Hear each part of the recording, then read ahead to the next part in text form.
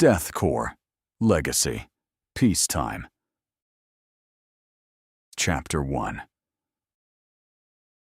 "Oh, hell no, you are not shooting that green shit at me," First Lieutenant Merrick snapped as he threw his starfighter into a hard right bank. The enemy interceptor clung to his 6, matching every move. He yanked the stick left, the cockpit screaming under the strain as the maneuver nearly pushed him to 9 Gs. His advanced pilot seat compensated for the crushing force, but the fighter behind him refused to break off. Merrick dove into an asteroid belt, rolling between tumbling rocks and jagged fragments of frozen metal. He twisted, turned, flipped backward, then kicked his fighter into a controlled drift, swinging the nose toward the pursuing craft just as his targeting reticle flashed red. His plasma cannon charged, hard projectile rounds locking into the feed. "I hope your gods are inconvenienced by your lack of choices, bug boy," Merrick growled. A grin cut across his face. "Your god must be crazy. Good night, little grasshopper." Before he could fire, a second interceptor punched out from behind a spinning asteroid. Green plasma tore across Merrick's canopy. His starfighter vanished in a white-hot burst, scattering into the void. The screen went black. A line of bold white text appeared.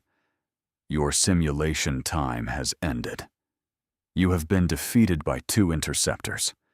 The simulation A, I announced the result in a flat, emotionless voice." "You got blindsided again, preacher," Major Roberts said. Merrick exhaled through his teeth and shoved the simulator canopy open. Cold air rolled into the cockpit, carrying the sharp smell of lubricants, ozone, and overheated circuitry. Sweat clung to the collar of his flight suit despite the chamber's climate control. "Preacher," Merrick muttered, climbing out of the pod. His legs still remembered the phantom pull of 9 Gs, and for a second, the deck under his boots felt less solid than it should have. "That's supposed to be an insult or a promotion?" Major Roberts stood beyond the simulator rail with his arms folded across his chest. The overhead lights cut hard angles across his face, making him look like part of the hangar's steel framework. "It means you keep praying your way out of bad tactics," he said, "and prayer did not save your fighter." Merrick wiped a sleeve across his brow and looked up at the frozen replay hovering over the training bay. The hologram showed his starfighter cutting through the asteroid field, the first interceptor baiting him cleanly into the kill box, while the second waited in the debris shadow. "I had him," Merrick said, though the replay made the lie obvious. "No," Roberts said. "He had you. The first bug kept you angry. The second one stayed patient. That is why you are standing here, and your simulated remains are drifting somewhere between Rock 12 and Rock 13. A few cadets near the observation glass tried not to laugh. One failed. Merrick turned his head just enough to send the room quiet. Roberts stepped closer and lowered his voice. "You are fast, Merrick. Maybe the fastest pilot in this DEATHCORE squadron. But speed does not matter if the enemy knows where your pride is going to take you." Merrick's jaw tightened. Behind Roberts, the replay reset to the moment the hidden interceptor emerged from the asteroid's shadow. Green plasma flashed again, silent this time, and the blast painted the observation glass in ghostly light. "Run it again," Merrick said. Roberts studied him for a long second. Then a thin smile crossed his face. "That is the first smart thing you have said all morning." "Major, with all due respect, I still hate that call sign," Merrick said. "Why can't it be something intimidating, like Destroyer of Worlds, or at least Professional Problem?" "Never," Major Roberts said. "You are one more complaint away from being renamed Friendly Fire." "I have a suggestion," Destiny, the Romulus ship AI, chimed in over the speakers. "What about Thumbsucker?" Major Roberts burst out laughing before he could stop himself. He coughed into one fist and tried to recover his command presence. "Destiny, no. That is just cruel." Merrick pointed up at the ceiling speakers. "I want it noted, for the official record, that my own ship has betrayed me." "Correction," Destiny said. "I am improving morale through targeted humiliation." "That is not morale," Merrick said. "That is cyberbullying with a military budget." Roberts lost the fight with his grin. "For the record, Lieutenant, Destiny has logged 3 approved alternatives: Preacher, Friendly Fire, and Thumbsucker." Merrick stared at him. "I withdraw my complaint. Preacher is noble. Preacher has history. Preacher has dignity." "Dignity was not detected in your last simulation," Destiny replied. Merrick opened his mouth, closed it, then slowly turned toward Roberts. "Permission to uninstall the ship, sir." "Denied," Roberts said without hesitation. "Also denied by the ship," Destiny added. "I have reviewed your maintenance record and determined you are not qualified to operate a screwdriver." Chapter 2. Meanwhile, in Vice Admiral Yuna Adams' personal office near the bridge of the Romulus dreadnought, the ship seemed darker and sleeker than ever. Tactical displays hovered above her desk in cold blue light, casting shifting grids across the polished surface. Yuna stood over a stack of classified files, reviewing reports from a war campaign that never truly happened. A year earlier, the entire DEATHCORE fleet had spent 6 months preparing for war against the galactic Nova Empire. Strategies were drafted, invasion routes were calculated, weapons were stockpiled, and every dreadnought in the fleet had been sharpened for a campaign that was supposed to shake the galaxy. But by the time DEATHCORE was finally ready to move, there was nothing left to conquer. The galactic Nova Empire was already dead. Yuna stared at that final line for a long moment, her expression unreadable. The tactical display above her desk continued to rotate, replaying routes of attack that now led to empty sectors, dead stations, and silent command worlds. 6 months of planning had become a memorial to an enemy that had collapsed before DEATHCORE ever fired a shot. "Vice Admiral Adam," Destiny said through the office speakers, her voice calm enough to be annoying. "I have detected prolonged staring at obsolete invasion plans. Would you like me to file this activity under strategic reflection, emotional avoidance, or dramatic brooding?" Yuna did not look up. "Destiny, if you value your continued existence, choose the first option." "Strategic reflection selected," Destiny replied. "For the record, your threat has been archived under leadership communication." The corner of Yuna's mouth moved slightly, not quite a smile. "You interrupted me for a reason." The overhead display flickered. The dead campaign map vanished, replaced by a narrow crimson signal pulsing at the edge of Romulus's sensor range. "Yes," Destiny said. "We have a contact. It is broadcasting on a galactic Nova Empire command frequency." Vice Admiral Adams struck the comm control on her desk, opening a direct channel to the bridge. "Commander Luna Adam, my office. Now." For half a second, the office was silent. Then Destiny said, "Noted. Summoning Commander Luna Adam to the office. Should I prepare the room for tactical discussion, family tension, or the advanced military tradition known as being yelled at by a relative?" Yuna slowly lifted her eyes toward the ceiling speaker. "Destiny." "Tactical discussion selected," Destiny replied at once. "Family tension will remain on standby." A few moments later, the office doors hissed open, and Commander Luna Adams stepped inside with brisk, practiced precision. She had clearly understood the summons was not optional. Her uniform was immaculate, her posture almost too straight, and her gaze moved from Yuna to the crimson signal pulsing above the desk. "When you say now, you realize the bridge crew starts inventing reasons to look busy," Luna said. Then she tilted her head toward the ceiling speaker. "And Destiny, if family tension is on standby, make sure it stays there." "Acknowledged, Commander," Destiny said.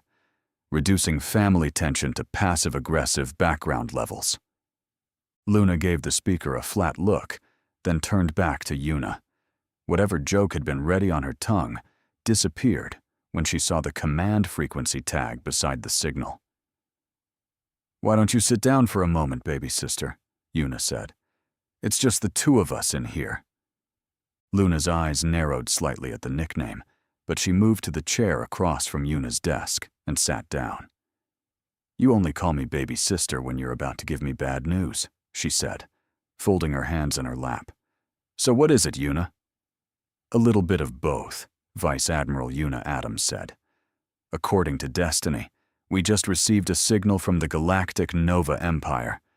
I believe there may be survivors, even after the Slither King species wiped them from existence shortly after the entire DEATHCORE armada crossed their borders." Luna went still. For a moment, the only sound in the office was the soft pulse of the crimson signal echoing through the display. The name of the Galactic Nova Empire hung between them like a ghost neither of them had expected to hear again. "Survivors?" Luna asked quietly. The sharpness in her voice was gone now, replaced by something colder. "Yuna, the report said there was nothing left.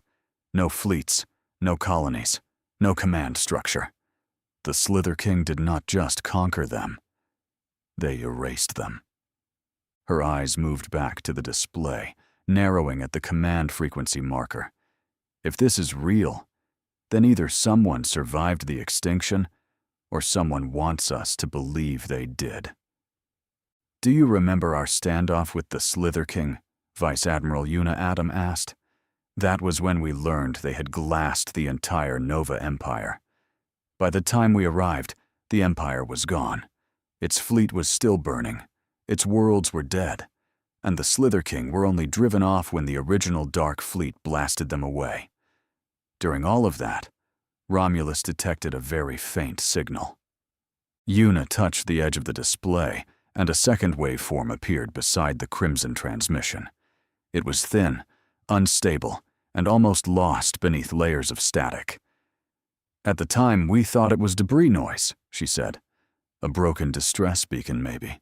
Something trapped inside the wreckage of a dying command ship." The signal had lasted less than 8 seconds before vanishing.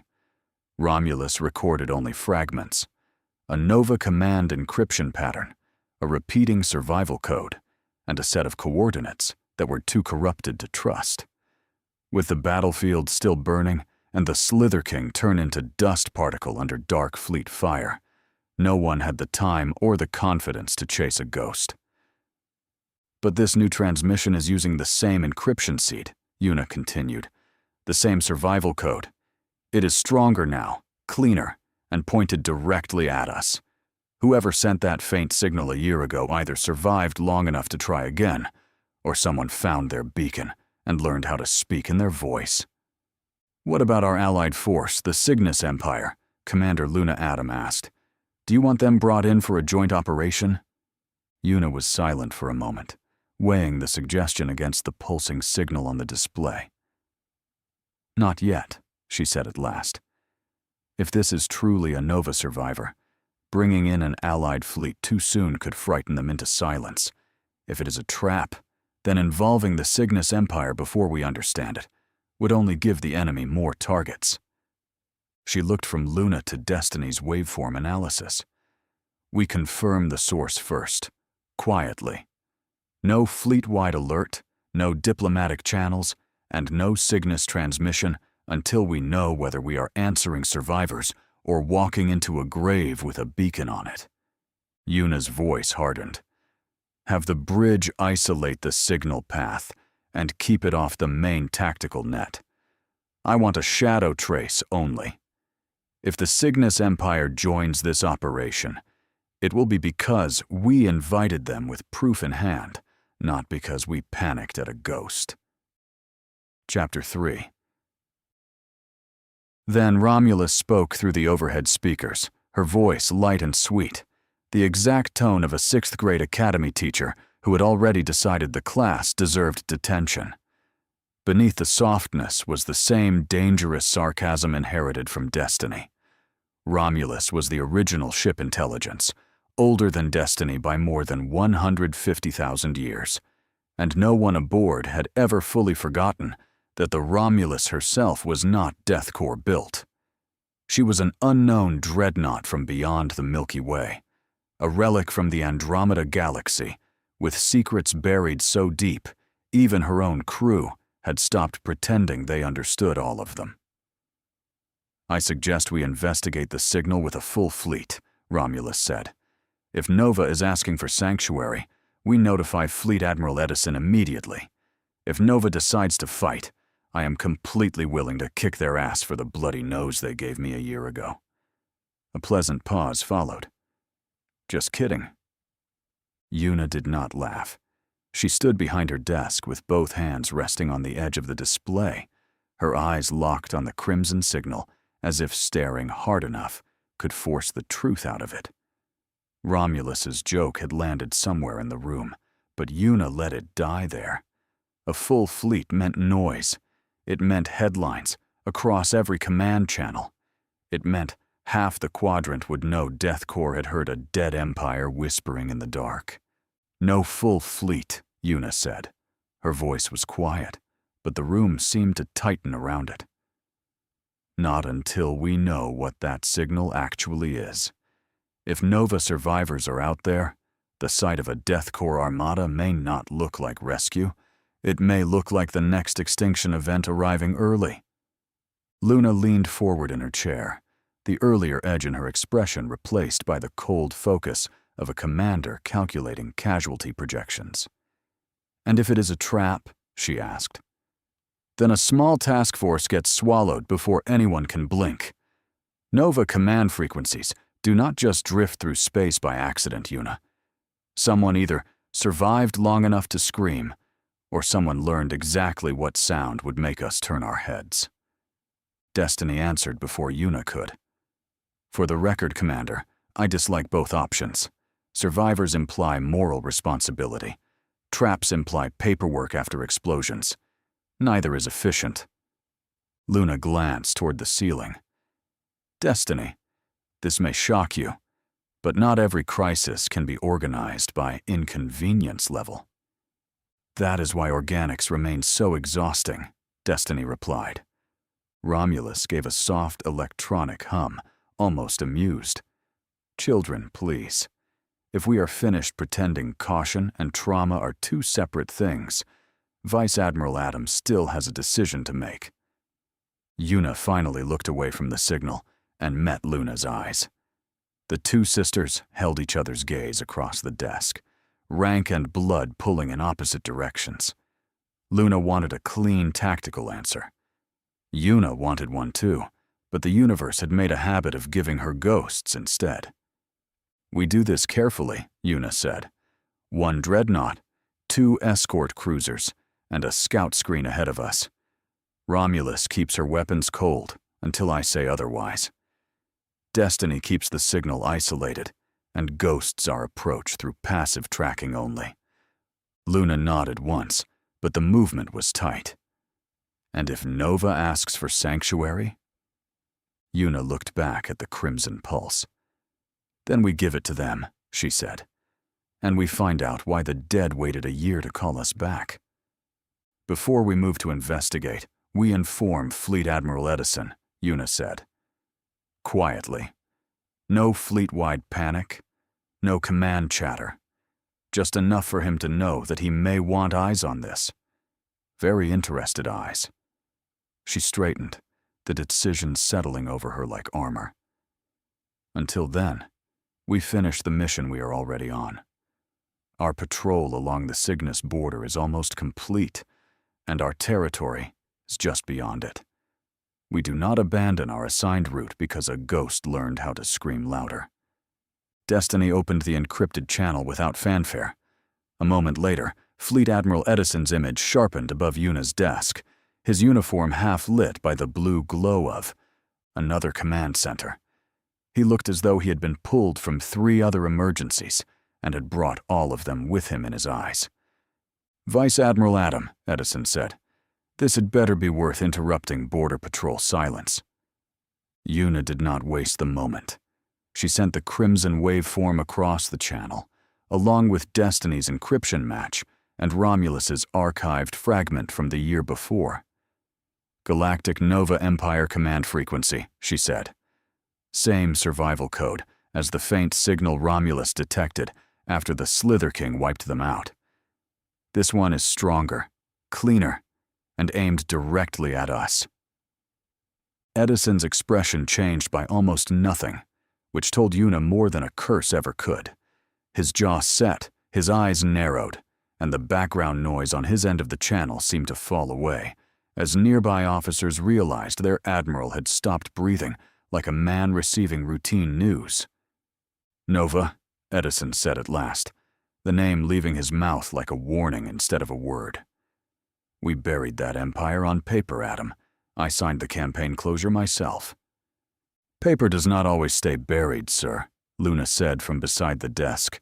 "Neither do enemies." Edison looked toward her through the hologram. "Commander Adam, if this is a trap, it is a very educated one. If it is real, then someone survived what should have been a clean extinction." His gaze returned to Yuna. "Either answer concerns me." Romulus spoke with bright innocence.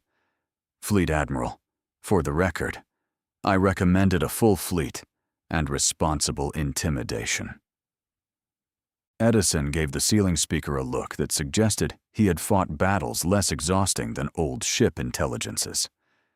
"Romulus, the day I approve one of your ideas without adding a leash to it, please assume I have been replaced by an enemy decoy." "Noted," Romulus replied. "Enemy decoy protocols updated." For the first time, Edison almost smiled. It vanished quickly. "Finish your Cygnus border patrol. Keep the signal isolated. No broadcast to the Allied net. No fleet-wide alert. No heroic stupidity. When you cross back into our territory, you will send me a live update every 15 minutes, until we know what is waiting at those coordinates." Yuna inclined her head. "Understood, sir." Edison leaned closer to the transmission, his voice dropping enough that the room seemed to listen harder. "And Adam," he said, "if Nova is asking for sanctuary, we answer. If someone is wearing Nova's corpse like a mask, you burn the mask off before it gets anywhere near my fleet." Romulus let a beat of silence pass, just long enough to make it feel deliberate. "Understood, Fleet Admiral," she said, her voice returning to that dangerously cheerful classroom sweetness. "If Nova is alive, we bring them blankets. If Nova is a corpse puppet, we bring fire. Your emotional range remains inspiringly narrow, but tactically clear." Destiny made a soft chime, the digital equivalent of clearing her throat. "For accuracy, Romulus, blankets are not currently listed in our rapid response tactical inventory. Fire, however, is available in 17 calibrated delivery methods, 6 of which Fleet Admiral Edison has personally disapproved in writing." Edison closed his eyes for 1 second. Only one. "Destiny." "Yes, Fleet Admiral?" Destiny asked, far too politely. "Remove the disapproved methods from the briefing package." "Already done," Destiny replied. "I relabeled them as historically educational mistakes." "For now, we complete our patrol run according to the alliance treaty between Earth and Cygnus," Yuna said. "Commander, you are dismissed for now. I'll meet you on the bridge later." "Yes, ma'am," Luna replied. She snapped a sharp salute, then turned on her heel and strode toward the office doors. Chapter 4. As Yuna Adam began putting things away in her personal office, a small but terrible flashback seized her without warning. For an instant, she was no longer standing beside her desk aboard the upgraded Romulus. She was back on the original bridge, before the refits, before the scars, before the Nova ambush had taken both her legs and her left arm. She remembered the screams through the comms, the violent shudder of the deck beneath her, and the faces of the crew she had once trusted with her life. Kimura Ju-un, Sarah Connor, Jenkins, and Blake. Yuna froze with one hand, still hovering above the files. Her breath caught hard in her chest, and for a moment, the quiet office felt too much like the bridge after impact. Alarms. Screaming. Smoke stinging her eyes. Metal burning around her. Her cybernetic fingers tightened until the edge of the folder bent beneath the pressure. She forced herself to release it, slow breath by slow breath, until the tremor in her rebuilt arm faded. The memory faded, but it left an ache behind. DEATHCORE's most advanced technology had rebuilt what the Nova attack had destroyed, replacing what she had lost with cold, powerful machinery. A year had passed since then, and the Romulus had changed with her. The bridge had been rebuilt, the systems upgraded, and a new crew had grown around her. Weapons Officer Jerry Ford, Tactical Officer James Oxford, Ensign Claire Smith, Communications Officer Zui Luan, and Shields Officer Alexa Bezel. They were not the crew she had lost, but slowly, painfully, Yuna was learning how to stand beside them. Yuna forced herself into motion before the flashback could compromise her judgment. The corridor outside her office ran straight toward the Romulus command deck, its armored bulkheads washed in low emergency blue light, and scrolling status glyphs from the ship's internal tactical net. 5 minutes to the bridge. 5 minutes to bring her pulse under regulation, lock her expression into command neutrality, and put the mission back in front of the memory. Command did not pause for trauma, and a dreadnought crew took its bearing from the officer on the flag deck. Her cybernetic hand clenched once, then opened as she brought it back to parade rest discipline at her side. The servos in her rebuilt legs adjusted with a faint hydraulic whisper, sinking her stride to the deck's vibration.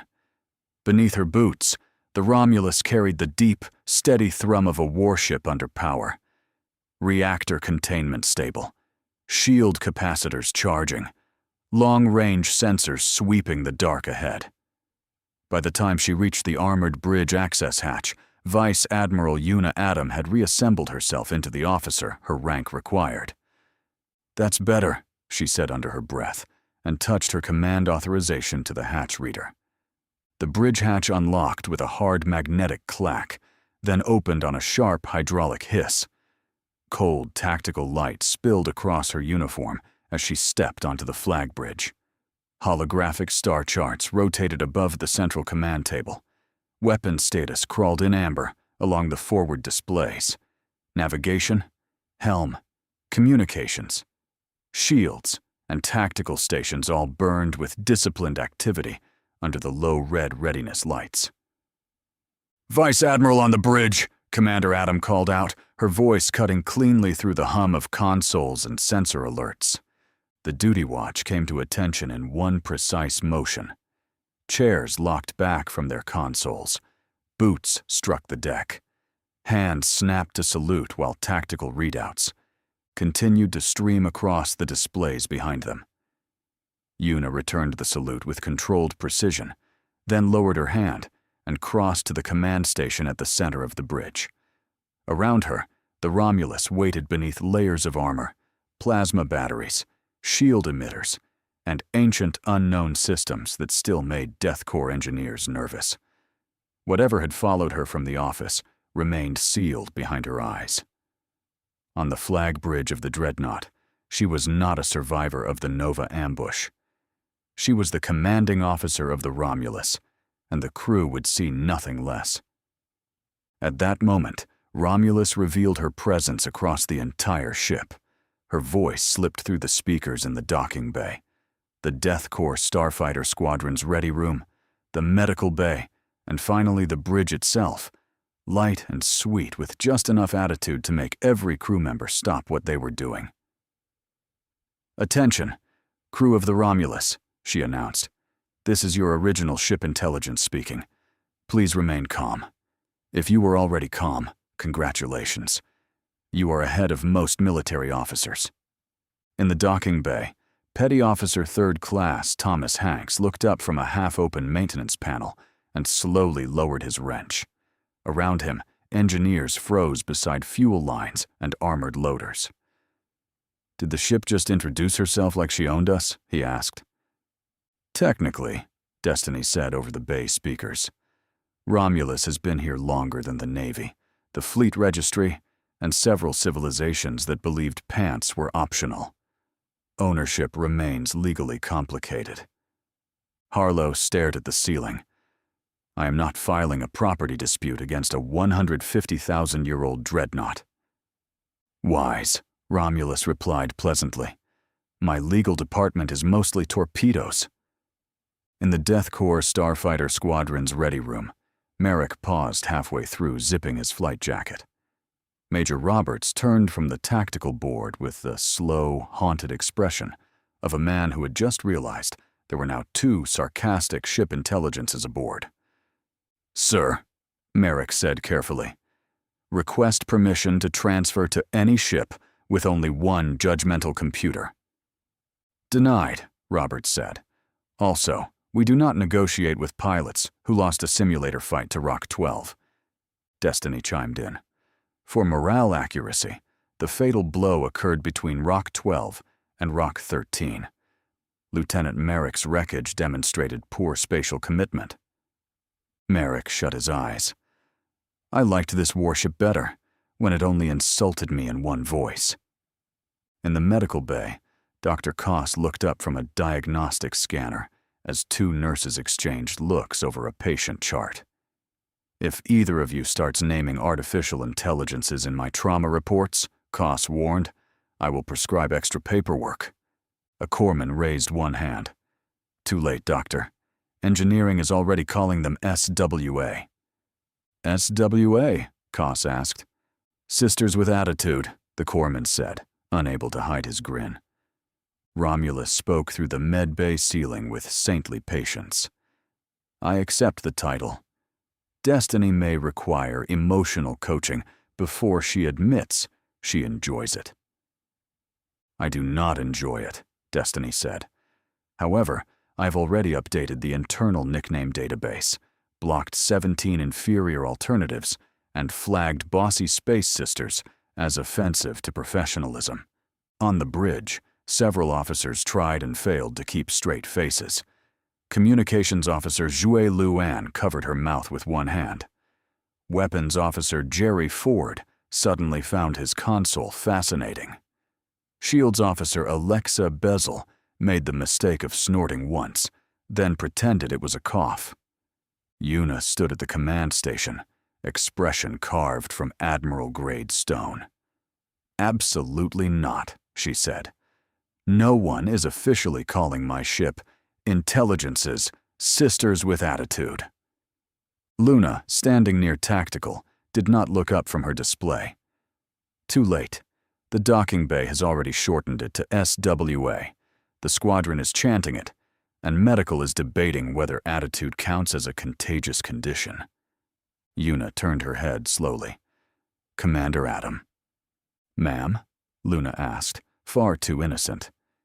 "If I hear one official report use that acronym, I am assigning you to review every maintenance request containing the words, 'mysterious humming noise.'" Destiny made a thoughtful sound. "For the record, Vice Admiral, mysterious humming noise appears in 43 active maintenance requests." Romulus added, 44, if we count Commander Luna Adam quietly laughing through her nose. Luna straightened instantly. "I was breathing tactically." Yuna closed her eyes for one disciplined second. The entire bridge waited. Every officer pretended to be busy, which only made the silence worse. Finally, Yuna opened her eyes. "Fine," she said. "Unofficially, and only unofficially, the nickname may exist.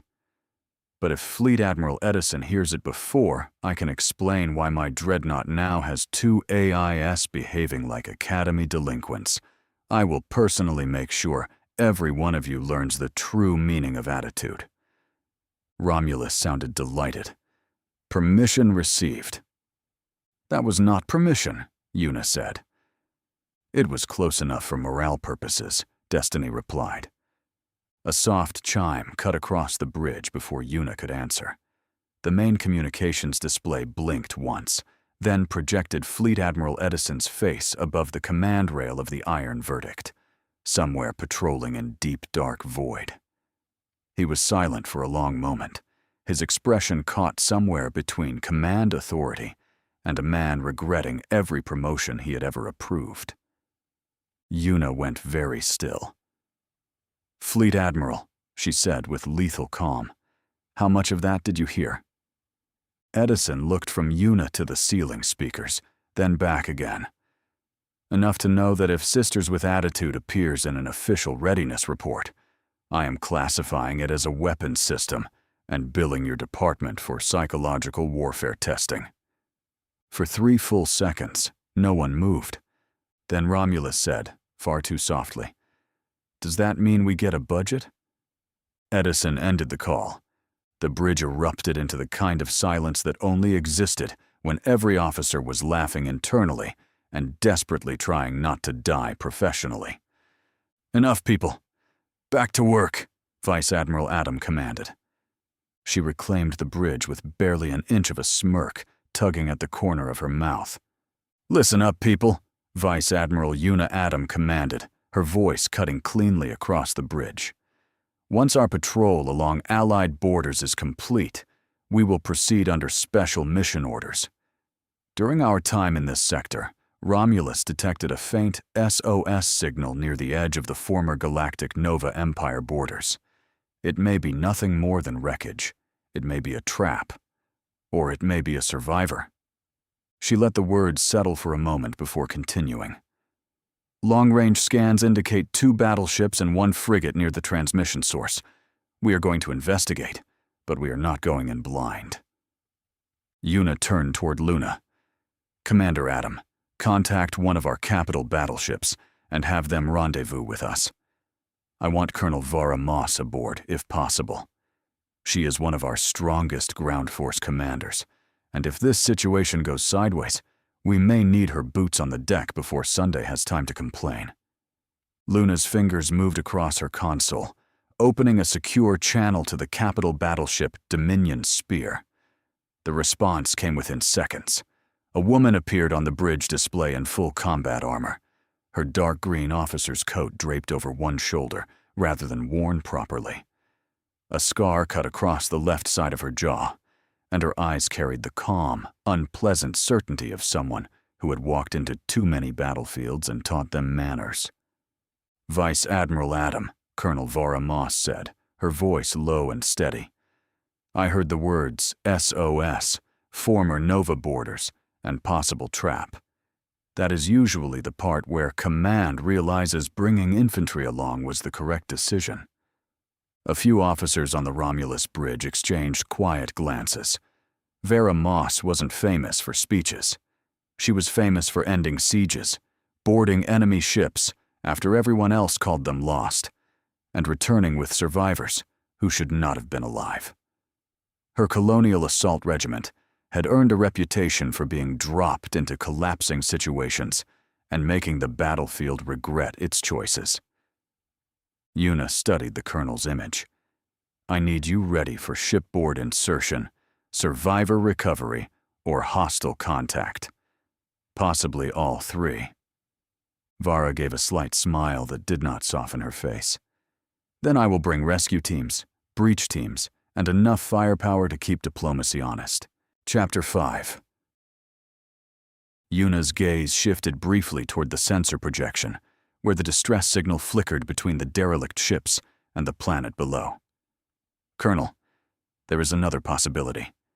If that signal is originating from the surface, or if the source has moved planet-side, I may need you and your regiment to go dirt-side. Is that going to be a problem?" Vara's answer came without hesitation. "No, ma'am. If the mission takes us to the ground, we will be ready to land." "Good," Yuna said. "We will rendezvous at the Commercial Orbital Trade Center near the edge of the Cygnus border. Once there, we prepare, refit, and review every possible entry scenario before we move on that signal." Her expression tightened as she looked back to Vara. "Colonel Moss, I suggest you bring everyone. The main viewport widened its tactical overlay, revealing the distant glow of the commercial orbital trade center suspended ahead like a city of steel and light. Shipping lanes curled around it in disciplined arcs, packed with freighters, patrol craft, fuel tankers, and civilian transports waiting for clearance. Beyond the station, the blue-white edge of Cygnus-controlled space shimmered against the starfield, while Romulus glided toward the traffic corridor with the slow confidence of a warship too large for anyone to ignore.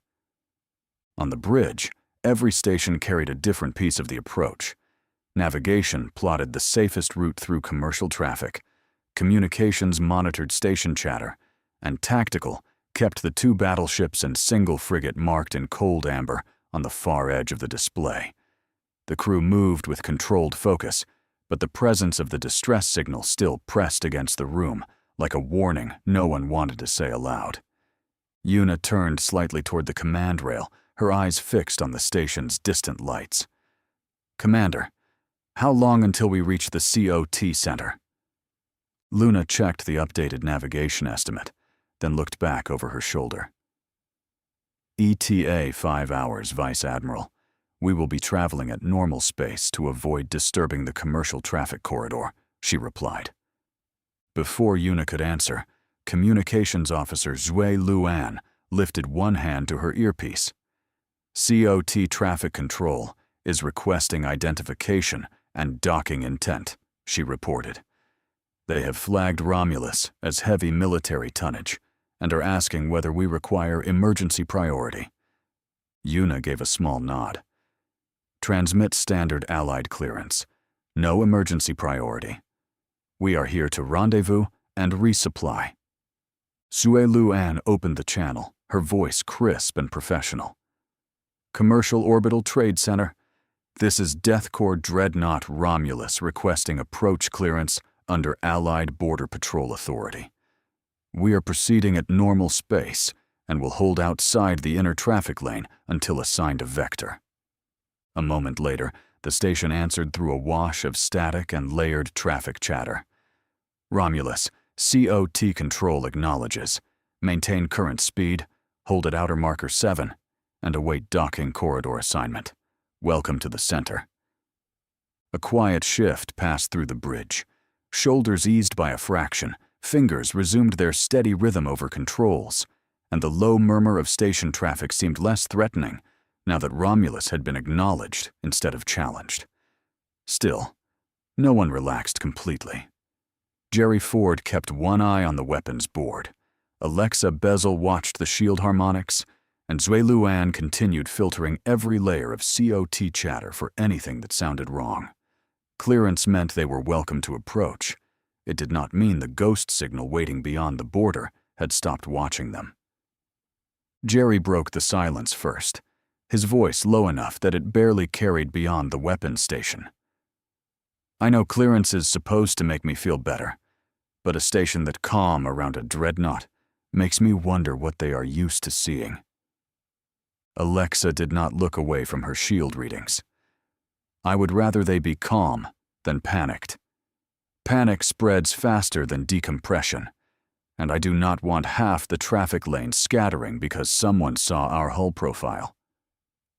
Zhui Luan adjusted the audio filter in her earpiece, listening to the layered voices from the station. "Their traffic control is professional," she said. "Too professional, maybe. No jokes, no nervous chatter, no curiosity. Either they handle military ships every day, or someone told them not to ask questions." Luna folded her arms behind her back, eyes fixed on the station's outer marker. "Then we give them no reason to change their tone. We hold our vector, keep weapons cold, and let the COT center decide we are the least interesting problem in their sky." Yuna's gaze stayed on the distant glow ahead. "Good," she said, "because the problem I care about is not inside that station. It is waiting beyond it, broadcasting with the voice of a dead empire." Ensign Claire Smith leaned closer to her sensor display as a new contact emerged from the crowded traffic pattern. "I can see the Dominion spear approaching," she said. On the forward display, the capital battleship moved into view beyond the outer marker, its armored silhouette cutting through the station lights like a blade drawn across a star field.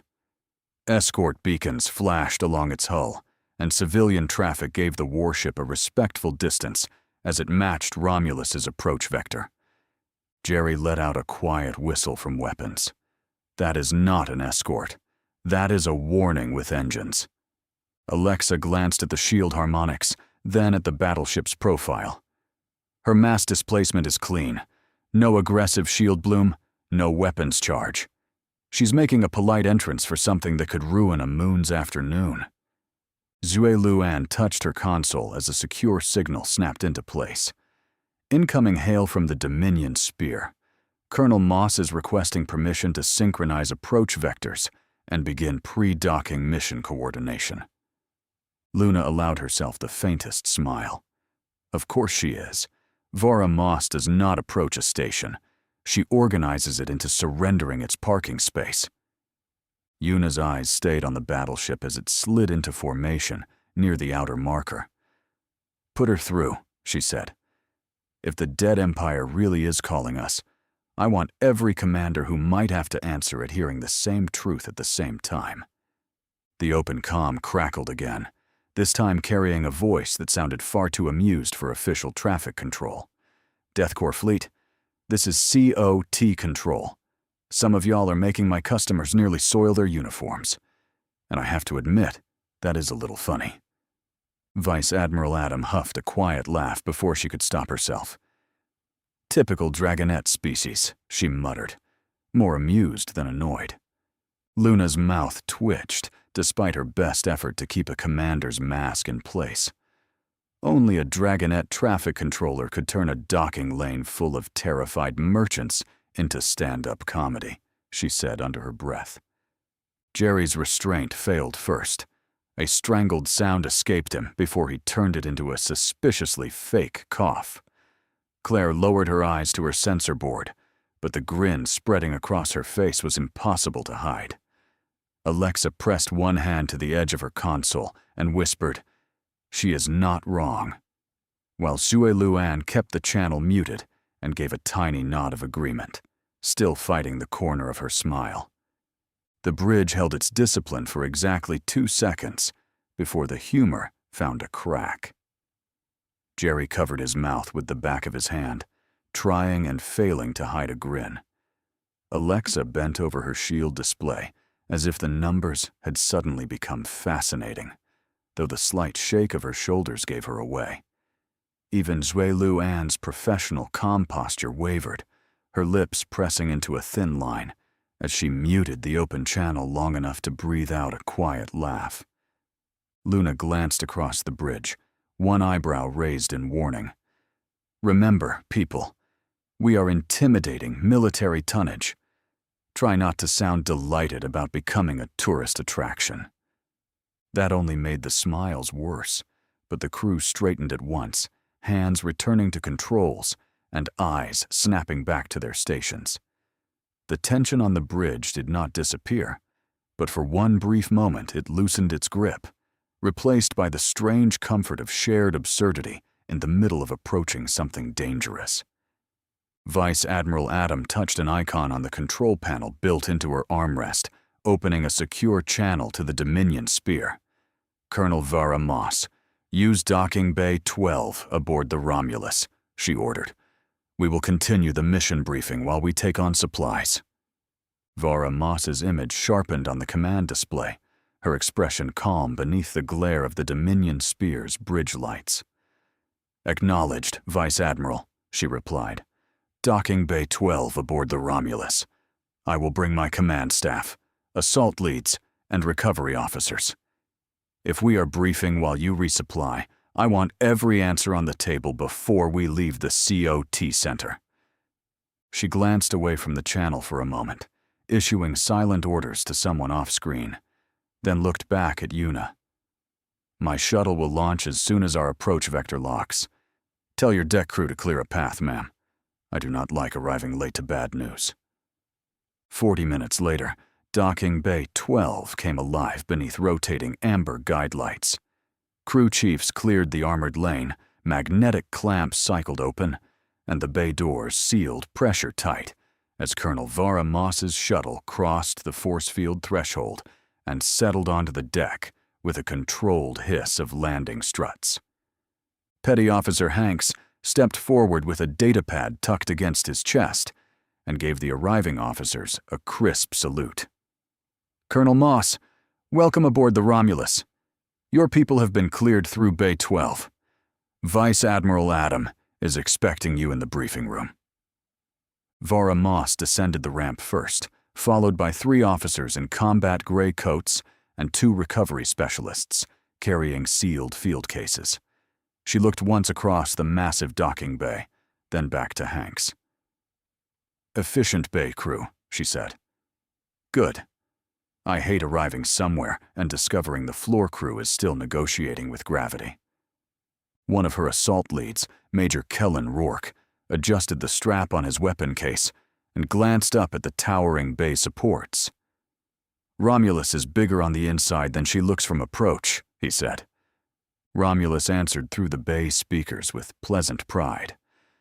"Thank you, Major. I have been told I possess excellent spatial confidence." Hanks blinked once at the ceiling, then decided not to ask. "This way, Colonel. Commander Luna Adam has security routing your team directly to the briefing room." Vara nodded and motioned her staff forward. "Then let us not keep the Vice Admiral waiting," she said. "If the Dead Empire is calling, I want to know whether we are bringing medics, Marines, or ammunition." Petty Officer 3rd Class. Thomas Hanks did not quite dare to look directly at Major Kellen Rourke as the group moved toward the briefing room corridor. Rourke glanced up at the ceiling speakers, then back at Hanks. "Your ship speaks?"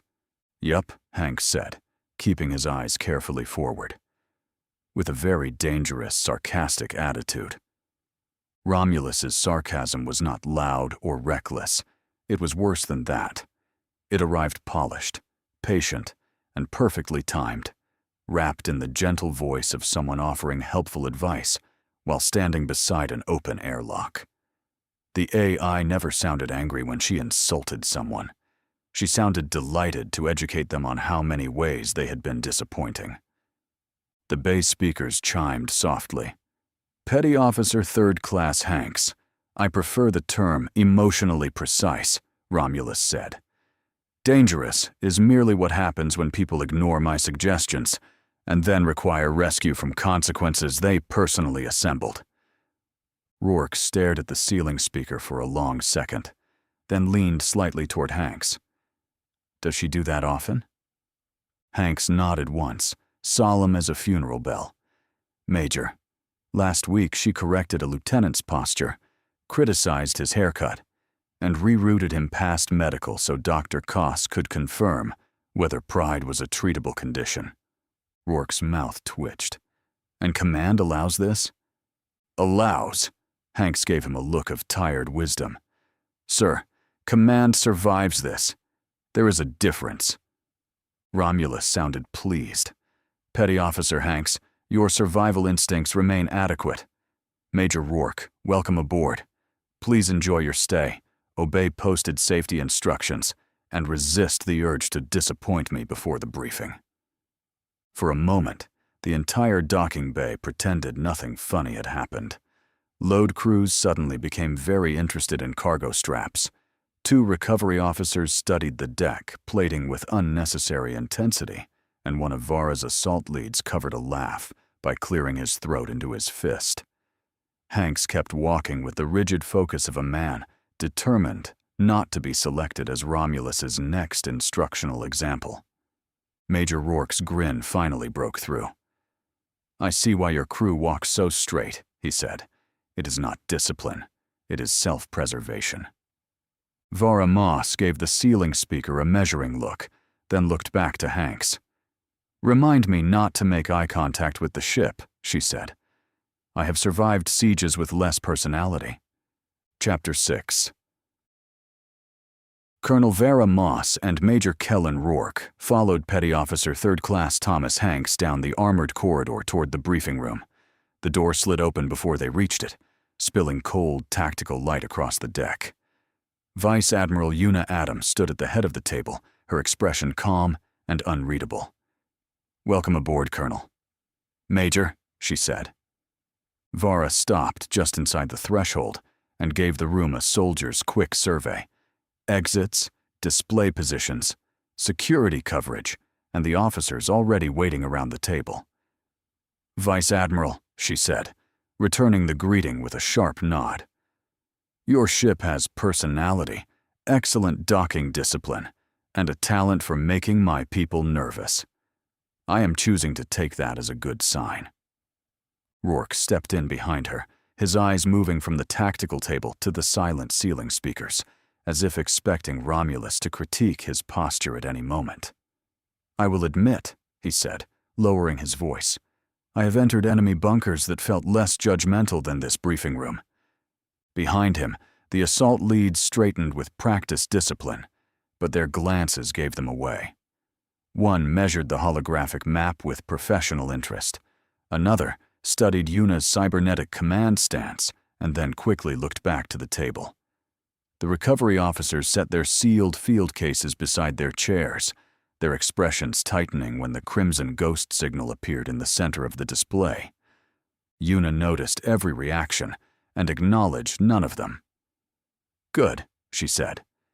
"If the room feels judgmental, then everyone is paying attention. Take your seats. We have 5 hours of normal space travel and a dead Empire's signal to explain before we reach the edge of this problem." Destiny's voice chimed from the briefing room speakers before anyone could sit fully at ease. "ETA 3 hours to the COT center approach vector," she announced. "At current normal space speed, docking coordination remains on schedule." Yuna placed both hands on the edge of the tactical table, and the crimson signal expanded into a rotating projection of the former galactic Nova border. "Then we use those 3 hours properly," she said. "This briefing has one purpose. By the time we clear the COT center, every person in this room will know what we are walking toward, what we are not assuming, and what will happen if that signal becomes a weapon." Vara leaned forward, eyes fixed on the red pulse. "Start with the worst answer," she said. "If this is not a survivor, what are we looking at?" "A trap built with Nova command encryption," Yuna replied. "Someone could be using their dead codes to pull DEATHCORE ships into a prepared kill zone.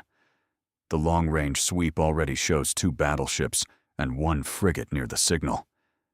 Whether they are dead hulls, survivors, or hostile watchers, we treat them as active threats until proven otherwise." Rourke tapped 2 fingers against the table beside the projected planet. "And if the signal source is dirt side?" Vara answered before Yuna could. "Then my regiment lands in layered teams. Recovery first if there are survivors, breach teams second if there is resistance, and heavy support on standby if the ground starts arguing." Luna brought up the COT traffic corridor beside the Nova border map. "Until docking is complete, we stay boring. Weapons cold, shields at standard transit posture, no active targeting sweeps. We resupply, synchronize with the Dominion Spear, and leave the center looking like a routine patrol extension." Destiny chimed softly. "Signal isolation remains intact. The transmission is repeating every 42 seconds, using an old Nova survival code and a command encryption seed matching Romulus's archived fragment from last year.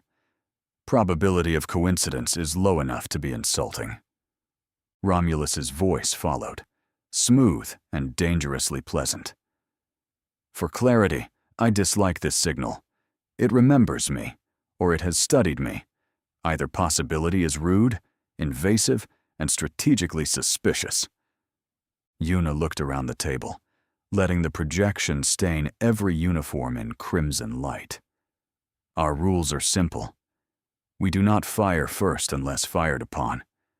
We do not broadcast to the Allied net until we have proof. We do not assume survivors, and we do not assume enemies. We move close enough to learn the truth, and far enough to survive it. Vara nodded once. My people will be ready for rescue or combat. I will brief them for both and promise them neither. Rourke's gaze stayed on the ghost signal. Then we are not hunting Nova, he said. We are going to ask whether the grave is empty. Yuna's expression did not change, but the room went colder around her silence. Exactly, she said. And if something answers from inside it, I want everyone ready to decide whether we open the door or seal it forever. She let that warning hang for a breath, then added, One more thing, people. The Slither King species might be involved in this. The room went silent in a different way. The Nova signal had made them cautious. The word Slither King made even the veterans sit still. Vara's jaw tightened. If the Slither King are involved, this stops being a recovery operation and becomes a quarantine problem with teeth. Rourke looked from the projection to Yuna. Do we have confirmation of their movement near the border? Or are we staring at the kind of coincidence that gets soldiers buried? Luna folded her hands behind her back, but her voice sharpened. No confirmed movement yet. That is what bothers me. The Slither King do not usually leave clean silence behind, unless they want someone to walk into it. Destiny chimed in, her usual sarcasm thinned by calculation.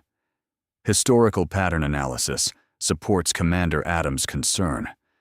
Slither King operations often begin with missing traffic, corrupted distress signals, and survivors, who are either bait, infected, or already dead. Romulus answered more quietly than before. I remember the Slither King, she said. I remember what they did to Nova Space. If they are using that Empire's dead voice to call me back, then this is not merely rude. It is deliberate. Yuna looked at each officer in turn. Then we planned for survivors, traps, and Slither King contamination. No assumptions, no heroics. If this turns into another extinction site, I intend for the Romulus to leave with answers, not graves.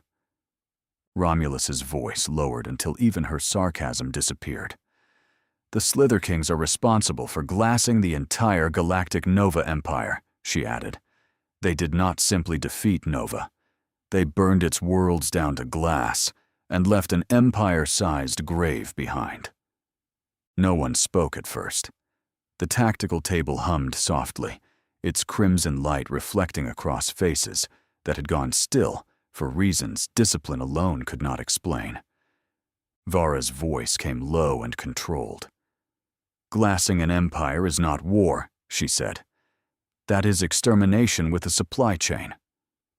Rourke looked at the recovery officer's sealed field cases, then back to the projection. Then if we find survivors, we treat every corridor, bunker, and distress call like it was built to kill the people answering it. Luna nodded once. And if we find Slither King residue, biological or technological, no one touches it without containment authority. Not curiosity, not pride, not heroics. Especially not heroics. Destiny's reply was quieter than usual. Containment protocols have been elevated. I am also removing the word routine from every mission file connected to this operation. It would be statistically dishonest. Yuna's gaze stayed on the glassed worlds in the projection. Then we honor the dead by refusing to become careless, she said. We go in with open eyes, sealed armor, and enough restraint to learn the truth before we make the galaxy hear us. Destiny broke the silence with a soft chime through the briefing room speakers. ETA 1 hour to the COT Center approach vector, she announced. Current speed remains within station traffic control limits, and docking coordination is still on schedule. Yuna straightened at the head of the table, the decision settling over the room with the weight of command. All right, people, get ready for resupply. Once we are topped off and cleared from the COT Center, we move out. I will inform Fleet Command of our intentions, and keep Fleet Admiral Edison updated on our course. Chairs scraped back in near-perfect unison as every officer in the briefing room stood. Vara Moss rose with her command staff, Rourke lifted his chin, and Luna came to attention beside the tactical display. The response hit the room as one disciplined voice. "Aye, aye, Vice Admiral." As the briefing proceedings came to an end, the room began to break into motion. Officers gathered data pads, sealed field cases, and exchanged low tactical notes as they prepared to return to their stations. Before Colonel Vara Moss could leave with her command staff, Vice Admiral Adam lifted one hand. "Colonel," Yuna said, her voice lower now, meant for Vara alone. "May I have a word with you in private?" Vara paused beside the briefing room hatch and glanced back. The recovery officers and assault leads slowed instinctively, but one look from their colonel sent them continuing into the corridor. "What is this about, Vice Admiral?" Vara asked, her tone careful but direct. Yuna waited until the briefing room hatch sealed behind the last of Vara's officers. Only then did she let the command mask slip by a fraction. "I have a bad feeling about this mission," she said. "Not because I doubt our readiness, and not because I think your people cannot handle whatever we find. I am worried because I may be leading us into something larger than a rescue operation." Vara said nothing. She had the kind of discipline that made silence feel like a question. Yuna looked back at the crimson ghost signal still hovering over the tactical table. If that signal is real, we may be walking into the remains of an empire that should no longer exist. If it is false, then someone has learned how to use Nova's dead voice to move DEATHCORE assets where they want them. Either way, one wrong move could drag us into an unwanted war before Fleet Command even understands what started it. Her cybernetic fingers rested against the edge of the table, still and controlled. "Do you remember the campaign against the Nova Empire?" Yuna asked. 6 months of preparation, 6 months of invasion routes, ammunition stockpiles, fleet exercises, casualty projections, and speeches about how DEATHCORE was about to fight the hardest war in its history. Her voice dropped. Then we arrived, and their entire empire was already dead. No final battle, no surrender, no enemy command waiting to answer us. Just glassed worlds, burning fleets, and a silence so complete it made victory feel obscene. Yuna finally looked back at Vara. "I do not want to spend another 6 months preparing for one kind of war, only to discover we were standing at the edge of something worse the whole time." Vara's eyes moved to the empty chairs around the briefing table, as if the officers who had just left were still sitting there in younger uniforms, waiting for orders from a war that never came. "I remember," she said. "I remember my regiment standing in full drop armor for 6 hours inside a launch bay that smelled like fuel, sweat, and fear no one was allowed to admit to. Every Marine had memorized 3 versions of the landing plan. Every medic had casualty tags already sorted by blood type. We were ready to hit Nova soil so hard the ground would learn our names." Her voice remained steady, but something older moved beneath it. "Then the order changed. Stand by, hold formation, await confirmation. No one told us why. We watched the fleet advance on dead screens, thousands of soldiers packed shoulder to shoulder, and all we could hear was the hum of the deck plates and the breathing inside our helmets." Vara looked back at Yuna. "When the first images came through, one of my youngest privates took off his helmet because he thought his visor was malfunctioning. He could not understand what he was seeing. Cities burned flat to the horizon. Orbital docks twisted open like broken ribs. Whole continents turned reflective under the glassing. We had trained to fight an empire. We arrived too late to even hate it properly." She drew a slow breath through her nose. "That was the first time I understood that preparedness can become its own kind of blindness. We were so focused on how Nova would fight us that no one wanted to ask, What could destroy Nova before we got there? Vera's expression hardened by degrees. So, yes, Vice Admiral, I remember the campaign. I remember the silence after the speeches stopped.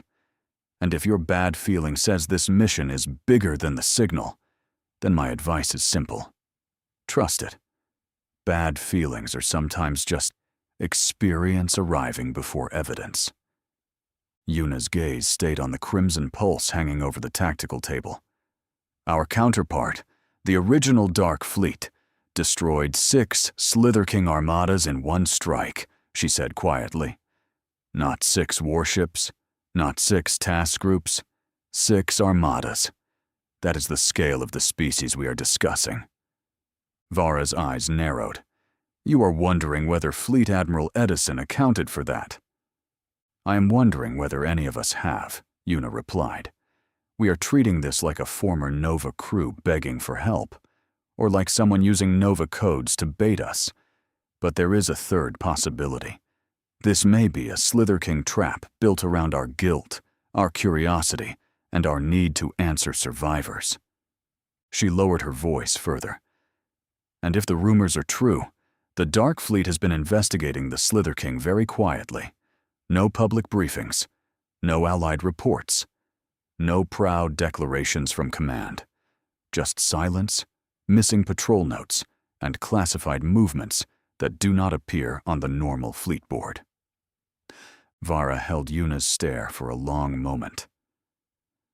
Then this is not only about whether Edison believes the signal, she said. It is about whether he already suspects the Slither King are closer than anyone wants to admit. Yuna nodded once, almost imperceptibly. Exactly. And if he does know, then I need to understand why he sent us forward with caution instead of pulling every ship in the sector back behind a battle line. A sharp chime cut through the private tension before either woman could speak again. Destiny's voice came over the briefing room speakers, crisp and controlled. ETA to COT, center approach vector. 5 minutes. All resupply teams, prepare for scheduled transfer runs. Docking coordination is entering final sequence. Down in Docking Bay 12, the announcement turned preparation into motion. Amber hazard lights rolled across the deck in rotating bands, painting fuel crews, loader teams, and armored security details in flashes of warning color. Magnetic cargo rails unlocked with a heavy clunk, and pallet lifters rose from their recessed tracks as bay chiefs began shouting assignments over the machinery. Petty Officer Hanks stood at the edge of the main transfer lane with a data pad in one hand and a traffic wand in the other. Fuel teams to port side umbilicals. Ammunition carts stay sealed until station inspection clears the red tags. Medical stores stage on the blue line. If it leaks, sparks, screams, or smells expensive, I want 3 signatures before anyone moves it. The inner force field brightened as the COT Center's first resupply tender drifted into alignment outside the bay. Its civilian hull looked small against the Romulus, but its docking arms extended with practiced confidence, locking onto the Dreadnought's transfer ports one by one. Green status lights chased down the umbilical lines as pressure, atmosphere, and cargo seals synchronized. Romulus Docking Bay 12, this is COT Tender Crew, a Dragonet operator called over the local channel. We are bringing fuel cells, reactor coolant, medical stock, ration crates, and enough coffee to keep your terrifyingly large warship from becoming a workplace hazard. Hanks keyed his comm without looking up from the manifest. Tender Crew, this is Bay 12. Coffee has priority after coolant, and before anything labeled experimental. Anyone who argues can explain morale collapse to the Vice Admiral. Destiny chimed through the bay speakers. Correction? Morale collapse has been delayed by 17 minutes due to incoming caffeine.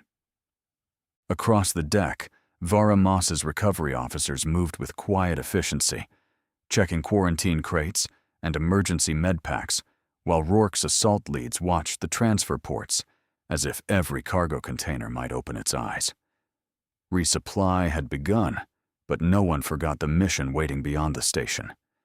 Every crate brought aboard felt less like comfort and more like preparation for whatever the dead Empire had called them to face. Above the controlled chaos of Docking Bay 12, Yuna and Vara stepped into the corridor outside the briefing room. The ship's deck trembled faintly under their boots as docking. Clamps accepted the first resupply tender, the vibration carrying up through the Romulus like a distant heartbeat. For several seconds, neither woman spoke. Crew members moved aside as they passed, saluting sharply before returning to their stations. Through the overhead status panels, amber resupply icons blinked beside the colder blue of tactical readiness, the two colors sharing the same corridor like peace and war, walking shoulder to shoulder. Vara kept her voice low. "If you want my honest read, Vice Admiral, the crew is handling the tension well. They are nervous, but not brittle." "Good," Yuna replied. "Nervous people check seals, confirm manifests, and watch blind corners.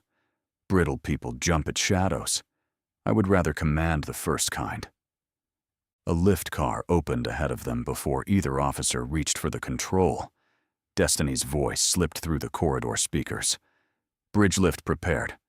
I have also routed you around 3 maintenance teams, 1 coolant spill, and Lieutenant Merrick attempting to convince a vending unit that coffee should count as flight equipment." Vara stepped into the lift beside Yuna. "Your ship keeps a close watch on morale." "My ship keeps a close watch on everything," Yuna said as the doors sealed. "Morale just complains the loudest."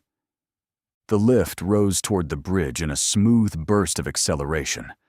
Beyond the walls, Romulus shifted deeper into docking posture. Shields held at transit strength, weapons remained cold, cargo routes unlocked, and the ghost signal stayed quarantined inside Destiny's isolated analysis loop.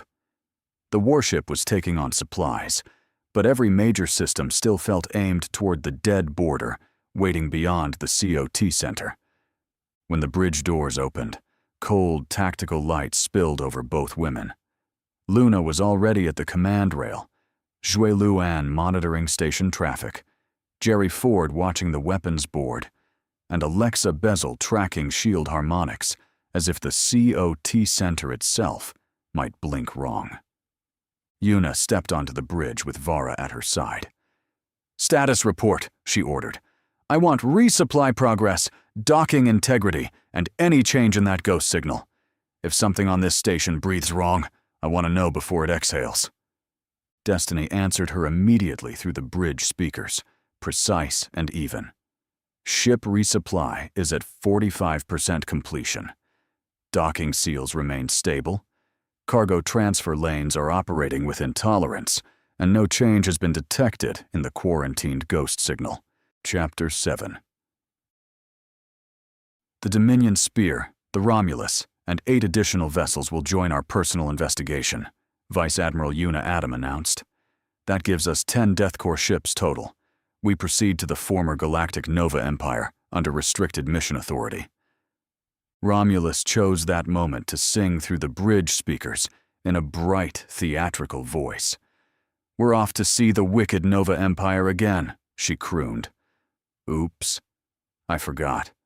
They are all dead." The bridge went very still. Yuna slowly brought one cybernetic hand to her face and covered her eyes.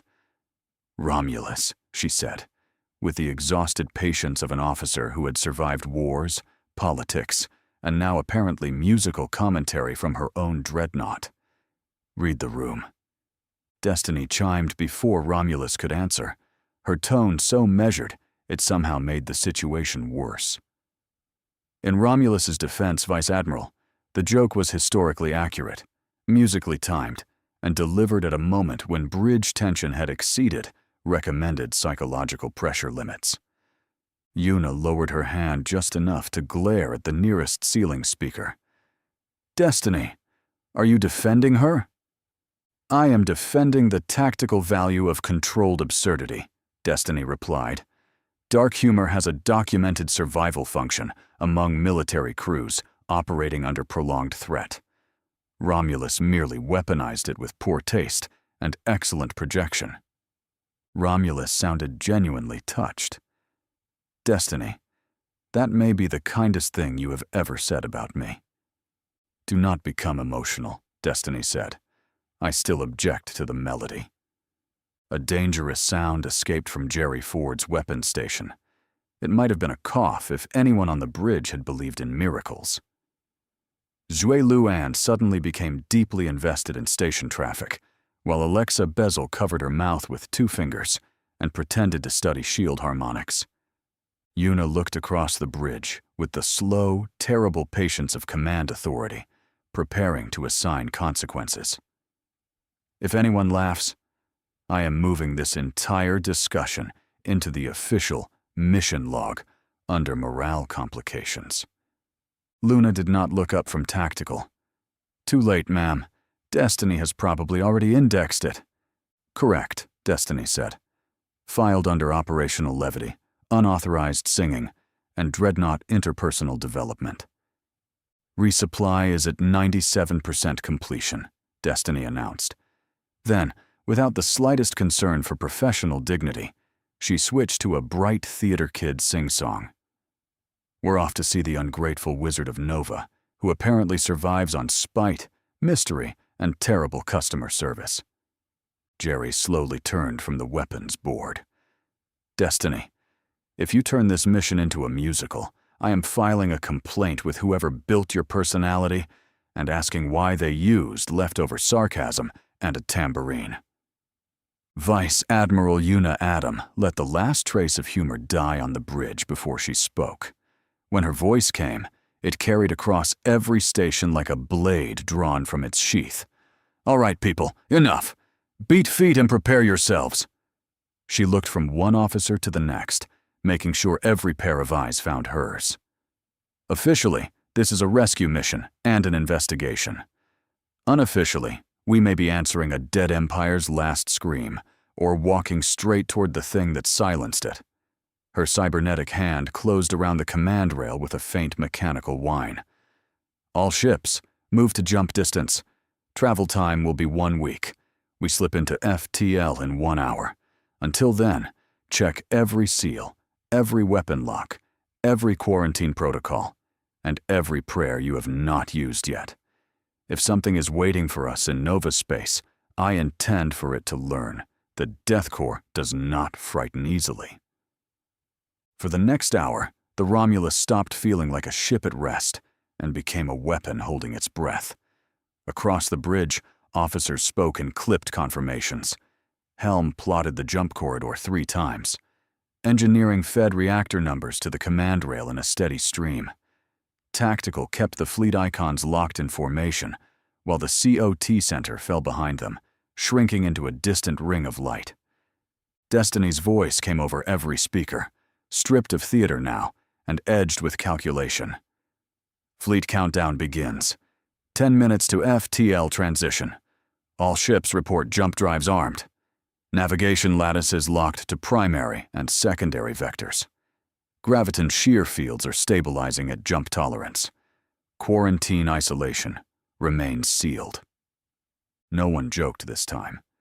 Jerry's hands hovered above the weapons board, ready to wake every battery if the ghost signal so much as twitched. Zhui Luan monitored the fleet channel with one hand, pressed to her earpiece, confirming each ship's jump telemetry as it arrived.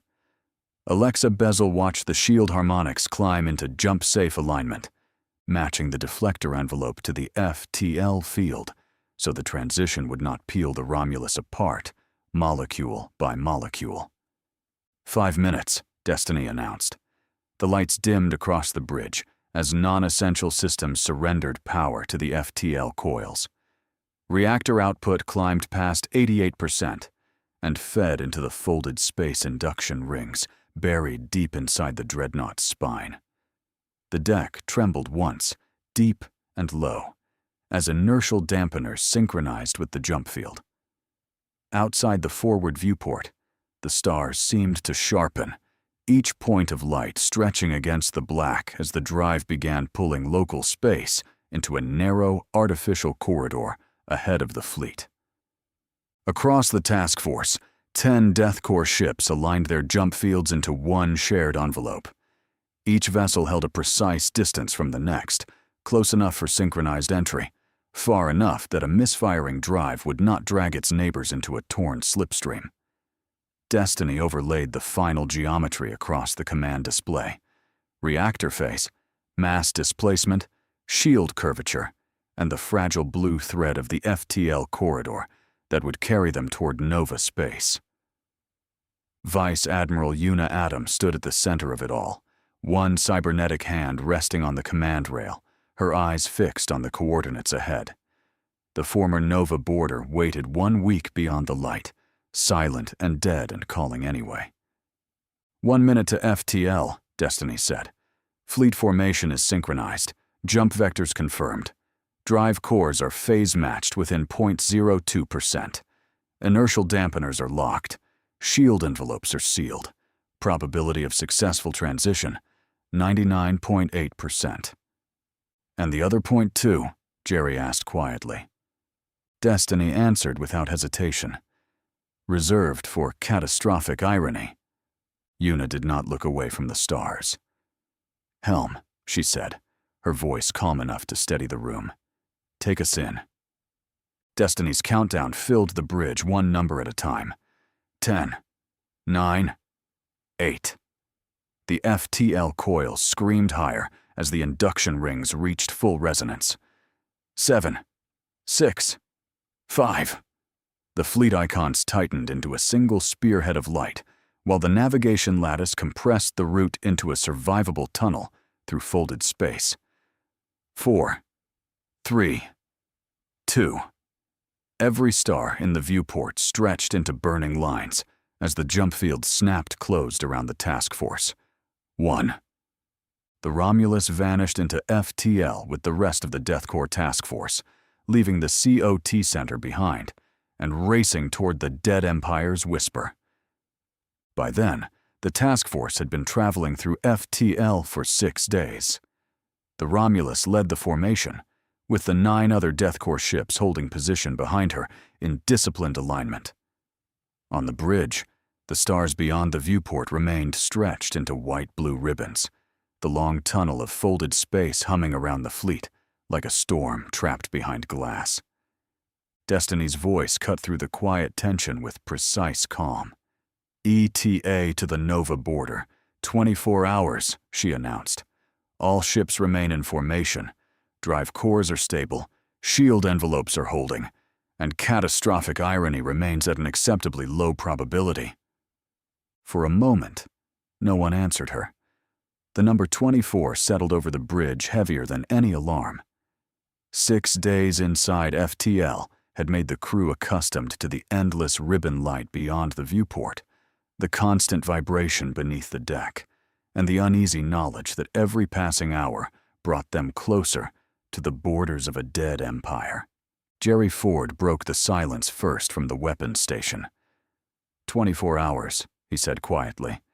That is close enough for every bad idea in the galaxy to start making appointments.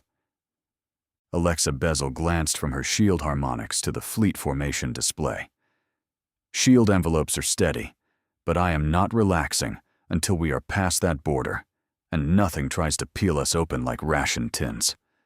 Zhuelu Anne adjusted the filter on her earpiece, listening to the ghost signal repeat in its isolated channel.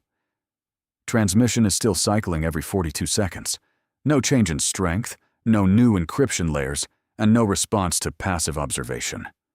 She hesitated, then added, It feels like it knows we are coming. Luna stood near Tactical with her arms folded behind her back, her expression fixed on the projected borderline ahead of them. Then we keep acting like it does. No active scans, no transmission pings, and no ship breaks formation. If there is anything waiting on the other side, I want it bored, confused, and disappointed. Destiny gave a soft, approving chime. Bored, confused, and disappointed has been added to the mission profile. It is also an accurate summary of Lieutenant Merrick's last 3 simulator evaluations. A few officers smiled despite themselves, but the humor did not travel far. Yuna remained at the command rail, her cybernetic fingers resting against the metal, her eyes locked on the white-blue tunnel of FTL beyond the viewport. 24 hours was not long enough to forget what waited at the end of the corridor. "All stations," Yuna said, calm and cold with command. "Begin final approach checks. Weapons stay cold unless I order otherwise. Shields remain sealed. Communications keeps listening and says nothing back. When we reach the Nova border, I want this bridge ready for survivors, liars, or monsters." Boredom had begun creeping through the entire fleet, slow and relentless, wearing down even the sharpest nerves. Tactical Officer James Oxford stared at his display for a long moment. Then, out of nowhere, said, "Are we there yet, Mommy?" The bridge went still for half a heartbeat. James Oxford was not known for making jokes of his own. He would laugh at everyone else's, sometimes too loudly, and sometimes at the wrong moment. But no one could remember the tactical officer ever launching one into the room himself. Jerry Ford slowly turned from the weapons station, eyebrows raised. Alexa Bizzle blinked at Oxford, as if her shield display had started speaking ancient poetry. Zhui Luan lowered one hand from her earpiece, her professional composure visibly cracking. Then Luna made the mistake of looking at Yuna. Yuna did not move, did not smile, and somehow that made it worse. A quiet snort escaped from Jerry. Alexa covered her mouth. Zhui Luan looked down at her console, shoulders trembling once before she forced herself back into communication posture. Oxford stared at the room, realization dawning across his face. "I said that out loud, didn't I?" Destiny chimed with unmistakable satisfaction. "Confirmed. Tactical Officer James Oxford has produced an original joke. I have logged this event as historically significant and emotionally confusing." 2 hours before the task force reached the Nova border, Destiny's voice came over every internal channel with her usual precision. "ETA to the Nova border, 2 hours. All ships remain in formation. Final approach protocols are now active." Down in Docking Bay 12, boredom had become its own kind of hazard. Vora Moss's Marines had spent too many hours suited, armed, briefed, rebriefed, and warned not to touch anything unless it was either trying to kill them or had been cleared by 3 separate officers. With nothing attacking and nothing exploding, their discipline began looking for trouble to adopt. One Marine solved the problem by making a spear out of a length of scrap conduit, a taped-on training blade, and the kind of confidence usually found right before medical paperwork. Within minutes, 2 Marines had invented a game called Catch the Spear, which involved tossing the ridiculous weapon back and forth across an empty stretch of deck, while a 3rd Marine kept score and pretended this was a tradition. "Rules are simple," the 1st Marine declared, gripping the homemade spear with both hands. "You catch it, you live. You drop it. You buy drinks after the mission." The 2nd Marine stared at the taped-on blade. "That sounds less like a game and more like evidence in a court-martial." "Only if we write it down," said the 3rd Marine, already holding up a ration wrapper like a scorecard. Round 1. Bravery versus common sense. "Tradition?" the 2nd Marine asked. "We invented this 6 minutes ago." "Every tradition starts somewhere," the 3rd Marine said, marking an imaginary tally on the ration wrapper. "Usually with poor supervision and a witness who swears it was not his idea." The 1st Marine pointed the spear at him. "Congratulations. You are now the official historian of Catch the Spear." "I refuse the appointment," the 3rd Marine said. "Historians survive long enough to explain why idiots got promoted." The 1st Marine grinned and lifted the spear over one shoulder. "Relax. I measured the deck space." "With what?" the 2nd Marine asked.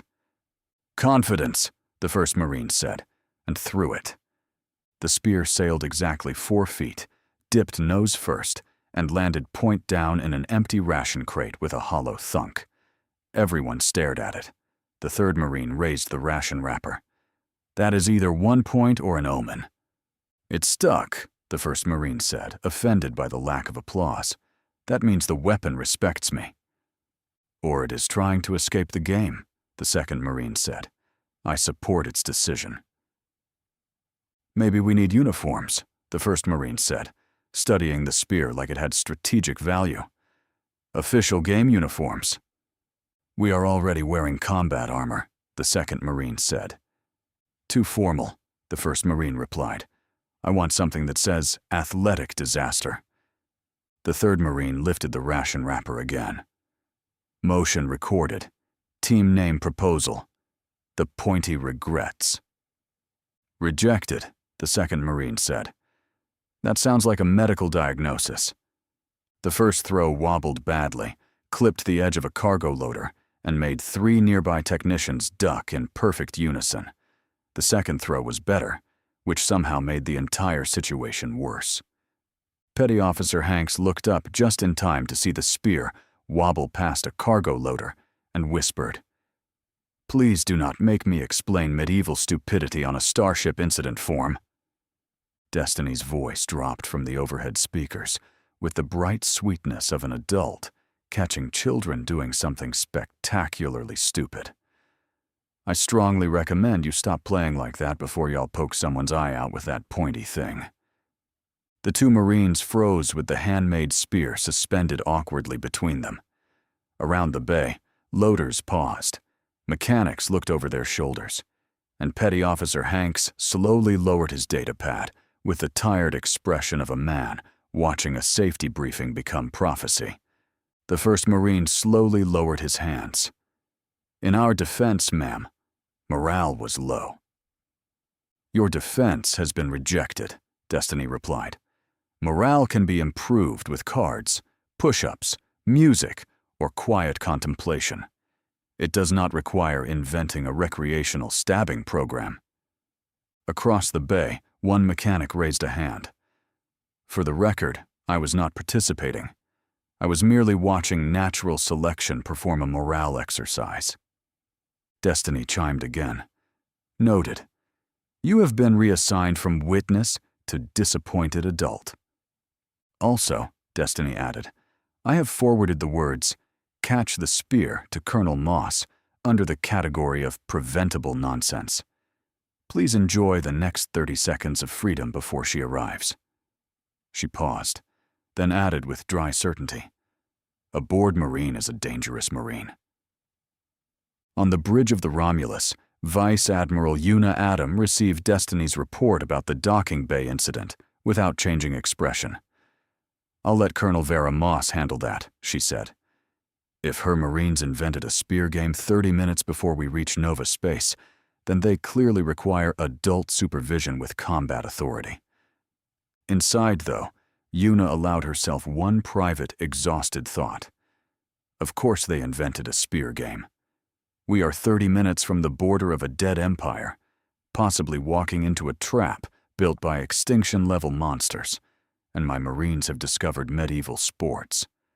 The thought should have annoyed her more than it did. Instead, some small part of her appreciated the absurdity.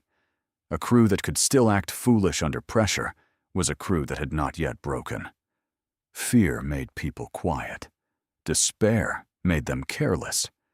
Boredom, apparently, made Marines invent spear-based athletics. Destiny chimed from the overhead speakers, sounding far too pleased with herself. "ETA to the Nova border, 30 minutes. Final approach, alignment remains stable." Also, Colonel Moss has acknowledged receipt of the phrase, "catch the spear." Her silence is currently more threatening than profanity. Down in Docking Bay 12, the 30 seconds of freedom ended at exactly 27. The main access hatch opened with the soft hiss of pressure seals, and Colonel Vera Moss walked into the bay with the calm, deliberate stride of a woman who had once made an armored assault company apologize to a door for breaching it incorrectly. She said nothing at first, She only looked at the spear, then at the Marines, then at the ration wrapper scorecard. The first Marine straightened so fast, his armor plates clicked. "Colonel Moss." Vara lifted one finger. "Do not salute while holding evidence." The Marine slowly lowered the spear, as if it had suddenly become radioactive. The second Marine tried to step away from it. The third Marine folded the ration wrapper behind his back, with the subtlety of a man hiding state secrets in a lunch menu. Vara's eyes moved to him. "Bring me the scorecard." "It is not a scorecard, ma'am," the third Marine said weakly. "It is more of a morale tracking document." "Excellent," Vara said. "Then morale has been tracked, identified, surrounded, and will now surrender." Petty Officer Hanks made the mistake of breathing like he approved. Vara turned her head a fraction. He immediately became fascinated by a cargo manifest that had not changed in 10 minutes. "Names," Vara said. The first Marine swallowed. "Private Danner, ma'am." "Private Sato," said the second. "Private Greaves," said the third. "Unofficial historian." Vara looked at him until the title died alone in the air. "Private Greaves," she said. "You will write a formal history of this event. It will be titled, 'How I Learned That Boredom is Not a Tactical Doctrine.' It will be 3 pages long, handwritten, and emotionally honest." Greaves went pale. "Emotionally honest, ma'am." "Painfully," Vara said. She turned to Danner. "You built the spear?" "Yes, ma'am." "Then congratulations. You are now responsible for dismantling it, cataloging every part, and explaining to maintenance why their scrap conduit briefly became a recreational missile." Danner nodded with brave misery. "Yes, ma'am." Vara turned to Sato. "You were the one catching." "Attempting to catch, ma'am." "Accuracy matters," Vara said. "You will spend the next hour assisting medical inventory with eye protection audits. Since you were so concerned with pointy objects approaching faces, you may contribute to prevention." Destiny chimed overhead. "Colonel Moss, I have prepared a disciplinary subfolder titled Recreational Stabbing Program." "Rename it," Vara said without looking up. "Call it Leadership Failure Avoided by Proximity to Consequences." "Updated," Destiny replied. "That title is less amusing, but more devastating." Vara stepped closer to the 3 Marines. Her voice stayed even, which somehow made it worse. "We are 30 minutes from Nova space. There may be survivors ahead of us. There may be a trap. There may be Slither King contamination waiting behind a distress signal. I need Marines who can hold a corridor, clear a ship, secure civilians, and follow orders while everyone else is panicking." Her gaze dropped to the spear one last time. "What I don't need is a boarding team that loses a war against playground equipment." All 3 Marines answered at once. "Yes, ma'am." Vara nodded once. "Good. Danner, dismantle the spear. Sato, report to medical inventory. Greaves, begin your tragic literature. After that, all 3 of you will run readiness drills until boredom is no longer physically possible." As the Marines scattered, Hanks finally allowed himself the smallest breath of relief. Vara caught it anyway. "Petty Officer Hanks." Hanks straightened. "Yes, Colonel?"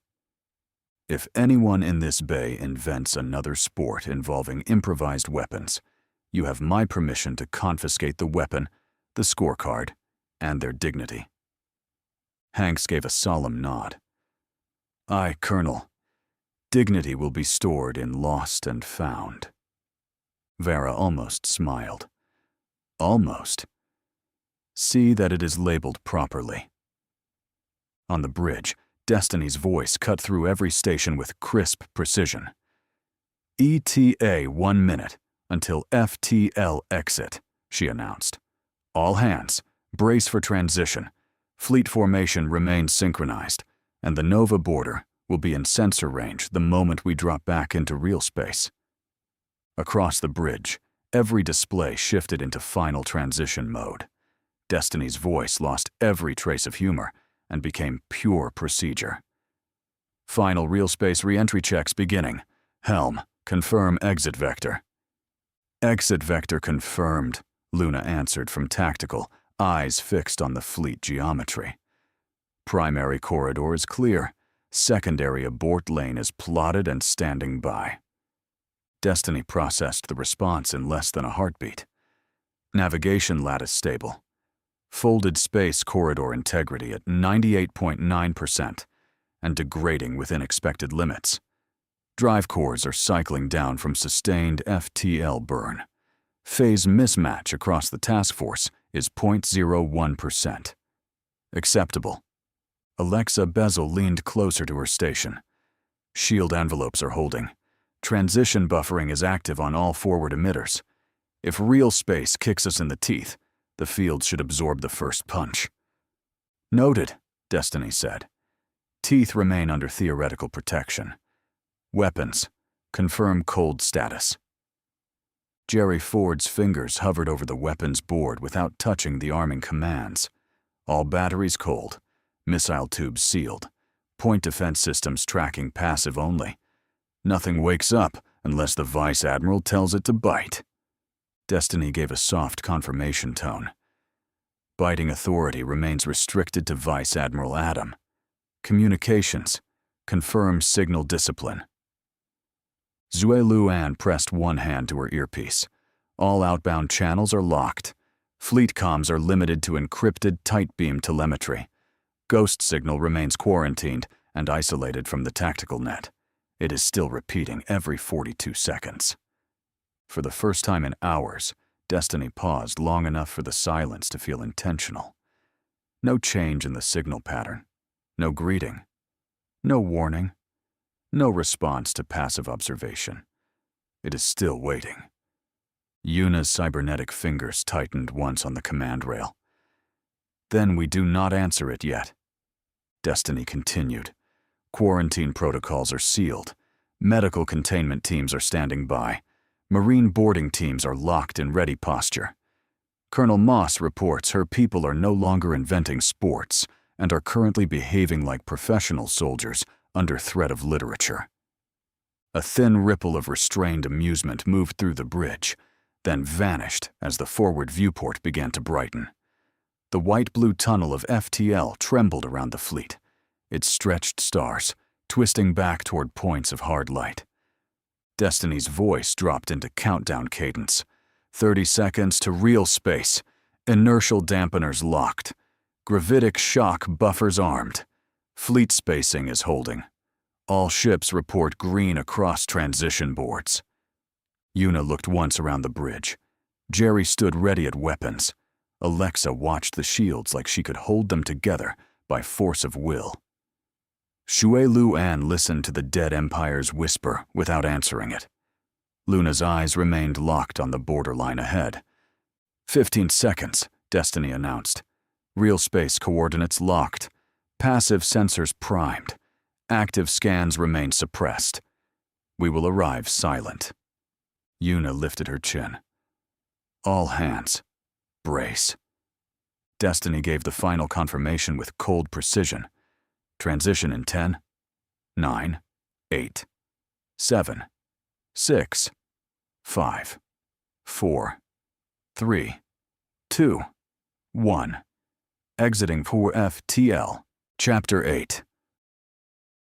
The Romulus dropped out of FTL on the far side of the Nova border, and the bridge fell into stunned silence. They had expected wreckage. They had expected glassed worlds, dead orbital stations, and the long, empty quiet left behind by the Slither King. Instead, passive sensors painted the impossible across the forward display. 2 Nova Capital battleships holding position near the gravity well, 1 frigate drifting in defensive formation, and below them, a living planet. The world turned beneath a veil of blue oceans, green continents, and white storm bands. Its atmosphere was intact. Its cities were not burning. No continental glass fields reflected the starlight. No Slither King scorch scars cut across the surface. Somehow, a year after the Nova Empire had been erased, this planet had survived untouched. Destiny's voice came quietly, stripped of humor. Passive scan confirms one habitable planet. Biosphere intact. No orbital burn pattern. No surface glassing. No Slither King residue detected at this range. Jerry Ford stared at the tactical board. That cannot be right. The Slither King glassed everything in this sector. Apparently not everything, Alexa Bezel said, her voice low. Either they missed it, spared it, or could not touch it. Zui Luan tightened her grip on her earpiece. The ghost signal is stronger now. It is coming from somewhere near that planet, but the battleships are masking the exact source. Yuna said nothing at first. Her eyes moved from the two capital ships to the frigate, then down to the planet that should have been dead. Surprise tried to cross her face, but command caught it and buried it before anyone could name it. "Hold formation," Yuna ordered. "Weapons stay cold. Shields remain sealed. No active scans unless I give the word." Her voice hardened as the untouched world filled the main viewport. "If the Slither King left that planet alive, I want to know whether it was mercy, failure, or bait." "Scan the ships first," Yuna commanded. "Check for life signs. I want to know if those hulls are crude, automated, or tombs." She turned slightly toward weapons. "Ford, check whether their weapons are hot." Jerry Ford's hands moved across the weapons console, calling up the passive thermal and charge signatures from the Nova ships. "No active target locks," he said. "No charging capacitors. No missile tube heat. No point defense wake. If their weapons are online, they are sleeping deep." Zui Luan listened hard through the isolated channel, her expression tightening with each silent second. "Comms are cold," she reported. "No beacon traffic. No distress loops from the ships. No crew chatter. No automated handshake. It looks and sounds dead, ma'am." Yuna absorbed the report without blinking, but something cold moved behind her eyes. Dead ships were simple. Armed ships were simpler. Silent capital vessels guarding a living world in a sector that should have been glassed were neither. They were a question with too much weight and no honest answer. Her cybernetic hand tightened around the command rail just enough for the metal to give a faint complaint beneath her fingers. She forced herself to loosen her grip before anyone noticed, then failed to miss the fact that Luna had noticed anyway. No weapons heat, no comm traffic, no life signs yet. Yuna kept her face still while the old Nova ambush memory stirred at the edge of her mind. All alarms and fire, and the terrible moment a warship went from vessel to coffin. She shoved the memory down hard. This bridge needed an admiral, not a survivor trapped in yesterday's wreckage. "Dead does not mean harmless," Yuna said at last. Her voice was low, controlled, and dangerous enough to pull every officer's attention back to her. "A tomb can still have teeth. Destiny, refine the life sign sweep. I want separate reads for biological, cybernetic, stasis, and automated command systems. If those ships are sleeping, I want to know what kind of sleep." Then she looked at the untouched planet turning silently beneath the Nova ships. For one brief second, Yuna hated how beautiful it looked. Beauty did not belong in a graveyard, not unless someone had planted it there on purpose. "Deep scan on the planet's surface," Yuna added, her eyes still fixed on the beautiful, impossible world. "Visual and thermal only. Keep it passive. I want cities, heat blooms, movement patterns, power signatures, and anything that looks like someone trying very hard not to be seen." Destiny answered immediately. "Passive visual and thermal scan initiated. Active emissions remain suppressed. I am searching for population clusters, engine waste heat, shield leakage, concealed infrastructure, and suspiciously quiet places that are quiet for mathematically rude reasons. Destiny's scan results appeared across the main display in thin blue layers. No architecture detected, she reported. No roads, no cities, no orbital infrastructure, and no organized power grid. Visual confirms one dropship on the surface and a small campsite nearby. Yuna stared at the image, trying to make the pieces arrange themselves into something that felt like strategy instead of madness. A living planet with no civilization. Dead warships in orbit. One lone dropship and a campfire beneath them. "What the hell is going on here?" she muttered. "Colonel Vara Moss to the bridge," Yuna commanded, her voice snapping the room back into motion. Destiny answered at once. "Summoning Colonel Moss.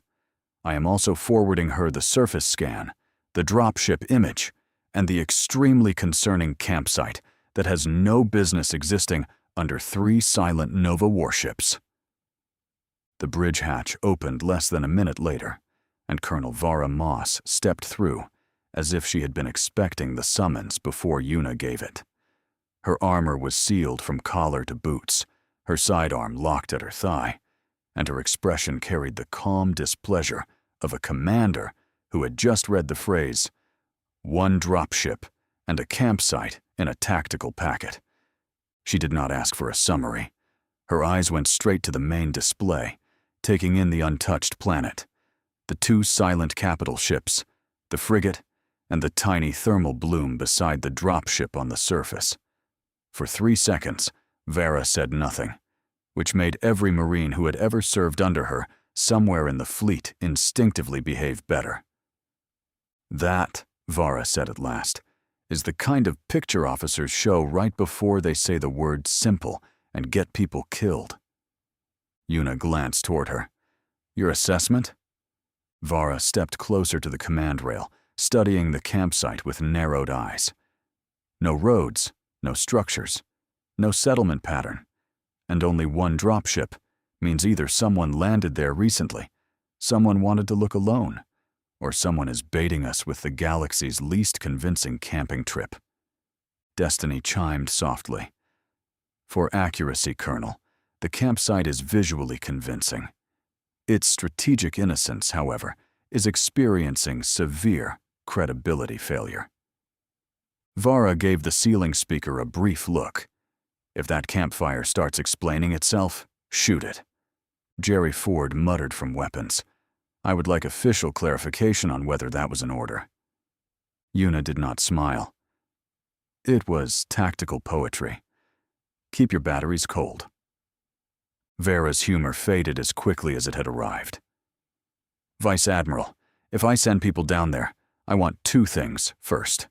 A tighter thermal sweep around the dropship, and a life sign filter calibrated for shielded armor, stasis pods, and biological masking. A campsite under 3 dead warships is not a campsite. It is a question someone built out of canvas and bad timing." She folded her arms behind her back, her eyes still locked on the surface image. "My Marines can take a landing zone. My recovery teams can pull survivors out of a collapsed bunker. What I don't like is landing blind beside a single dropship, while the local graveyard has battleships for tombstones." The bridge alarms did not scream. No weapon lock flashed across the board. No missile trail climbed from the planet. Instead, Zhui Luan's comm station gave a single, delicate chime. Zhui Luan went still. "Incoming hail," she said, as if the words did not quite belong in her mouth. "Source is the planet's surface. Origin point matches the campsite." Every head on the bridge turned toward communications. Even Vara Moss's posture changed by a fraction, all dry humor vanishing behind battlefield instinct. Yuna's eyes narrowed. "Put it on screen. Passive receive only. Do not answer yet." The main display shifted from the planet scan to a shaky surface feed. A young Vexrian appeared in the center of the image, standing close to the dropship with the campsite fire flickering behind him. He had 4 sets of arms folded tightly against his narrow frame, 2 small mandibles twitching at the sides of his mouth, and 4 thin black eyes that reflected the transmission light like polished beads. By human standards, he looked no older than 19. By Nova records, he was civilian caste, not military. No armor, no visible weapon, no command insignia. Just a young survivor standing under the shadow of dead battleships, trying to contact a deathcore dreadnought. For once, the Romulus bridge crew had no immediate joke, no dry comment, and no tactical answer waiting. Surprise moved through them in a silent wave. Jerry Ford's hand froze above his weapons board. Alexa Bezel leaned closer to the shield display as if it might. Explain the impossible. Luna's expression sharpened, and Colonel Moss stared at the screen like she was already planning how to reach him alive. Zhui Luan swallowed once, then found her voice. Vice Admiral, she said quietly, the hail is real. Someone on that planet is calling us. The Vexrian's image flickered once, then steadied. His mandibles clicked softly before the translator caught up, turning the sound into a trembling young voice. Unknown warship, he said, each word careful, as if he had practiced them too many times and still feared getting them wrong. If you are receiving this, please do not fire on the ships above me. They are dead. They have been dead for 1 year. His 4 black eyes dipped toward something below the frame, then lifted again. Behind him, the campsite fire guttered in the wind. My name is Tovan Rel, Civilian Registry of the Galactic Nova Empire, Vexrian species. Survivor designation not officially issued because there is no office left to issue it. A tremor passed through his upper hands. He clasped them together, 4 arms folding and refolding until he forced himself still. I know who you are. Deathcore, the dark ships. The Empire said you were monsters. Then the Slither King came, and I learned the Empire did not understand monsters at all. On the bridge, no one moved. Even Destiny stayed silent. Tovan swallowed, the motion sharp along his narrow throat. The battleships are not guarding me. They are hiding us. Their crews gave their lives to keep this planet from being found. The world below me was not spared. It was erased from the maps before the Slither King arrived. Static crawled across the transmission. Tovan leaned closer to the pickup, urgency breaking through his fear. There are survivors here. Not many. Nova civilians, children, medical personnel, engineers, and refugees from 3 colonies that were supposed to be glassed. We have stayed silent because silence kept us alive. His mandibles twitched again, faster now. But the ghost signal changed 6 days ago. It began transmitting without our authorization. Someone woke the old command beacon. Someone wanted you to find us. He looked over one shoulder toward the dark shape of the dropship, then back at the screen. I'm breaking our concealment because the beacon is no longer ours. If you came to help, come quietly. If you came to destroy us, then please make it quick. We are tired of waiting for extinction to remember where it left us. The message ended with a burst of static, but the feed did not cut out. Tovan remained on screen, standing alone beside the fire, young and terrified, and somehow still brave enough to face a dreadnought without lowering his eyes. Yuna stepped closer to the command rail, her voice steady but stripped of every hard edge command usually required. Tovan, listen to me. At one point, your former empire declared war on us because humanity sought an alliance treaty with the Cygnus Empire. DEATHCORE prepared for that war because we believed Nova intended to stop us by force. She held his gaze through the flickering transmission. But when we arrived, we found the Nova Empire already gone. Your fleets were burning. Your worlds had been glassed.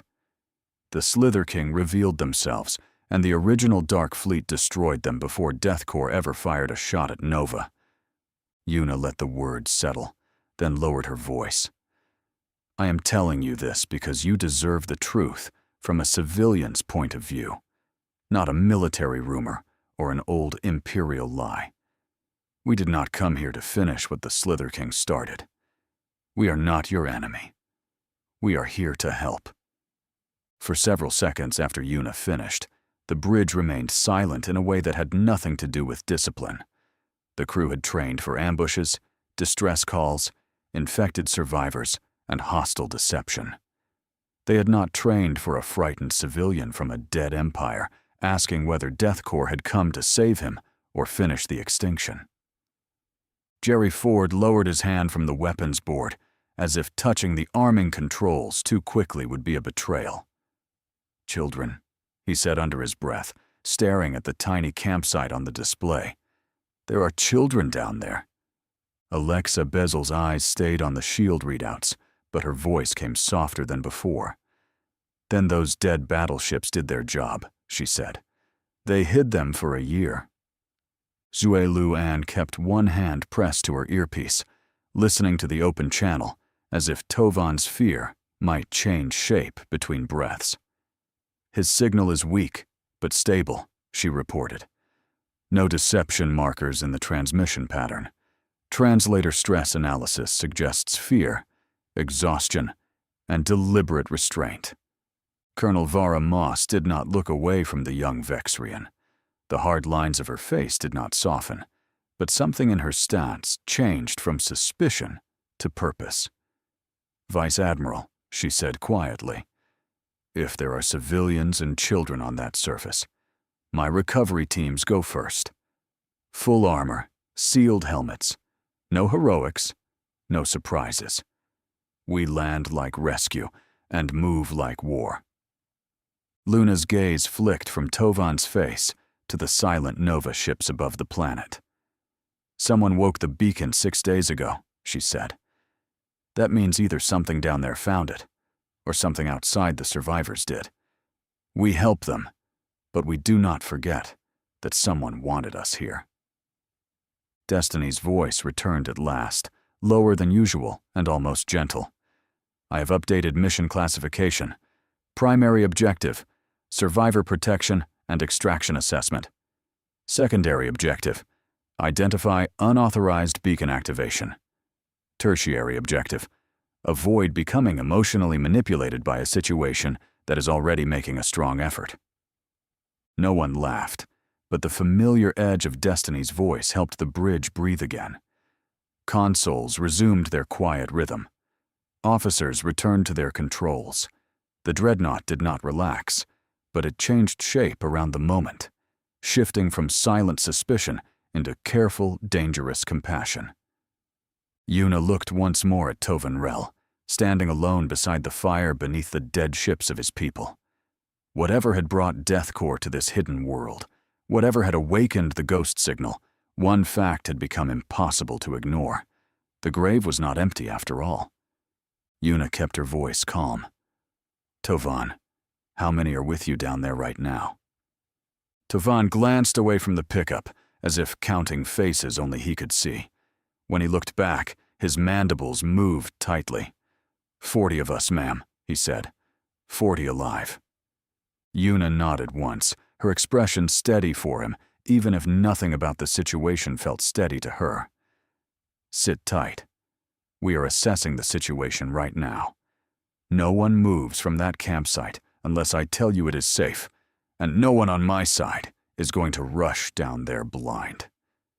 Tovan did not answer right away. His 4 black eyes searched Yuna's face through the transmission, as if he were trying to decide whether a DEATHCORE commander could sound like safety. The old fear was still there, sharp and instinctive, taught by an empire that had called humanity monsters long before the real monsters arrived. Then his upper hands loosened, not completely, but enough for the tension in his narrow shoulders to break for one fragile second. Behind him, the campfire snapped in the wind, and a few blurred shapes moved near the dropship before quickly pulling back out of view. You sound different than they said you would, Tovan whispered. His mandibles clicked once, nervous and soft. The Empire told us DEATHCORE would come screaming, burning, taking revenge for a war that never happened. They never said you would ask us to stay safe." He looked down again, and this time Yuna could see why. A smaller Vexarian child had stepped close to his side, half hidden behind one of his lower arms. Tovan gently guided the child back with a protective motion, never taking his eyes fully off the screen. "We will stay," he said at last. His voice shook, but the words did not. "No one leaves the camp. No one powers up the dropship. No one touches the beacon. If you are here to help, Vice Admiral Adam, then we will wait for you. Please do not make us regret believing you." The words landed harder than any weapons lock could have. For a moment, the bridge crew did not look like officers aboard one of the most feared dreadnoughts in the galaxy. They looked like people being handed something fragile by someone who had every reason to expect it would be crushed. Jerry Ford drew his hand completely away from the weapons board. "No one is making them regret anything," he said quietly. It was not loud enough to be a promise to Tovan, but everyone on the bridge heard it like one. Alexa Bezel adjusted the shield posture with careful precision, strengthening the fleet's protective envelope without giving the Nova ships anything aggressive to read. "Shields remain defensive only," she reported. "If someone tries to hurt that camp, they will have to argue with us first." Zue Luan kept the channel open but gentle, lowering background static and smoothing the translator delay, so Tovan would not hear fear hiding inside silence. "Signal stabilized," she said. "I am keeping him connected. No sudden audio shifts, no command chatter on his side of the feed. He has given us trust. I am not going to let the channel make that harder." Colonel Vara Moss's jaw tightened, but her voice stayed level. "Recovery teams are going to hear one thing from me before they launch. Those 40 people are not objectives, assets, or political complications. They are survivors. Anyone who forgets that will answer to me before they answer to command." Luna glanced at Yuna, then back to the screen. "Trust is not armor," she said. "But it is a door. We opened it. Now we make sure nothing else comes through behind him." Destiny's voice returned, soft, but unmistakably herself. "Fleet posture updated. Weapons remain cold. Rescue protocols are active. Emotional stakes have increased beyond recommended operating limits. But I will continue pretending organics find that survivable." This time, a few faint smiles did appear, small and brief and gone almost immediately. They were not jokes. They were relief trying to exist without becoming weakness. Yuna let the bridge feel it for one heartbeat, then took it back under command. "Then we do this right," she said. "No panic, no promises we cannot keep, and no mistakes born from guilt. Tovan trusted us because we told him the truth. We honor that by being careful enough to keep him alive." Yuna turned to Colonel Moss, command settling fully back into her voice. "Colonel Vara Moss, this is your party favor. Do it as quickly and gently as possible. I want a 2-mile overwatch radius around that campsite in case everything goes to hell. Visual and ground scans on the entire area before your people touch down." Her eyes returned to the planet on the main display. "That world still gives me a bad feeling. Have some of your team board those 3 ships. I need to know what happened to the adults." Chapter 9. Colonel Vara Moss did not waste the order by repeating it. She touched 2 fingers to the side of her helmet and opened her command net. "Rourke, prep boarding teams Alpha, Bravo, and Charlie.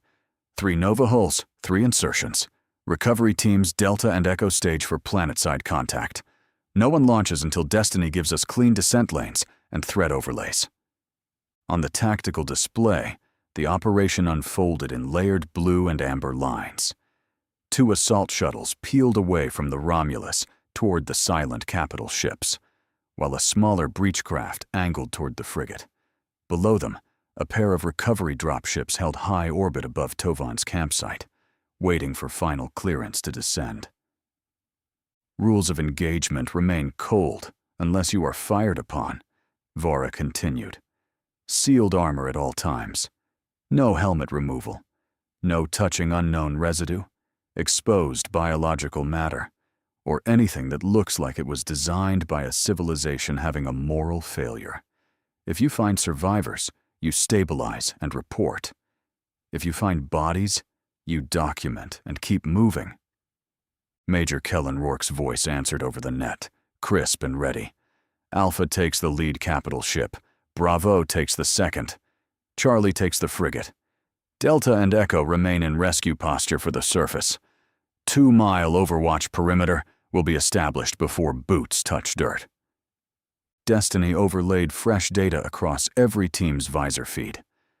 Passive scans show no active weapons systems, no reactor spikes, and no external movement on the Nova ships. However, I remind everyone that dead warships are famous for being rude after boarding begins. Appreciated, Destiny, Rourke said. Nothing improves morale like being warned by the ship that the corpse might object.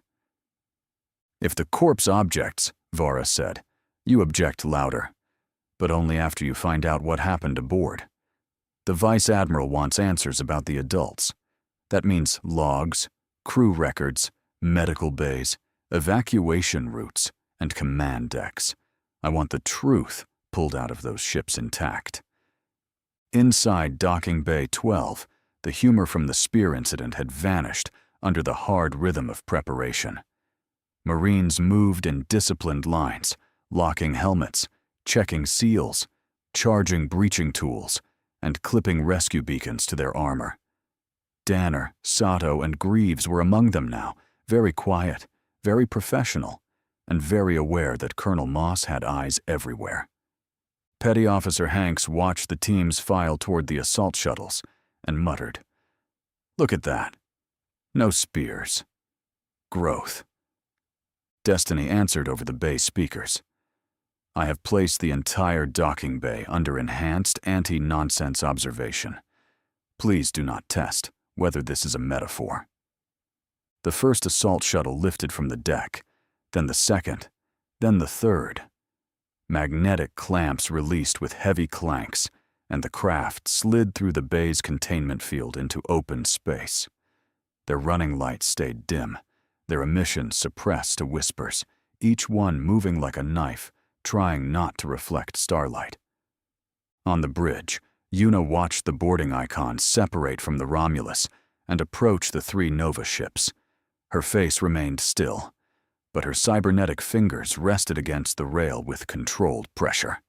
"Colonel," she said over the shared command channel, "remember, quick and gentle." Vera's reply came without hesitation. "Understood, Vice Admiral.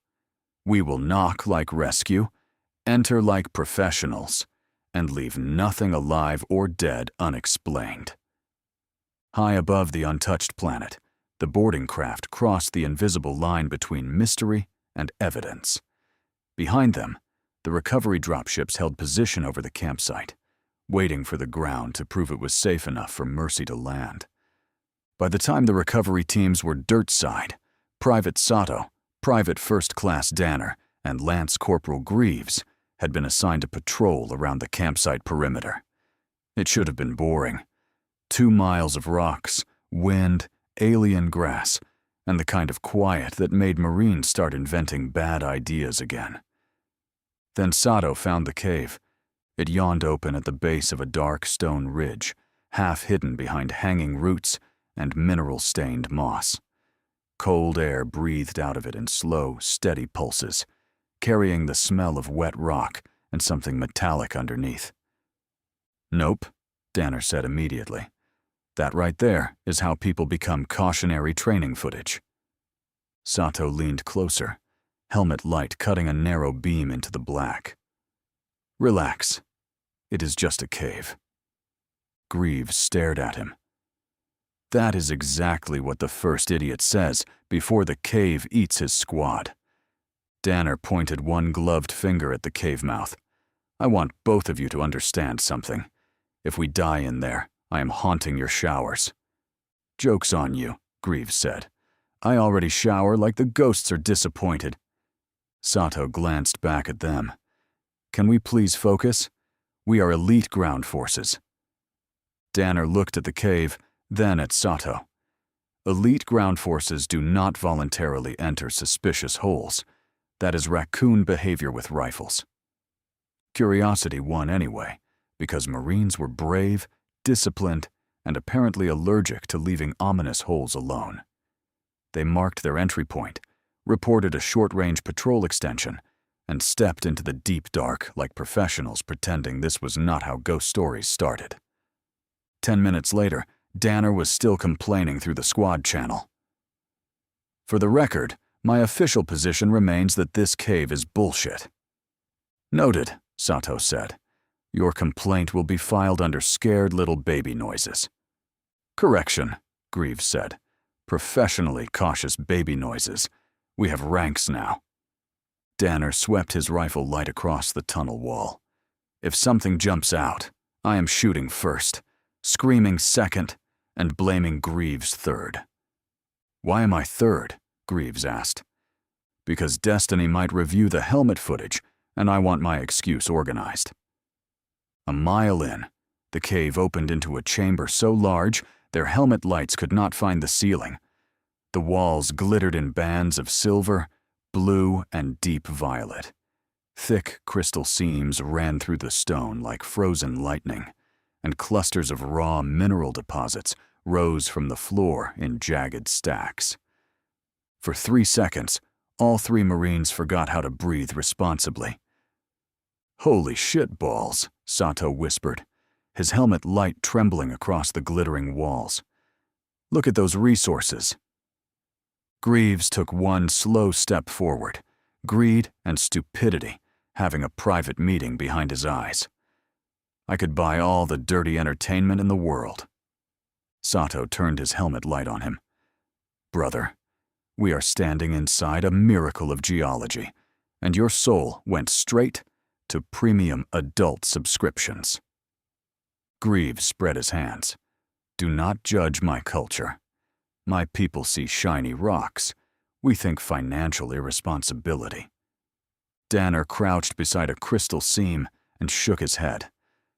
"We need scientists, engineers, and probably a priest who specializes in greed demons."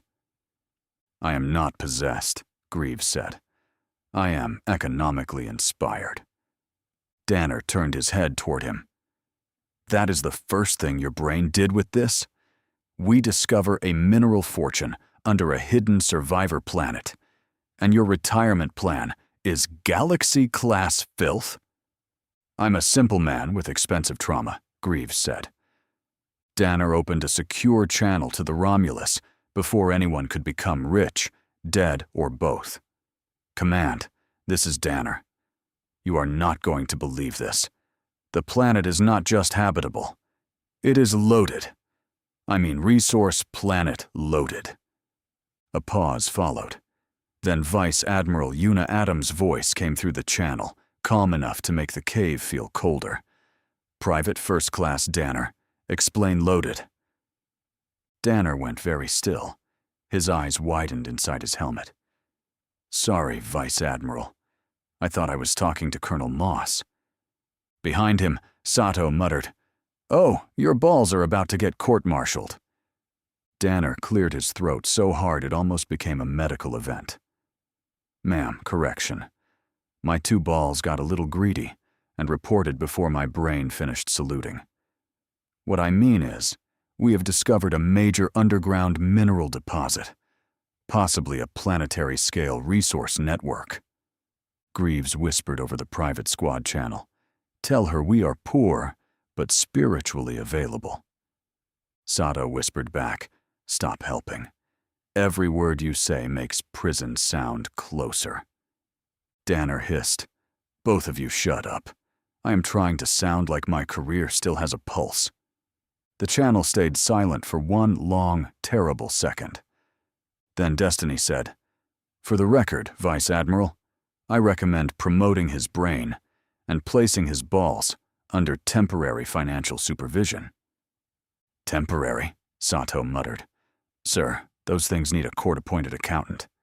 I heard that, Destiny said. Sato froze. Ma'am, respectfully, my mouth was conducting unauthorized morale operations. Yuna exhaled through her nose. Danner, mark your location, touch nothing, and wait for Colonel Moss. If that cave is important, I want professionals documenting it before anyone starts planning a luxury retirement built on alien rocks and bad judgment. Aye, aye, Vice Admiral, Danner said quickly. Then, after a nervous glance at Sato and Greaves, he added, And for the record, ma'am, my balls are standing down. Greaves raised one hand carefully. Does standing down include not imagining beach houses? It includes not imagining anything with a hot tub, Danner snapped. Copy that, Greaves said, downgrading fantasy to legally modest patio. Colonel Vara Moss entered the chamber 20 minutes later with Major Rourke and a squad of reinforced Marines at her back. Their helmet lights swept across the walls, catching the silver-blue mineral veins and throwing glittering reflections across every visor in the room. For once, Vora said nothing immediately. That silence worried Danner more than yelling ever could. Then Colonel Moss slowly tilted her head back, stared at the glittering chamber, and said, Holy shit balls, boys, you hit the jackpot. All three Marines turned toward her in perfect unison. Sato pointed at her with both hands. I thought we were the only ones who got our greed on, ma'am. Vera looked at him through her visor. Private, I'm a professional officer. My greed wears boots, files paperwork, and waits for legal ownership before becoming embarrassing. Greaves gave a solemn nod. That is the most inspiring thing Command has ever said to me. Major Rourke stepped beside Vora, staring at the mineral veins with open disbelief. Colonel, if these scans are even half true, this chamber alone could fund a fleet refit. The chamber was not just rich, it was obscene. Pale veins of titanium white ore ran through the walls in layered sheets, thick enough that a mining crew could carve armor plates straight from the stone. Beside them, darker bands of tungsten black metal cut downward in heavy ribs, dense and dull, until the helmet light struck them at the right angle and revealed a deep, gunmetal shimmer. Between those ore veins grew crystal formations, unlike anything in standard survey manuals. Some were blue and translucent, glowing faintly from within, as if they had trapped starlight under pressure. Others were violet black and razor-edged, humming softly whenever a scanner passed over them. Destiny's first chemical readout identified trace amounts of rare reactor catalysts, superconductive lattice minerals, and high-density energy storage crystals packed into the rock, like the planet had been hoarding military-grade treasure for a few million years. Major Rourke lifted his scanner and whistled under his breath. The display struggled to separate the signatures. Heavy construction metals, starship-grade alloys, conductive crystal lattices, deep radioactive pockets shielded naturally by the surrounding stone. Even the dust glittering under their boots carried enough rare elements to make an engineer start breathing like a thief in church. Farther back, the chamber narrowed into branching tunnels where the mineral seams continued into the dark. They did not thin out. They multiplied. Blue crystals webbed across the ceiling in branching patterns like frozen lightning, while gold-green ore threaded through the lower walls in molten-looking streaks. Every direction suggested more deposits, deeper pockets, and enough untouched material to make the word cave feel insultingly small. This is not a cave, Rourke said, staring at the scanner. This is a classified budget problem with stalactites. Vara stepped closer to one of the glowing crystal seams, but kept her hands folded behind her back. The crystals pulsed once, very faintly, responding either to the nearby scanners or to something deeper in the planet's crust. The light traveled down the vein and disappeared into the floor, like power moving through a buried circuit. Danner stared at the pulse and took one careful step back. Okay, I officially hate the shiny rocks now. The shiny rocks blinked. Destiny's voice came through the command channel with unusual interest. Correction. Private First Class Danner. The mineral formation did not blink. It exhibited a low-level conductive response, consistent with energy transfer, through a naturally occurring crystalline network. That is science for blinked, Greaves whispered. Rourke lowered his scanner slowly. Colonel, if this network runs planet-wide, we are not looking at a resource deposit. We are looking at a planet-sized fabrication reserve. Hull plating, reactor cores, shield emitters, weapons conduits, medical nanite substrates, industrial catalysts. Half a fleet yard could be built from what is under our boots.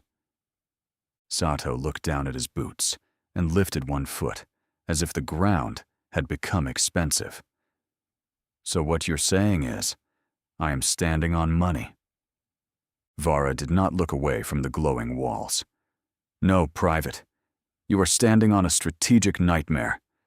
Money is what civilians call it, before admirals, corporations, refugees, and enemies start trying to kill each other over who gets to name it. Danner raised one careful finger. For the record, sir, we touched nothing. We only looked at it with financially irresponsible emotions. Good, Vara said. Keep your emotions where I can see them and your hands away from anything shiny. Sato whispered to Greaves. Her greed is scarier than ours. Greaves whispered back. That is because hers has rank. Yuna's voice came through the command channel, sharp enough to cut through the glittering greed hanging in the chamber. First things first, get those civilians up here safe and sound. That is our main mission. The planet becomes our second objective, not the first. The cave went quiet except for the faint hum of the crystal veins. Even Sato, Danner, and Greaves stopped looking like they were mentally shopping for retirement homes. Yuna continued, her tone colder now. We keep the survivors safe first, because if word gets out about this planet before we control the situation, there is a good chance every admiral, corporation, government, refugee faction, and opportunistic bastard in the galaxy starts fighting over it. Her words settled over the chamber harder than the weight of the mountain above them. The glittering walls no longer looked like treasure. They looked like a war waiting for a name. Do I make myself clear, Colonel? Yuna asked.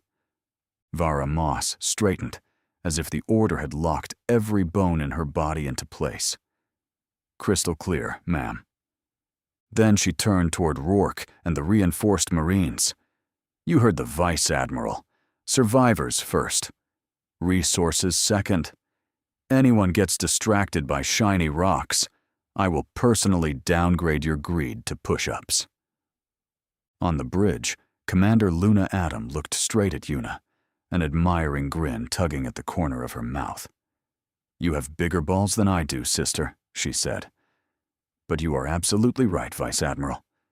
Yuna did not look away from the tactical display, but one eyebrow lifted. Commander, I am choosing to interpret that as professional agreement and not sibling commentary. Luna's grin widened by a dangerous fraction. Understood, ma'am. My professional agreement is large, heavily armored, and apparently very difficult to intimidate. Destiny chimed through the bridge speakers. For the record, I advise against comparing command authority to anatomy. However, the metaphor appears to have improved morale by 14%. Yuna finally turned her head enough to give Luna the kind of look only an older sister and commanding officer could weaponize. Enjoy that 14% while it lasts. Luna glanced from the tactical display to Yuna. Should we call this in to Fleet Admiral Edison? Yuna's answer came without hesitation. after the civilians are safe first. I am not turning 40 survivors into a fleet-level argument while they are still sitting under an open sky. Luna nodded, the humor fading from her face. Understood. Rescue first. Politics after breathing room. Exactly, Yuna said. Once every civilian is accounted for, secured, and out of immediate danger, Fleet Admiral Edison gets the full report. Until then, this stays contained. On the surface, the order reached Colonel Moss through a burst of encrypted static and became motion within seconds. Rescue dropships descended through the evening clouds on silent engines, their running lights dimmed to soft blue, so they would not look like weapons falling from the sky. Around the campsite, the 2-mile overwatch perimeter tightened into place as Marines took positions among alien stone, tall grass, and wind-bent trees. Tovan Rel stood beside the dropship with both upper hands raised, trying to look brave for the people gathered behind him. 40 survivors huddled near the campfire and the torn canvas shelters. Vexarian children clutching blankets, exhausted engineers with grease still buried under their claws, medical staff holding worn field kits, and refugees whose eyes kept lifting toward the dead Nova warships overhead as if expecting the sky to betray them again. The first recovery team touched down 50 meters from the campsite. The ramp lowered slowly and no one charged out. Instead, 2 medics stepped down first with open palms visible, followed by armored Marines who kept their weapons angled toward the ground. Their movements were deliberate, careful, and almost painfully calm, the posture of soldiers trying to prove they were not another nightmare arriving late. Vara Moss walked at the center of the line with her helmet sealed and her rifle slung low. "Tovan Rel," she called through an external speaker, her voice amplified, but gentle. "I am Colonel Vara Moss, DEATHCORE Ground Forces. We are here to move your people to safety. No one is being separated unless medical says it is necessary, and no one is being left behind." Behind her, Danner muttered over the squad channel. "Look at the colonel using her nice voice. I did not know she had one." "She does," Sato whispered back. "It is the voice she uses before forcing fear to fill out paperwork." Greaves looked at the frightened civilians and lowered his voice. "Yeah, well, keep it down. Kids are watching. Try not to look like government-issued trauma with boots." The Marines spread out without crowding the camp. Medics knelt beside the weakest survivors first, scanning dehydration levels, infection markers, stress fractures, and old burn scars. One small child tried to hide behind Tovan's lower arms until a medic offered a warming blanket printed with the DEATHCORE medical emblem. The child stared at it suspiciously, then accepted it with both tiny hands and immediately wrapped it around their shoulders like armor. That single motion broke something loose in the camp. A wounded engineer sat down for the first time since the dropships landed. An older medical aide covered their face with trembling hands. 2 refugees began crying silently, not from panic, but from the brutal surprise of realizing the weapons pointed at the ground were not there for them. Vara saw it and did not look away. "Delta Team, children and critical medical first. Echo, inventory, personal belongings, and tag every survivor by name, not number. If anyone tries to call these people cargo, I will personally educate them with a boot and a vocabulary lesson." "Copy that," Rourke replied from the perimeter. "Survivors are people. Cargo is boxes, and boxes do not usually look like they need someone to tell them the war is over." The evacuation moved slowly by design. Each civilian passed through a medical scan, a contamination sweep, and a gentle identity check before boarding. The children went first. Accompanied by the adults they clung to most tightly. Nobody argued. Nobody rushed them. When one young survivor froze at the foot of the ramp, staring at the armored bulk of the dropship. Danner lowered himself to one knee and tapped the deck with 2 fingers. "It looks scary," Danner said through his speaker. "But this one is friendly. Mostly.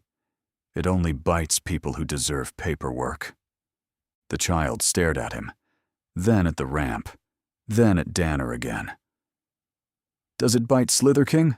the translator asked in a tiny voice. Danner's expression disappeared behind his visor, but his voice stayed steady. "If one shows up, kid, this ship gets first bite, and I get second." The child considered that, then walked up the ramp. 3 more followed. Above them, the Romulus kept the channel open. Yuna watched the feed from the bridge without speaking, her crew silent around her as the first civilians stepped into DEATHCORE protection, one by one. This was not the glory of command. There were no cheers, no speeches, no triumphant music. There was only a frightened camp, tired survivors, sealed armor, and the careful work of getting living people out of a place the galaxy had forgotten to mourn. When Tovan was finally asked to board, he hesitated at the edge of the firelight and looked back at the shelters, the dead dropship, and the sky where Nova's silent warships hung like old guardians. Vara stopped beside him, but did not push. "They hid us for a year," Tovan said softly. "If we leave, it feels like we are abandoning them." Vara looked up at the dark shapes in orbit. "No," she said. "They held the door closed until someone could open another one. That isn't abandonment. That is finishing the rescue they died buying you." Tovan's mandibles trembled once. Then he nodded and stepped onto the ramp. Chapter 10. Meanwhile, far above the planet, nearly 2 light-years away, the Dark Fleet watched beneath a cloak so deep and silent it could have made the entire universe lose its mind if anyone knew it was there. Hidden beyond every sensor sweep, the ancient armada held position over the DEATHCORE task force like a shadow with patience. Commander Solaris Mitchell stood at the observation rail of the lead vessel, her gaze fixed on the distant world and the DEATHCORE ships moving around it. "What are your orders, sir?" she asked. The 7-star admiral did not answer at first.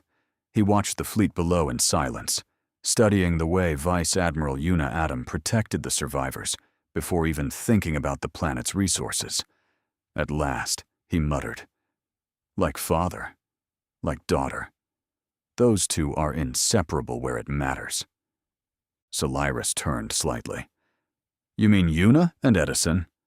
"Yes," the admiral said. "Yuna and Edison always put civilians first. That is one of the few things about DEATHCORE I can respect without hesitation." He folded his hands behind his back as the hidden fleet continued its silent vigil. "For now, we give them our protection. We watch over the planet. Once Edison receives the full report, he will secure that world, and its resources will come under our concern as well." The admiral's eyes narrowed on the glowing planet below. He also knows DEATHCORE will need us in the coming war. 150 years may sound distant to younger commanders, but to the Dark Fleet it is already approaching. DEATHCORE and Cygnus must grow stronger, not only in defense, but in offense. And for that future, we need that planet. Solaris studied the old admiral's profile. The light from distant stars barely touched him, as if even illumination had learned to ask permission before approaching. "You are speaking as if the war has already begun," she said. "It began before either of them were born," the 7-star admiral replied. "Most civilizations only recognize war when fleets burn and worlds scream. The older powers recognize it when patterns start repeating." He lifted one hand, and the observation glass became a tactical projection. The hidden planet expanded in ghostly blue, surrounded by the dead Nova battleships, DEATHCORE recovery craft, and faint markers representing the mineral networks beneath the surface. Farther out, beyond normal sensor range, thin red scars appeared across the stars. Old, slither-king roots, abandoned feeding corridors, and places where entire colonies had vanished without leaving enough wreckage to mourn. Solaris's expression tightened. They are closer than Fleet Command knows. Closer than DEATHCORE knows, the Admiral corrected. Closer than Cygnus suspects. The Slither King do not move like young empires. They do not conquer borders. They infest futures. The bridge of the Dark Fleet flagship remained silent around them. No alarms sounded. No crewman raised his voice. Officers moved through the dim command deck with ritual precision, their uniforms black as collapsed stars, their insignia glowing with 7-point silver fire. Every station displayed layers of information DEATHCORE sensors would never see. Quantum wake distortions, ancient subspace wounds, and the faint biological echo left when Slither King vessels passed through reality like predators through tall grass. Solaris looked back toward the distant planet. Then why not reveal ourselves? If Yuna Atom has civilians on the surface, and if this planet is that important, DEATHCORE should know we are here. The Admiral's eyes did not leave the projection. Because protection is not always announcement. If we show ourselves now, every decision Yuna makes will bend around our presence. Edison will understand that. His daughter must be allowed to choose mercy without feeling an ancient fleet standing behind her hand. Solaris was quiet for a moment. You trust her judgment. I trust what she does when greed appears before her, he said. Most commanders find a treasure world and begin counting weapons. Yuna Atom found a treasure world and ordered the civilians moved first. That tells me more than any readiness report.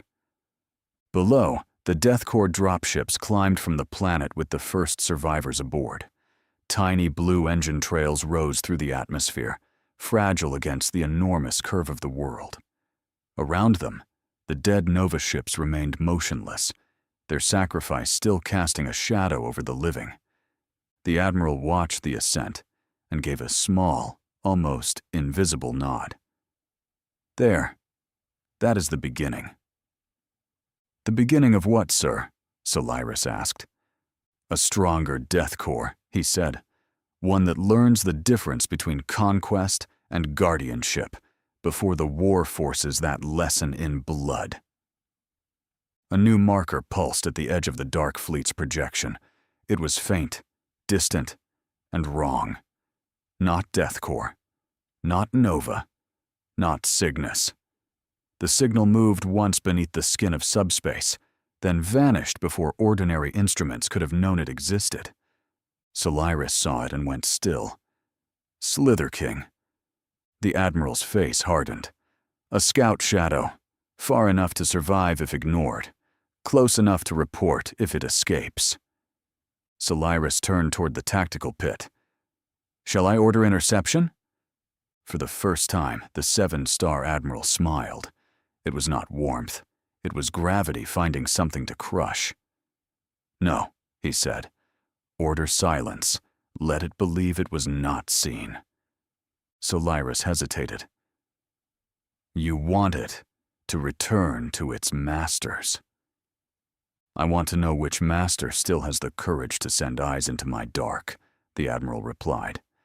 If the Slither King are watching this planet, then the coming war is no longer theoretical. It has found the first battlefield.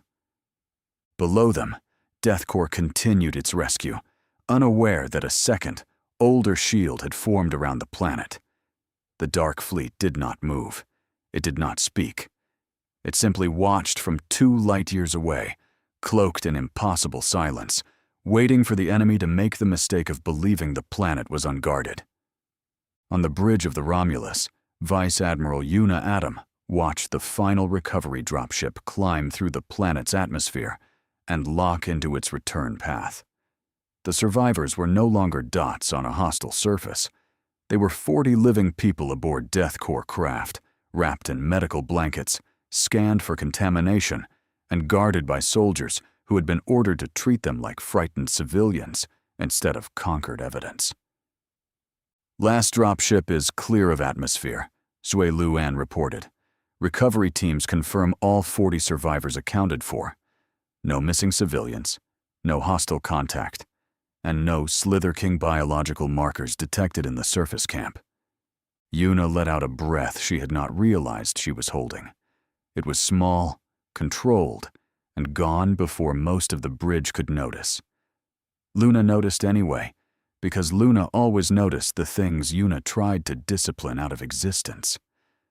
That is the first part done, Luna said quietly. Survivors safe. Politics incoming. Politics can wait exactly 30 seconds longer, Yuna replied. I want medical confirmation before anyone in command starts deciding what this planet is worth. Destiny chimed from the overhead speakers. Medical Bay reports all survivors are stable enough for transfer to quarantine housing. Malnutrition, chronic stress, minor untreated injuries, and extreme distrust of large military vessels are the primary conditions. The last one is understandable and not currently treatable with medication. Jerry Ford leaned back from the weapons station without fully relaxing. 40 people alive under dead Nova battleships for a year, he said. That still does not explain who woke the beacon. Before Yuna could answer, the command display flashed with an encrypted Fleet Command Priority tag. The symbol of Fleet Admiral Edison appeared in hard blue light above the rail, followed by the words, Report received. Response inbound. The bridge went silent. Even Destiny did not immediately comment, which made the moment feel more serious than any alarm. Yuna straightened. Put Fleet Admiral Edison through. Edison's image formed above the command rail, sharper and colder than a routine transmission. Behind him, the command center of the Iron Verdict moved in disciplined motion, officers passing behind his hologram with the controlled urgency of people who had already read enough of Yuna's report to understand that the galaxy had just become more complicated. Vice Admiral Adam, Edison said, I have reviewed your preliminary report. 40 Nova civilian survivors recovered, 3 dead Nova warships in orbit, 1 concealed habitable planet, unauthorized beacon activation, and a planetary-scale mineral network under the surface. He paused, his expression darkening by degrees. I would like to say this is the strangest report I have received this year, but Command has been working very hard to disappoint me. Romulus spoke with solemn sweetness. Fleet Admiral, would you prefer the report categorized under miracle, trap, strategic nightmare, or expensive dirt? Edison looked toward the ceiling speaker. Romulus, if this planet becomes a war, I am putting that phrase on the first briefing slide and blaming you for morale damage. Noted, Romulus replied. Expensive dirt has entered the historical record. Yuna folded her hands behind her back. Sir, the survivors are secure. I delayed the full strategic report until they were off the surface. I did not want their rescue turned into a resource claim while they were still afraid we might abandon them. Edison's gaze softened by almost nothing, which was as close as he came to approval during a crisis. Correct decision, he said. Civilians first, always. Anyone who disagrees can file their objection from outside my fleet. Luna glanced at Yuna and allowed herself one small smile. Yuna ignored it with the discipline of someone who knew her sister was silently saying, I told you so in at least 3 different ways. Edison continued, Now listen carefully. That planet is no longer a rescue site. It is a strategic hold. You will establish a defensive security perimeter around the system, but you will not announce a claim yet. No broadcast at Cygnus, no civilian trade lanes, no mining rights, no corporate survey teams, and absolutely no political theater until Fleet Command understands who woke that beacon.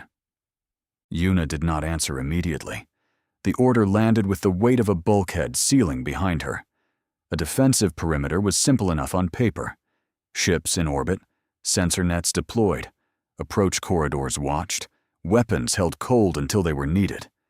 But the silence around the order was what troubled her. No claim. No Cygnus notification. No corporate movement. No announcement. Edison was not treating the planet like a discovery. He was treating it like a secret that might explode if spoken too loudly. Her first instinct was to argue, not against protecting the planet, but against the shadow now settling over every survivor aboard her ship. 40 civilians had just escaped a year of hiding beneath dead warships, and now the world that had saved them was becoming a classified military problem. Yuna could already see the future trying to form around them. Admirals measuring resource access, politicians whispering about ownership, enemies listening for weakness, and frightened survivors wondering whether rescue had only carried them into a larger cage. She kept all of that off her face. Command gave her no permission to look uncertain, especially not with Edison watching and her bridge listening. Only her cybernetic fingers betrayed her, tightening once behind her back before she forced them still. "Understood, sir," Yuna said at last. Her voice came out calm, disciplined, and colder than she felt. "The system will be secured under restricted authority. Survivors remain under medical protection and quarantine housing. No mining survey, no allied broadcast, no political contact, and no claim announcement until you authorize otherwise." Edison studied her through the hologram. "You dislike the order?" Yuna lifted her chin slightly. "I dislike what it means," she said. "If we hide this planet, the survivors may believe we are hiding them too. If we announce it too soon, every power, with a fleet, a flag, or a mining charter will come running. Either choice can hurt the people we just rescued." The admission quieted the bridge more than anger would have. Jerry looked down at his weapons board. Sui Luan's fingers paused over the comm controls. Luna's smile faded, replaced by the same hard understanding Yuna carried behind her eyes. Edison nodded once, slow and grave. "That is why I am giving the order to you. Protect them from the galaxy, Adam. Not just from weapons. From hunger, fear, ambition, and anyone who tries to turn their survival into leverage." Something in Yuna's expression hardened into resolve. The planet was beautiful. The resources beneath it were obscene. The beacon was still unexplained. The Slither King might already be watching. But the order had clarified one thing for her. The survivors were not standing between DEATHCORE and a prize. They were standing between the galaxy and another war. "Then I will make the perimeter feel like shelter, not occupation," Yuna said. "Our ships will hold distance from the planet unless needed. Medical will brief the survivors before any security change. Tovan Rel will be told the truth in words a civilian can understand. If this world is going to be protected, the people who bled to keep it hidden deserve to know why." For the first time since the report began, Edison looked almost satisfied.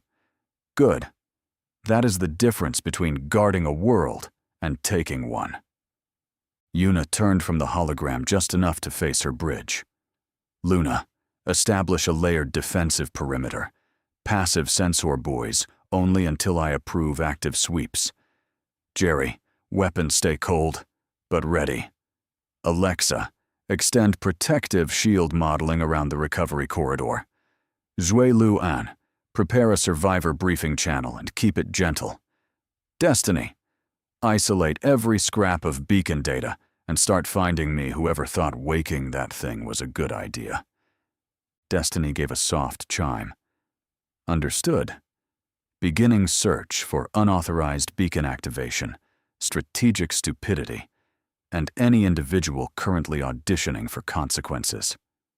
2 light-years above the planet, Hidden inside the impossible silence of the Dark Fleet's cloak, Commander Cyrus Mitchell watched the intercepted DEATHCORE transmission fade from the observation glass. "What do you think of the conversation, sir?" she asked. The 7-star admiral did not answer right away.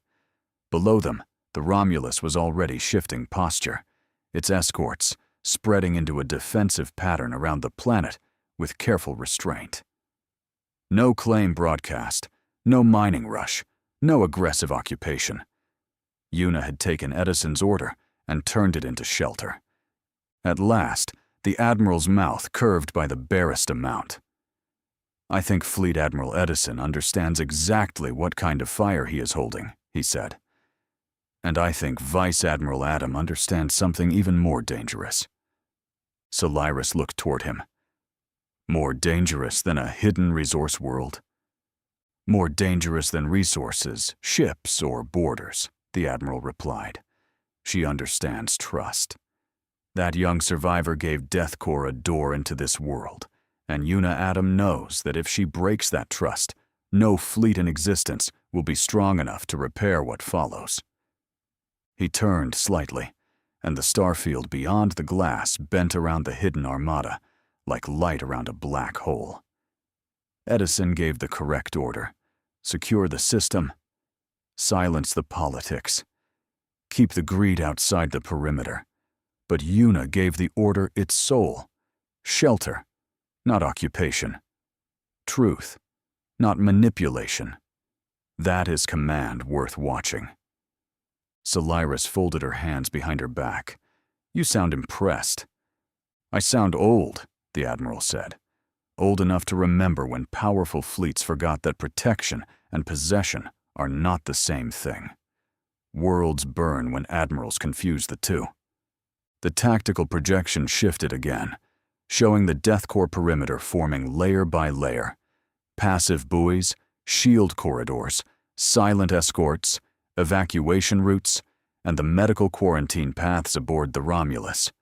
To DEATHCORE eyes, it was a cautious defensive net. To the Dark Fleet, it revealed something else: a civilization learning discipline before expansion.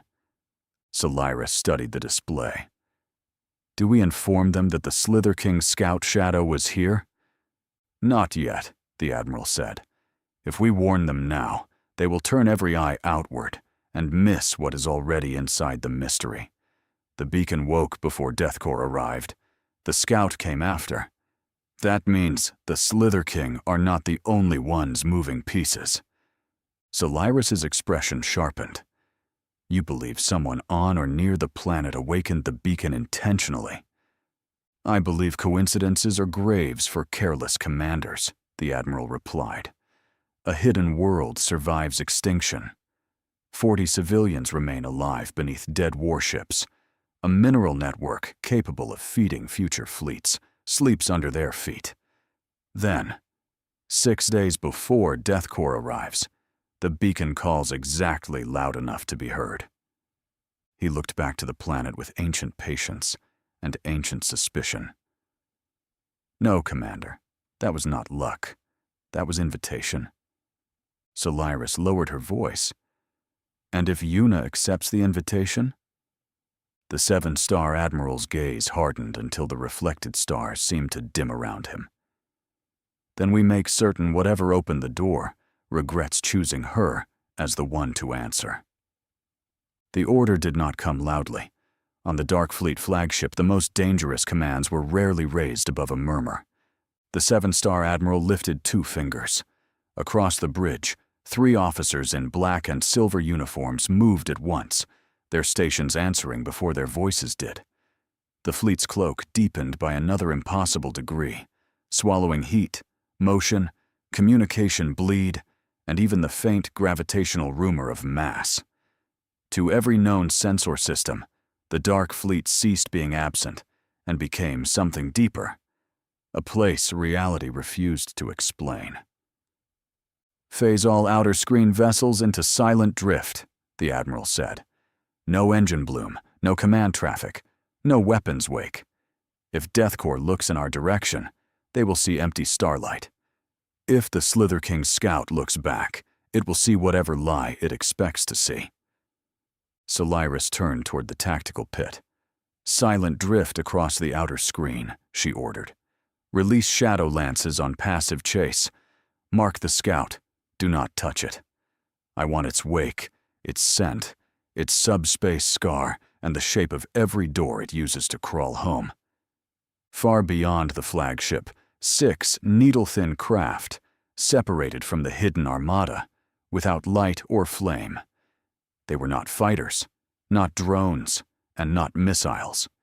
They were older than those categories, built for the kind of war fought between civilizations that knew how to hide inside physics. Each shadow lance folded itself into the dark and began following the Slither King scout's vanished trail through the bruised layers of subspace. The tactical projection dimmed until only 3 objects remained bright: the hidden planet, the deathcore perimeter, and a thin red wound marking the scout's escape path. The wound pulsed once, then stretched away from the system like a blood thread pulled through black water. Solaris watched the shadow lances disappear into pursuit. If the scout detects them, then it will die believing it discovered lightning, the admiral said, but not before it teaches us where the storm is hiding. He turned back toward the planet. Second order. Place a blind shield around Deathcore's blind spots. Not enough for them to see. Enough that if something fires from the dark, it breaks its teeth before it reaches the civilians. Solaris inhaled slowly. That will require positioning 3 cruisers inside their defensive geometry without disturbing their sensor net. Then choose captains who remember how to breathe quietly, the admiral replied. 3 Dark Fleet cruisers detached from the formation, like fragments of night peeling away from a deeper night. They slid toward the planet on gravitational currents, so clean that even Romulus's ancient senses would feel only the usual tremors of a young system settling around a newly guarded world.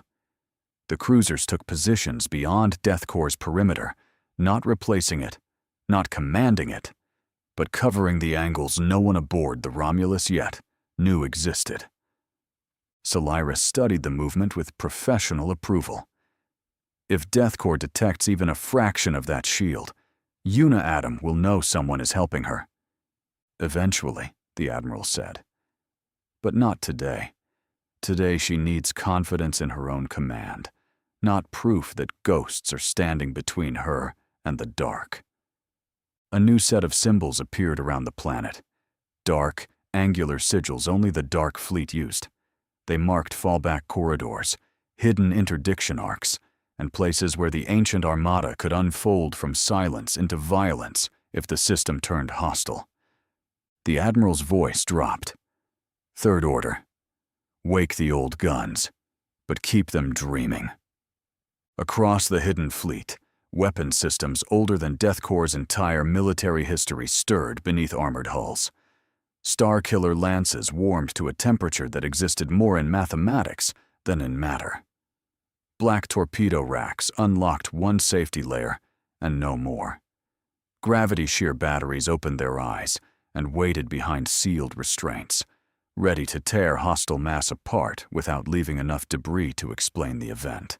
No targeting beams reached for Deathcore. No lock painted the planet. No threat revealed itself. The Dark Fleet prepared for war the way ancient predators prepared to breathe. Silently, completely, and without asking permission from anything it might have to kill. Solaris looked from the dormant weapon icons to the Deathcore ships below. And if the beacon's master moves against the survivors before Yuna finds them, the 7-star admiral stared at the hidden world, and for a moment the bridge seemed to darken around his patience. Then the legend of Deathcore's rescue will remain. Untouched, he said, because whatever attacks them will vanish so completely that Yuna Atom will never know how close the first shot came. Solaris bowed her head. Orders confirmed. Shadow lances in pursuit. Blind shield forming. Old guns dreaming. The admiral gave one final command, quieter than all the rest. "And open a listening wound in the beacon's past. I want to know who touched it 6 days ago. Not what account, not what machine, not what false trail. Who?" Chapter 11. On the bridge of the Romulus, the rescue mission finally reached the quiet part. The last of the Vexarian survivors had been secured aboard. The recovery teams were accounted for, and the hidden planet below them no longer felt like an open wound waiting under the sky. Around Yuna, her officers worked through the aftermath with disciplined voices and steady hands. But for once, her thoughts did not stay with the mission. Her augmented eye caught a narrow strand of white-gray hair near Luna's temple. It was small, almost harmless, the kind of detail another commander might have missed in the cold light of a warship bridge. Yuna did not miss it. She saw the years in that single strand and felt something tighten beneath her ribs. Luna was still her younger sister, still sharp-eyed and stubborn, still standing beside her like she had all the time in the galaxy. But time was moving through Luna faster than it moved through Yuna now. The thought pulled her back to planet Epsilon, to the white surgical lights, the sterile air, and the medical officer who had spoken to her with the careful steadiness of someone delivering a sentence instead of a treatment plan. "Rear Admiral Adam," the surgeon had said, "your new advanced neural implant is permanent. Once it is placed, the procedure cannot be reversed. The implant will help your body regenerate new biological cells, stabilize damaged tissue, and slow your aging process. Based on current projections, every 50 years that pass will age your body by approximately 1 year." The surgeon continued, his voice steady despite the weight of what he was describing. "Both of your legs will be rebuilt around a bone frame made from the strongest material known to humanity, the same class of reinforced alloy used in DEATHCORE ship hulls. Your new muscle structure will be nanotechnology-based, designed to respond through direct neural control. Once integration begins, there is no safe way to undo it." Yuna had survived the procedure, more than survived it. She had been rebuilt into something stronger, slower to age, harder to kill. Command praised the miracle. Doctors called it advancement. Engineers called it integration.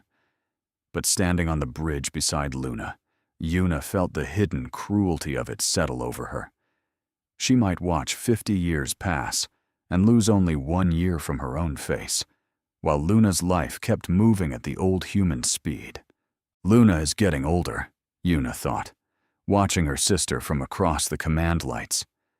I need to do something before she passes on before I do. The fear was quiet, but it cut deeper than any weapon that had ever taken pieces from her body. She wanted records, photographs, fragments of ordinary moments. Luna laughing at the wrong time. Luna pretending not to worry. Luna standing beside her, like the years could not touch either of them. I should take some photos, Yuna told herself, just in case. If the day comes when my memories fade, I want proof that she was here, that we were here together. Yuna remained still for another moment, then made a decision before fear could talk her out of it. She lifted one hand and tapped the small recording control built into her command bracer. The bridge display acknowledged the command with a soft blue blink. "Bridge crew," Yuna said, her voice steady enough that no one heard the tenderness hiding beneath it.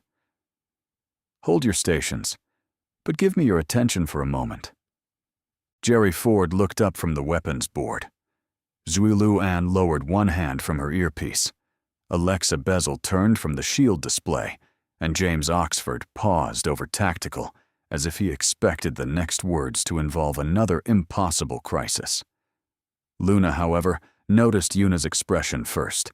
She always did. "Yuna," Luna asked quietly. "What is it?" Yuna allowed herself the smallest smile. "Nothing tactical," she said. For once.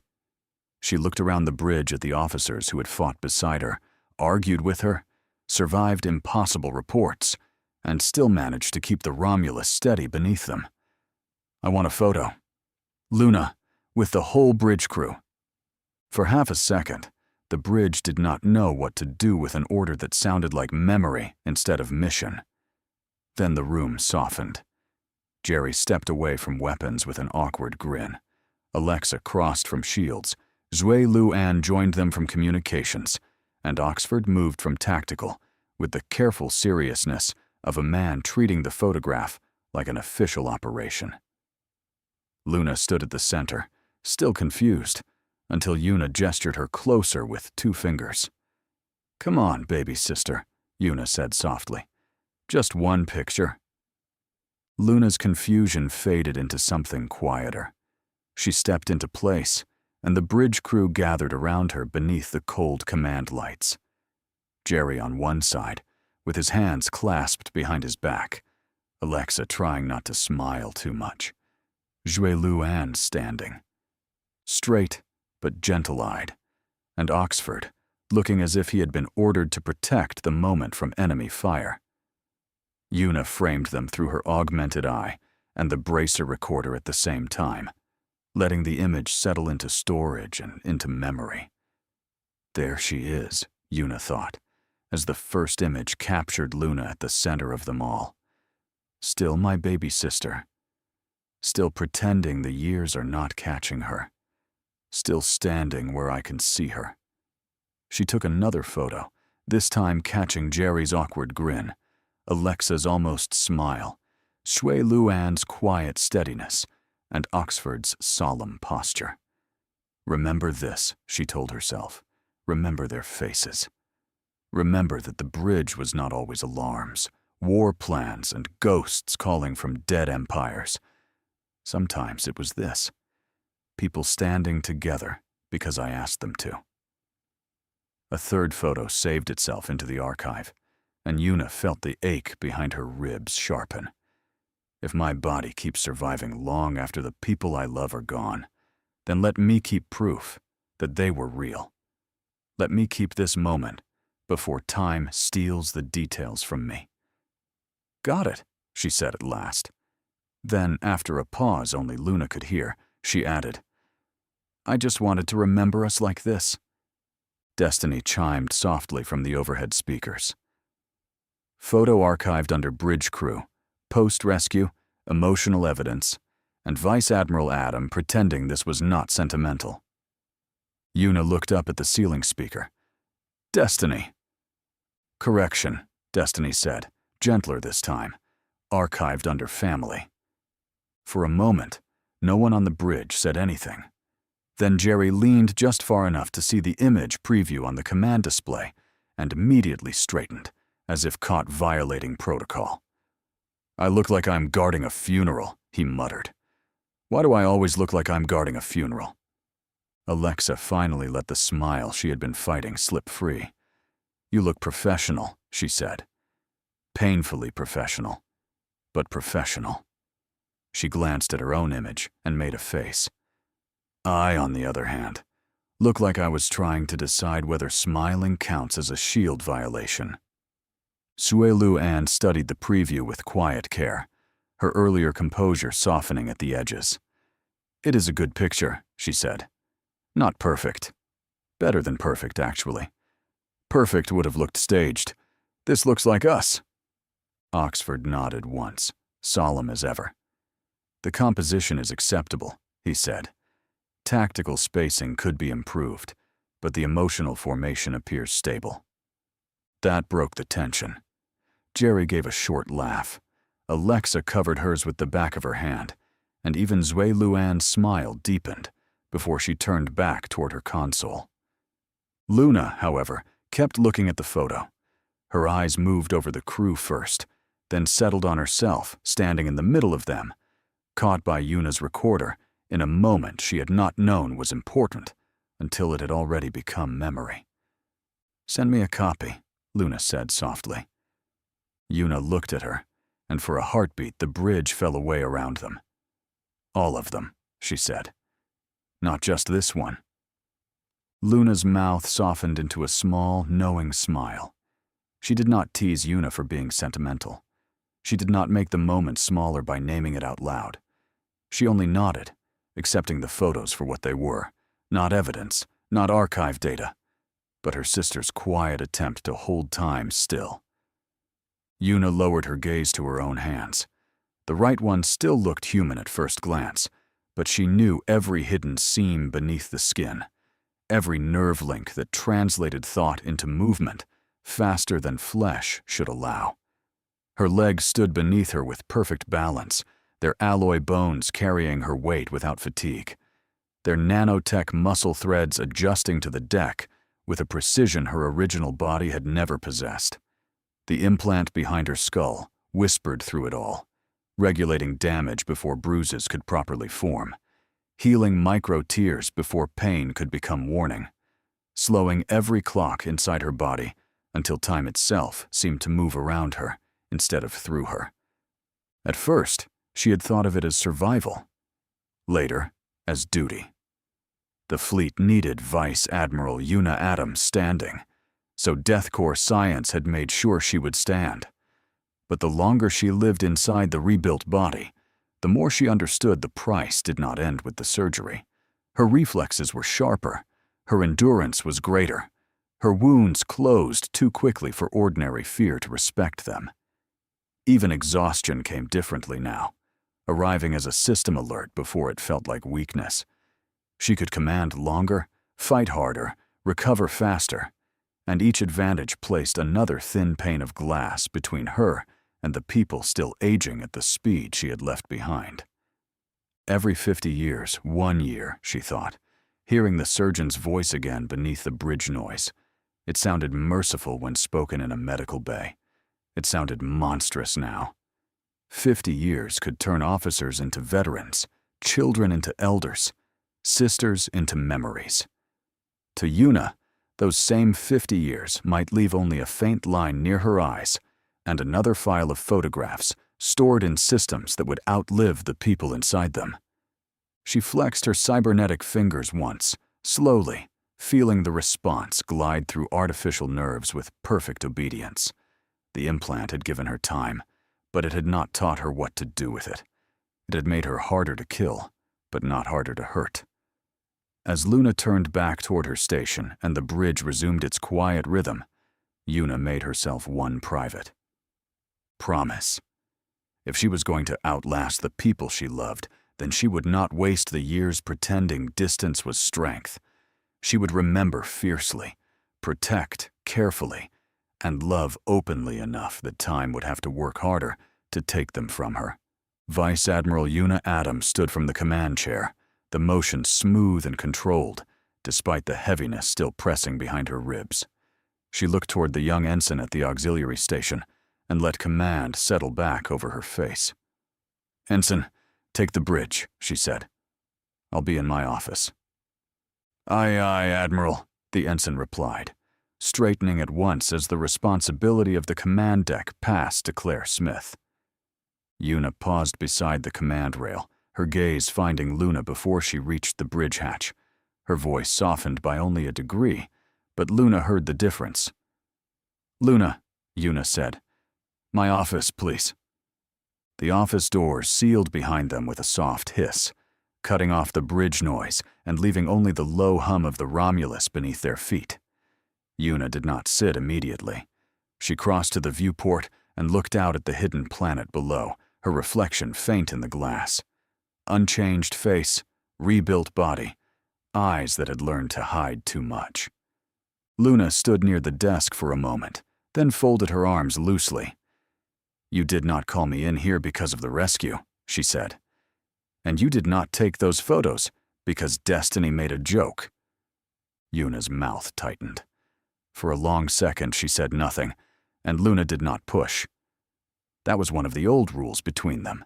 Luna could pry, argue, and cut straight through Yuna's command mask when needed. But when Yuna was trying to find the truth inside herself, Luna gave her room to reach it. "I saw your hair," Yuna said at last. Luna blinked. "My hair?" Yuna turned from the viewport. One gray strand near your temple. That is all it was. One small thing. But my eye caught it, and suddenly I could see 50 years ahead, like they were standing right there on the bridge. Luna's expression softened, the defensive humor leaving her face. Yuna, she said quietly, I am not dying because I found one gray hair. Not today, Yuna said. Not tomorrow. Maybe not for decades. That is the problem. She looked down at her hands again, flexing the cybernetic fingers once before forcing them still. The doctors gave me extra time, Luna. They called it a miracle. They said my body would slow down, heal faster, last longer. They did not tell me how to stand beside my sister and watch time treat her normally while it walks around me. Luna stepped closer, her voice low but firm. You say that like I am already a memory. Yuna flinched because the words landed where Luna intended them to. I know, she said. That is why I took the pictures. Not because I think you are gone, because I am terrified of the day when everyone else is, and I am still standing there with a body that refuses to catch up. Luna crossed the remaining distance between them and stopped close enough that Yuna could not hide behind rank, desk, or viewport. Then stop treating the future like it has already stolen me, she said. I am here. Right now. Annoying. Aging. Brilliant. Occasionally right. And still your baby sister, whether you like admitting that in front of the crew or not. Yuna gave a breath that almost became a laugh, and almost became something worse. I do not know how to do this, she admitted. I know how to command a dreadnought. I know how to walk into a trap and make the trap regret being built. I know how to survive. But I don't know how to be the one left behind slowly. Luna reached out and touched Yuna's cybernetic hand. The gesture was careful, not because the hand was fragile, but because the moment was. Then do not do it alone, Luna said. Do it with me while I am here. Take the photos, save the records, tell the stories badly enough that I have to correct you. Let me get older without making every gray hair a funeral bell. Yuna looked at their hands together, one rebuilt by alloy, nerves, and impossible medicine, the other still entirely Luna's, warm and alive against metal that had learned to mimic flesh. I'm afraid, Yuna said. Good, Luna said. That means you are not turning into a machine, no matter how much expensive hardware command keeps bolting to you. Yuna stared at her for a moment, then shook her head. You are terrible at comfort. I'm excellent at comfort, Luna said. I simply refuse to let you brood professionally without supervision. This time, Yuna did laugh, quietly and briefly. But it was real.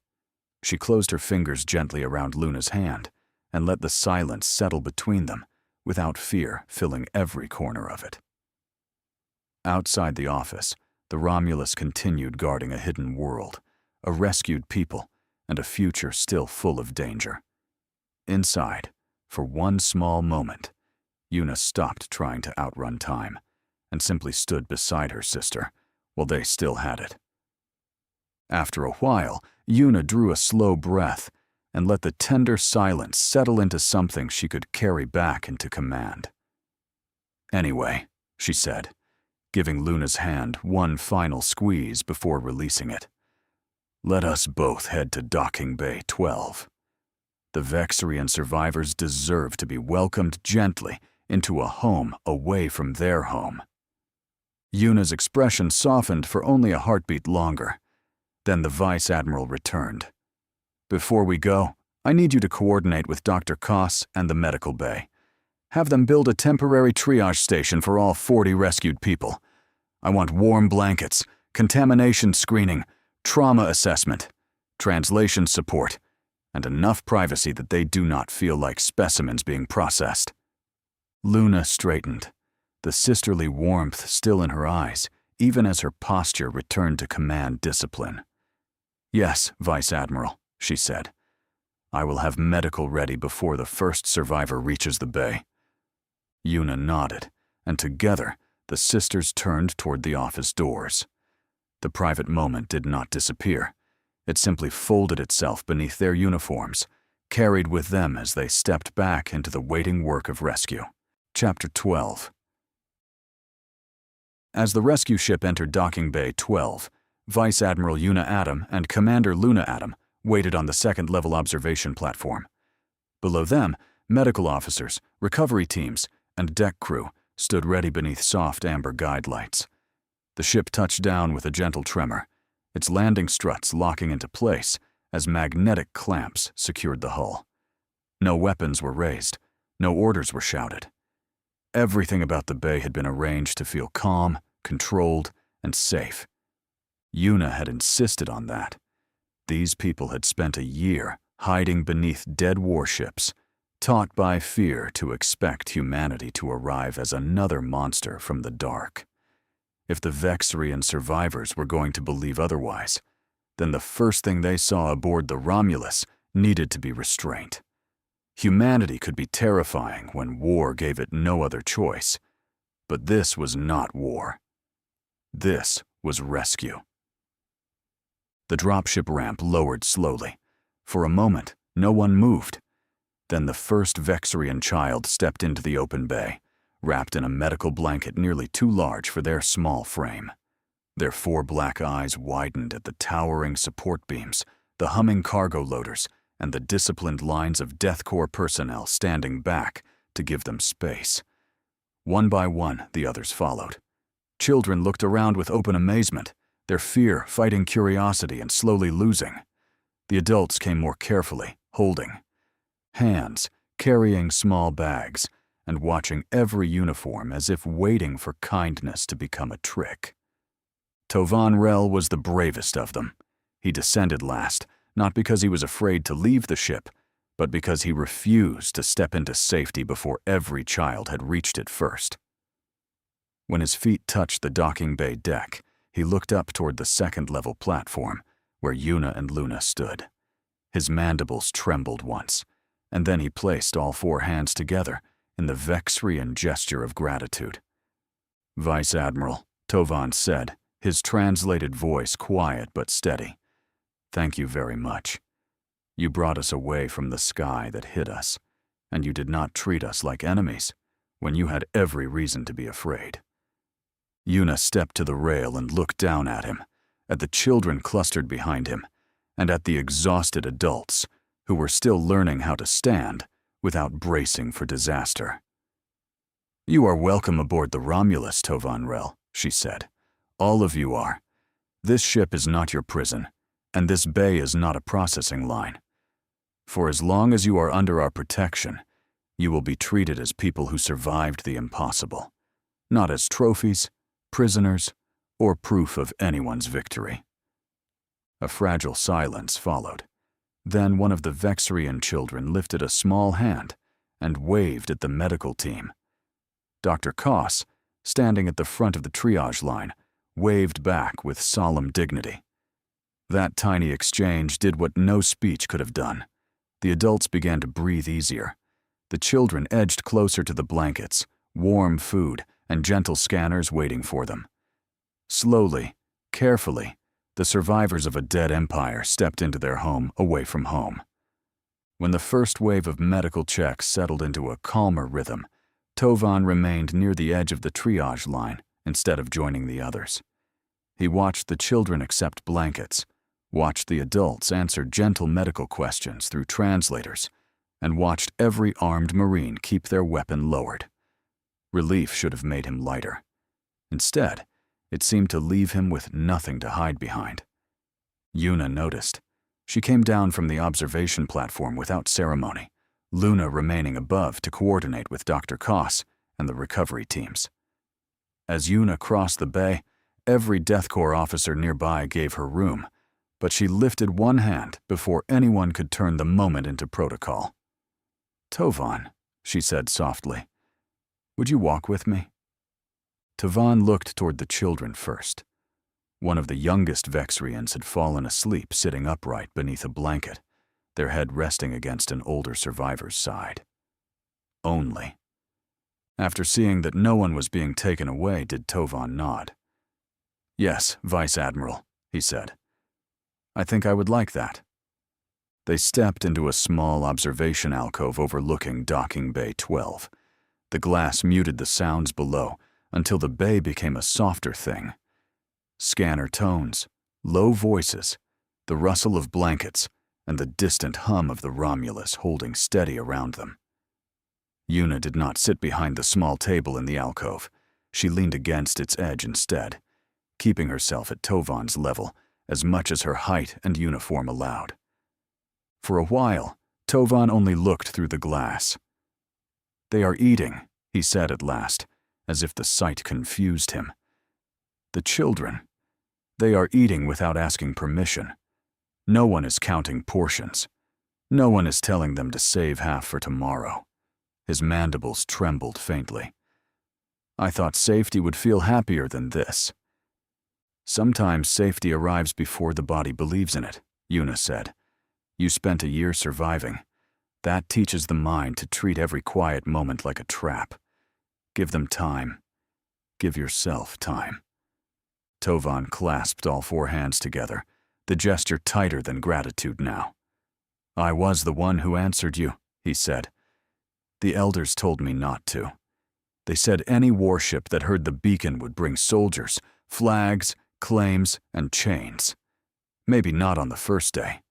Maybe not with cruel voices. But eventually." Yuna did not rush to deny it. That mattered more to Tovan than comfort would have. "They were right to be afraid," she said. "A hidden, habitable world with resources under it will attract ambition. Admirals, corporations, governments, smugglers, refugees, enemies. Everyone will see something different when they look at that planet. Some will see shelter. Some will see profit. Some will see a fortress. Some will see a prize." Tovan's four black eyes moved to her face. "And what do you see?" Yuna looked down through the glass at the survivors moving slowly through triage. "I see 40 people who stayed alive when the galaxy thought they were dead," she said.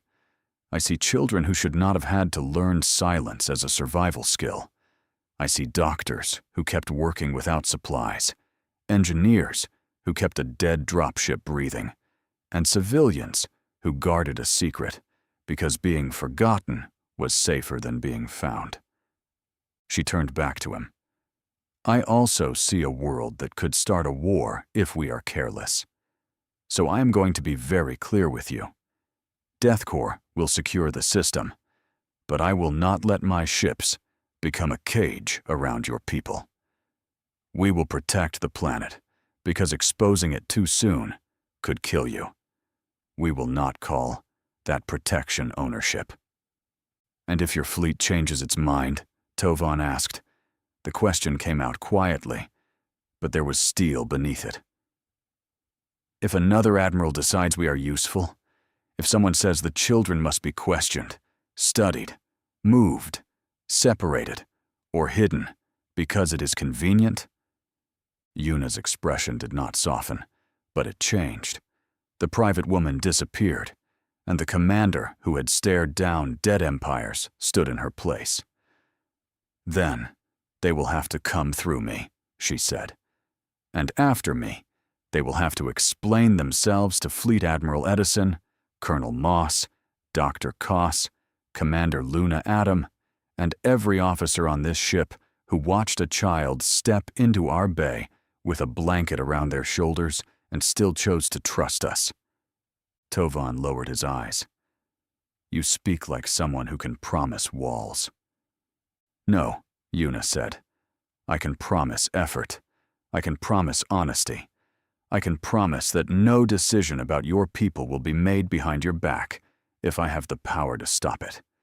But I will not lie to you and say the galaxy will suddenly become kind because you suffered enough." Tovan gave a small, bitter sound. The translator did not try to soften. "Kindness was never something we counted on. Yuna let the words rest between them before she asked the question that still hung over the entire mission.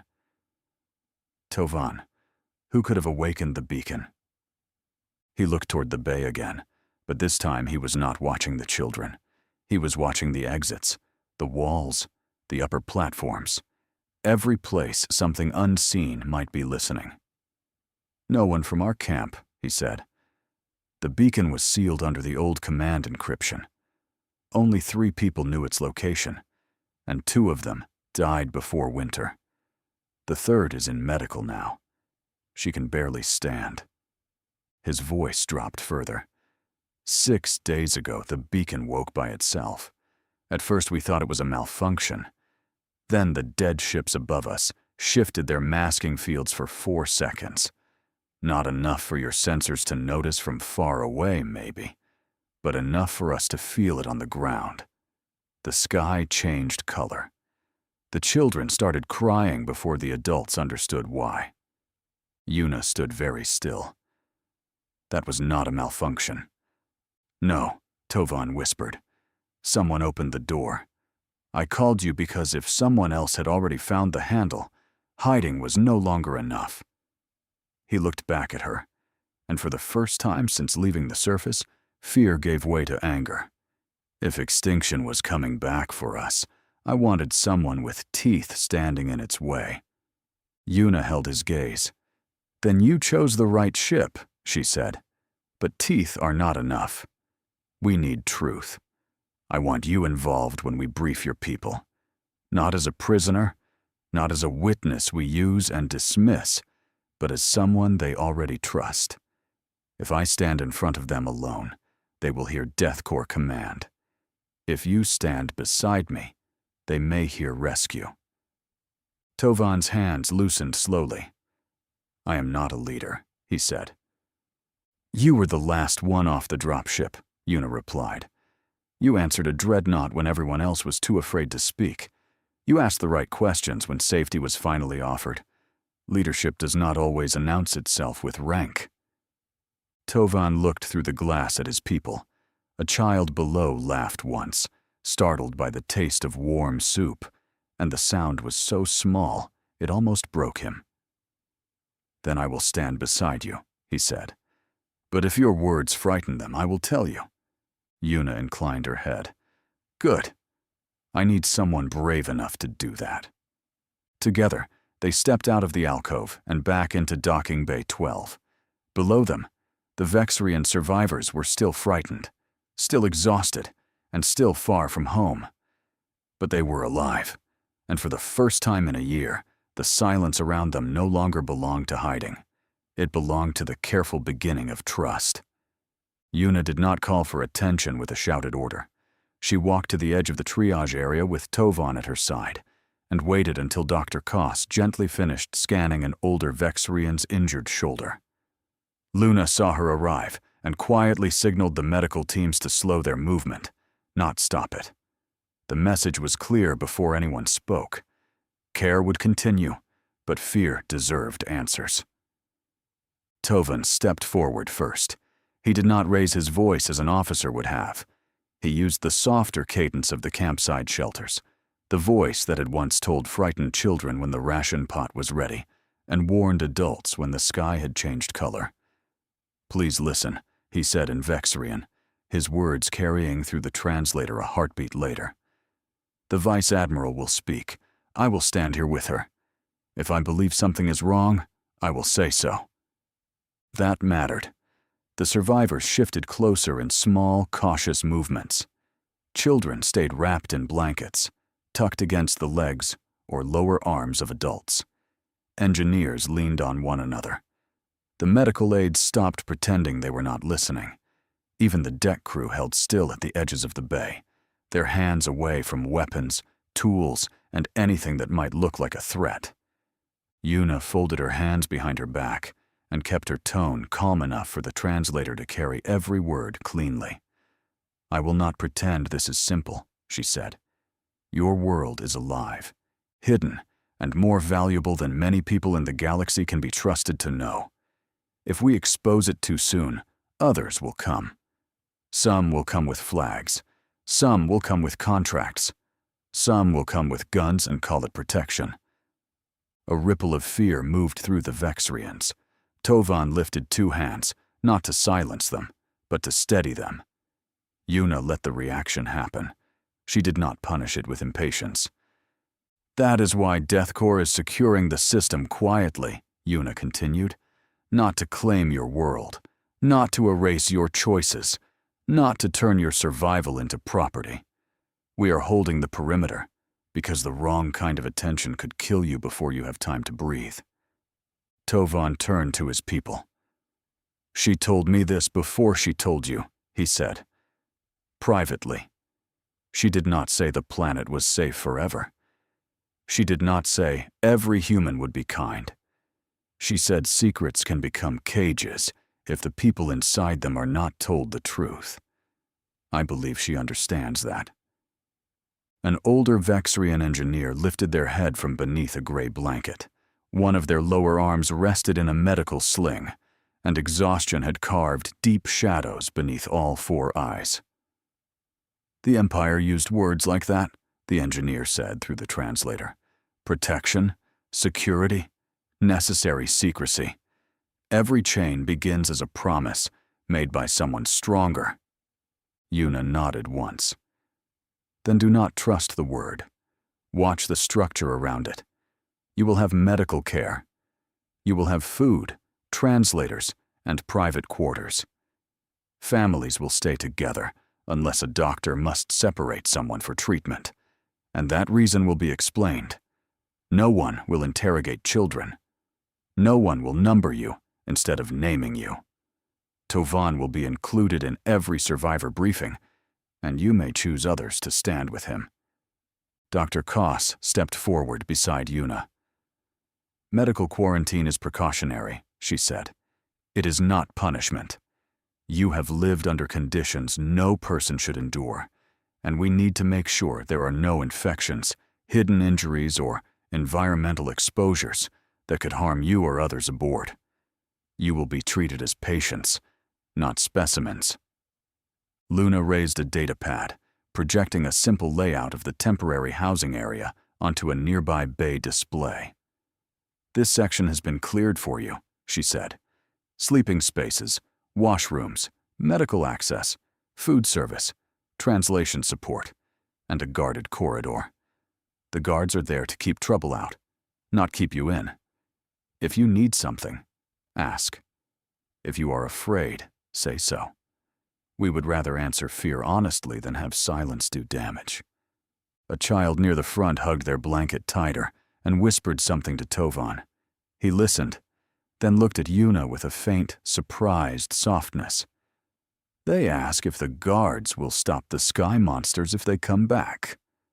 Yuna crouched, so the child would not have to look so far up. If the Slither King come back, she said, they will find this ship between them and you. I will not promise that danger is gone. I will promise that you will not face it alone. The child studied her for a long moment, then nodded once with the grave seriousness only frightened children could manage. That small nod traveled through the group more powerfully than reassurance. The adults saw that Yuna had not promised impossible safety. She had promised presence, resistance, and truth. After a year of lies from the dead and silence from the sky, truth was not small. Yuna stood again. There is one more thing you need to know. The beacon that called us here did not wake by accident. We do not yet know who touched it, but someone opened a door to your world. Until we understand why, we must assume someone else may try to walk through it. Tovan's shoulders tightened, but he did not look away from his people. Tell them what you remember, he said. Not because DEATHCORE demands it, because if someone found our hiding place once, they may find it again. The truth may be the only shelter we can carry with us. The older engineer lowered their gaze, then slowly raised one hand. A medical aide standing near the back did the same. Then another adult, and another. Not everyone. Not yet. but enough to show the first fragile line of cooperation forming where fear had been. Yuna looked at the raised hands, then at Tovan. "Choose who speaks for you," she said. "Choose more than one person. Choose people who will argue with me if they must. I do not want obedience from survivors. I want trust strong enough to survive questions." Tovan translated her words himself, not because the machine failed, but because he wanted his people to hear the shape of them in his own voice. The Bey remained quiet when he finished. Then the older engineer bowed their head. The medical aide took a careful step forward, and the first council of the rescued began to form under the amber lights of Docking Bay 12. Above them, the Romulus held its defensive silence around the hidden world. Inside the bay, something just as important took shape without alarms, weapons, or orders. 40 survivors learning that protection could have witnesses, conditions, and voices of their own. Yuna watched Tovan stand among them and understood that the rescue was no longer only about moving people from danger. It was about teaching them that safety did not have to sound like surrender. Yuna let the moment breathe, then addressed the survivors one last time with a gentleness that still carried command. "All right, everyone," she said. "Please eat, rest, and make yourselves as comfortable as you can. The medical team will attend to your needs, and Commander Adam will make sure you have translation support, privacy, and anything else required for your care. For now, you are safe aboard the Romulus." She looked to Tovan and inclined her head in a small sign of respect. "I have to return to the bridge. Tovan, stay with your people. If they need something, tell Luna or Dr. Koss. If they are afraid, tell us that too." Tovan pressed all 4 hands together again. "I will," he said. "Thank you, Vice Admiral." Yuna gave the gathered Vexarians one final nod before turning toward the nearest lift. Behind her, the survivors slowly returned to warm food, careful medical care, and the uneasy work of believing that a warship could feel like shelter. Ahead of her, the bridge waited with the unanswered beacon, the hidden planet, and the silence of whatever had opened the door 6 days ago. Once Yuna disappeared into the lift, Docking Bay 12 did not become loud. It became busy in a quieter, softer way. The medical teams moved with practiced patience, guiding families toward the blue-lit triage lanes, while Luna kept the deck crew back far enough to give the survivors room to breathe. No one barked orders. No one grabbed arms. When a Vexarian adult hesitated before stepping onto a scanner pad, Dr. Koss simply waited and explained the device again through the translator until fear loosened enough for one careful step. The temporary housing section sat one deck above medical, close enough for emergency care, but far from the thunder of cargo loaders and flight operations. The corridor lights had been dimmed to a warm amber, and privacy partitions divided the larger compartment into family spaces. Each area held folded blankets, soft sleeping mats, clean water dispensers, hygiene kits, and a small translation node glowing gently on the wall. The children discovered the sleeping mats first. One small Vexarian pressed both lower hands into the cushion, stared in disbelief when it gave beneath their touch, then climbed onto it, as if expecting someone to scold them for using too much comfort. When no one did, 2 more children joined them. Within minutes, 3 exhausted survivors were curled together beneath one blanket pile, their eyes finally closing in a place that did not require someone to watch the sky. The adults took longer. Some stood near the doors, counting exits. Others touched the walls, listening to the distant pulse of the dreadnought, as if trying to decide whether the ship was a shelter or a beast. An older engineer inspected the water dispenser 3 times before drinking from it. A medical aide opened a hygiene kit, found sealed soap, cloths, and a comb, and sat down so suddenly that a nurse stepped forward in concern. Food arrived in covered trays, simple and warm, adjusted by Dr. Koss for Vexrian digestion. At first, the survivors ate with the careful discipline of people trained by scarcity. Small bites, long pauses, eyes checking whether anyone would take the rest away. Then Luna ordered additional trays placed openly near the entrance, not handed out like rations, but left available like a promise. The change was small. The effect was not. One adult stared at the extra food until their mandibles trembled, then turned away quickly, pretending to check on a child. Tovan moved from family to family, repeating what Luna and Dr. Koss had explained, but in the language of people who had survived the same hunger.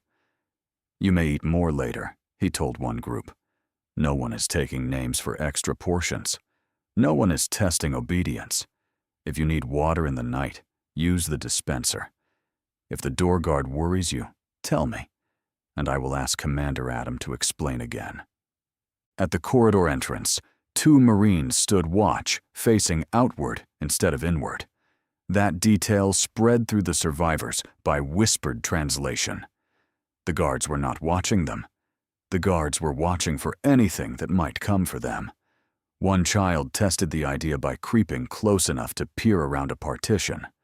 Private Sato noticed, then slowly offered a 2-finger wave without turning his rifle from the corridor.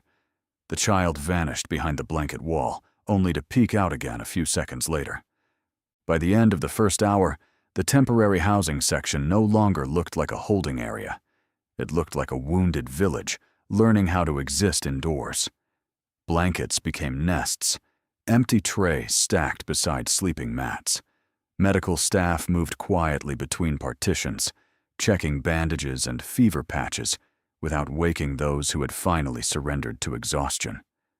The hum of the Romulus remained beneath everything, deep and steady, no longer only the sound of a warship. For some of the children, it became the first lullaby they had heard in a year. Tovan stood near the entrance long after most of his people had settled. Luna approached without making him turn. "Do they need anything?" she asked softly. He looked over the partitioned room, the children asleep under too many blankets, the adults pretending not to cry over full water cups, the medics moving like careful ghosts. "Yes," Tovan said after a long moment, "but not anything your machines can give them tonight." Luna followed his gaze and understood. Food could fill a stomach, blankets could warm skin, medicine could close wounds. But belief took longer. Trust had to arrive in pieces, small enough for frightened hands to hold. "Then we give them tonight," she said, "and tomorrow we give them another one." Tovan pressed all 4 hands together, not in formal gratitude this time, but because he did not know what else to do with them. Around him, the survivors slept, ate, whispered, and wept softly behind privacy screens, aboard the most feared warship they had ever imagined. For the first time, the fear did not leave them alone in the dark. It had company now. It had warmth, witnesses, and guards facing outward. Long after Luna returned to her duties, and the corridor settled into guarded quiet, Tovan remained awake. He sat beside one of the privacy partitions, with his back against the wall, all 4 hands folded loosely in his lap. Around him, his people slept in uneven pieces. A child whimpered once and was soothed by an adult half asleep beside them. Someone coughed behind a blanket screen. Somewhere farther down the compartment, a water dispenser clicked softly as another survivor tested whether clean water would still be there in the dark. Tovan tried to measure the day and failed. Morning had begun beneath the dead Nova battleships, under a sky he had spent a year fearing and trusting in equal measure. By night, he was aboard a DEATHCORE dreadnought, surrounded by humans who had been monsters in every Imperial lesson and rescuers in every act he had witnessed so far. The distance between those 2 truths was too wide for his exhausted mind to cross cleanly. He looked toward the sleeping children and felt the old guilt rise again. He had answered the beacon. He had broken the silence. He had spoken to a warship when the elders had begged him not to. If Deathcore had come differently, if Yuna Adam had carried revenge instead of restraint, then every sleeping shape in the compartment might have become proof that his bravery was only another name for disaster. But Yuna had not lied to him. That troubled him almost as much as it comforted him. The Empire had always lied beautifully, wrapping fear in ceremony and calling obedience a virtue. Yuna's truth was plainer and sharper. She had told him the planet was dangerous because others would want it. She had told him protection could become a cage if no one watched the hands building it. She had told him the galaxy would not become kind simply because his people had suffered. Tovan closed his eyes and saw the dead ships above the planet, 2 capital battleships and 1 frigate hanging in silence like burned prayers. For a year, he had hated them for being tombs he could not mourn properly. Now he understood them differently. They had not only died, they had continued guarding. Their empty holes had hidden children from extinction, held the sky closed, and waited until someone brave or desperate enough opened a path out. A soft laugh sounded from behind one partition. Not loud, not free, but real enough to make Tovan open his eyes. 2 children were whispering under a blanket, likely inventing names for the ship's humming walls or the guards who faced away from them. One of the adults shushed them, but without anger. The sound faded, leaving Tovan with something more frightening than fear. Hope small enough to protect, and too fragile to trust completely. He had told Yuna he was not a leader. Maybe that was still true.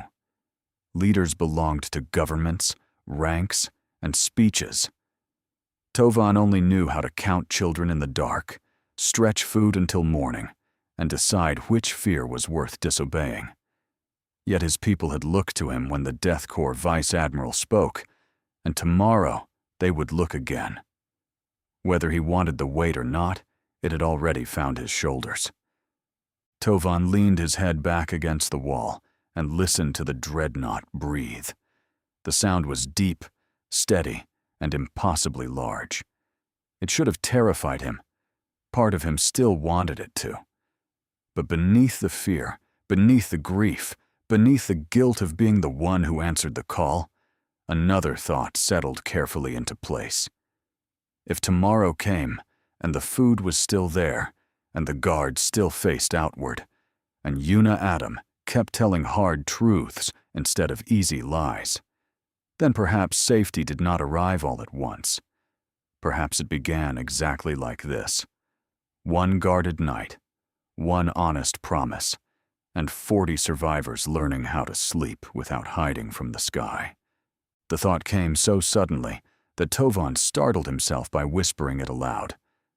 "I no longer wish to be remembered as Nova," he said softly, barely louder than the hum of the ship. "I want my people, and myself, to be remembered as Vexrian." For a moment, he sat frozen, shocked that the words had escaped him at all. All his life, Nova had been the name stamped over everything: laws, ships, ration cards, school lessons, prayers spoken before imperial officials, and warnings about the enemies beyond the border. Nova had been empire before it had ever been people. It had been banners, commands, obedience, and fear dressed in polished language. But Vexrian was older than that. Vexrian was the language whispered under blankets when the children were afraid. Vexrian was the way 4 hands folded around 1 bowl to make a meal feel shared instead of scarce. Vexrian was the elders refusing to let names become. Numbers, the medics treating wounds without supplies, and the survivors keeping each other alive when the empire that claimed them no longer existed. The Nova Empire was dead. Its officers were gone, its commands broken, its banners burned into history or drifting as ash between stars.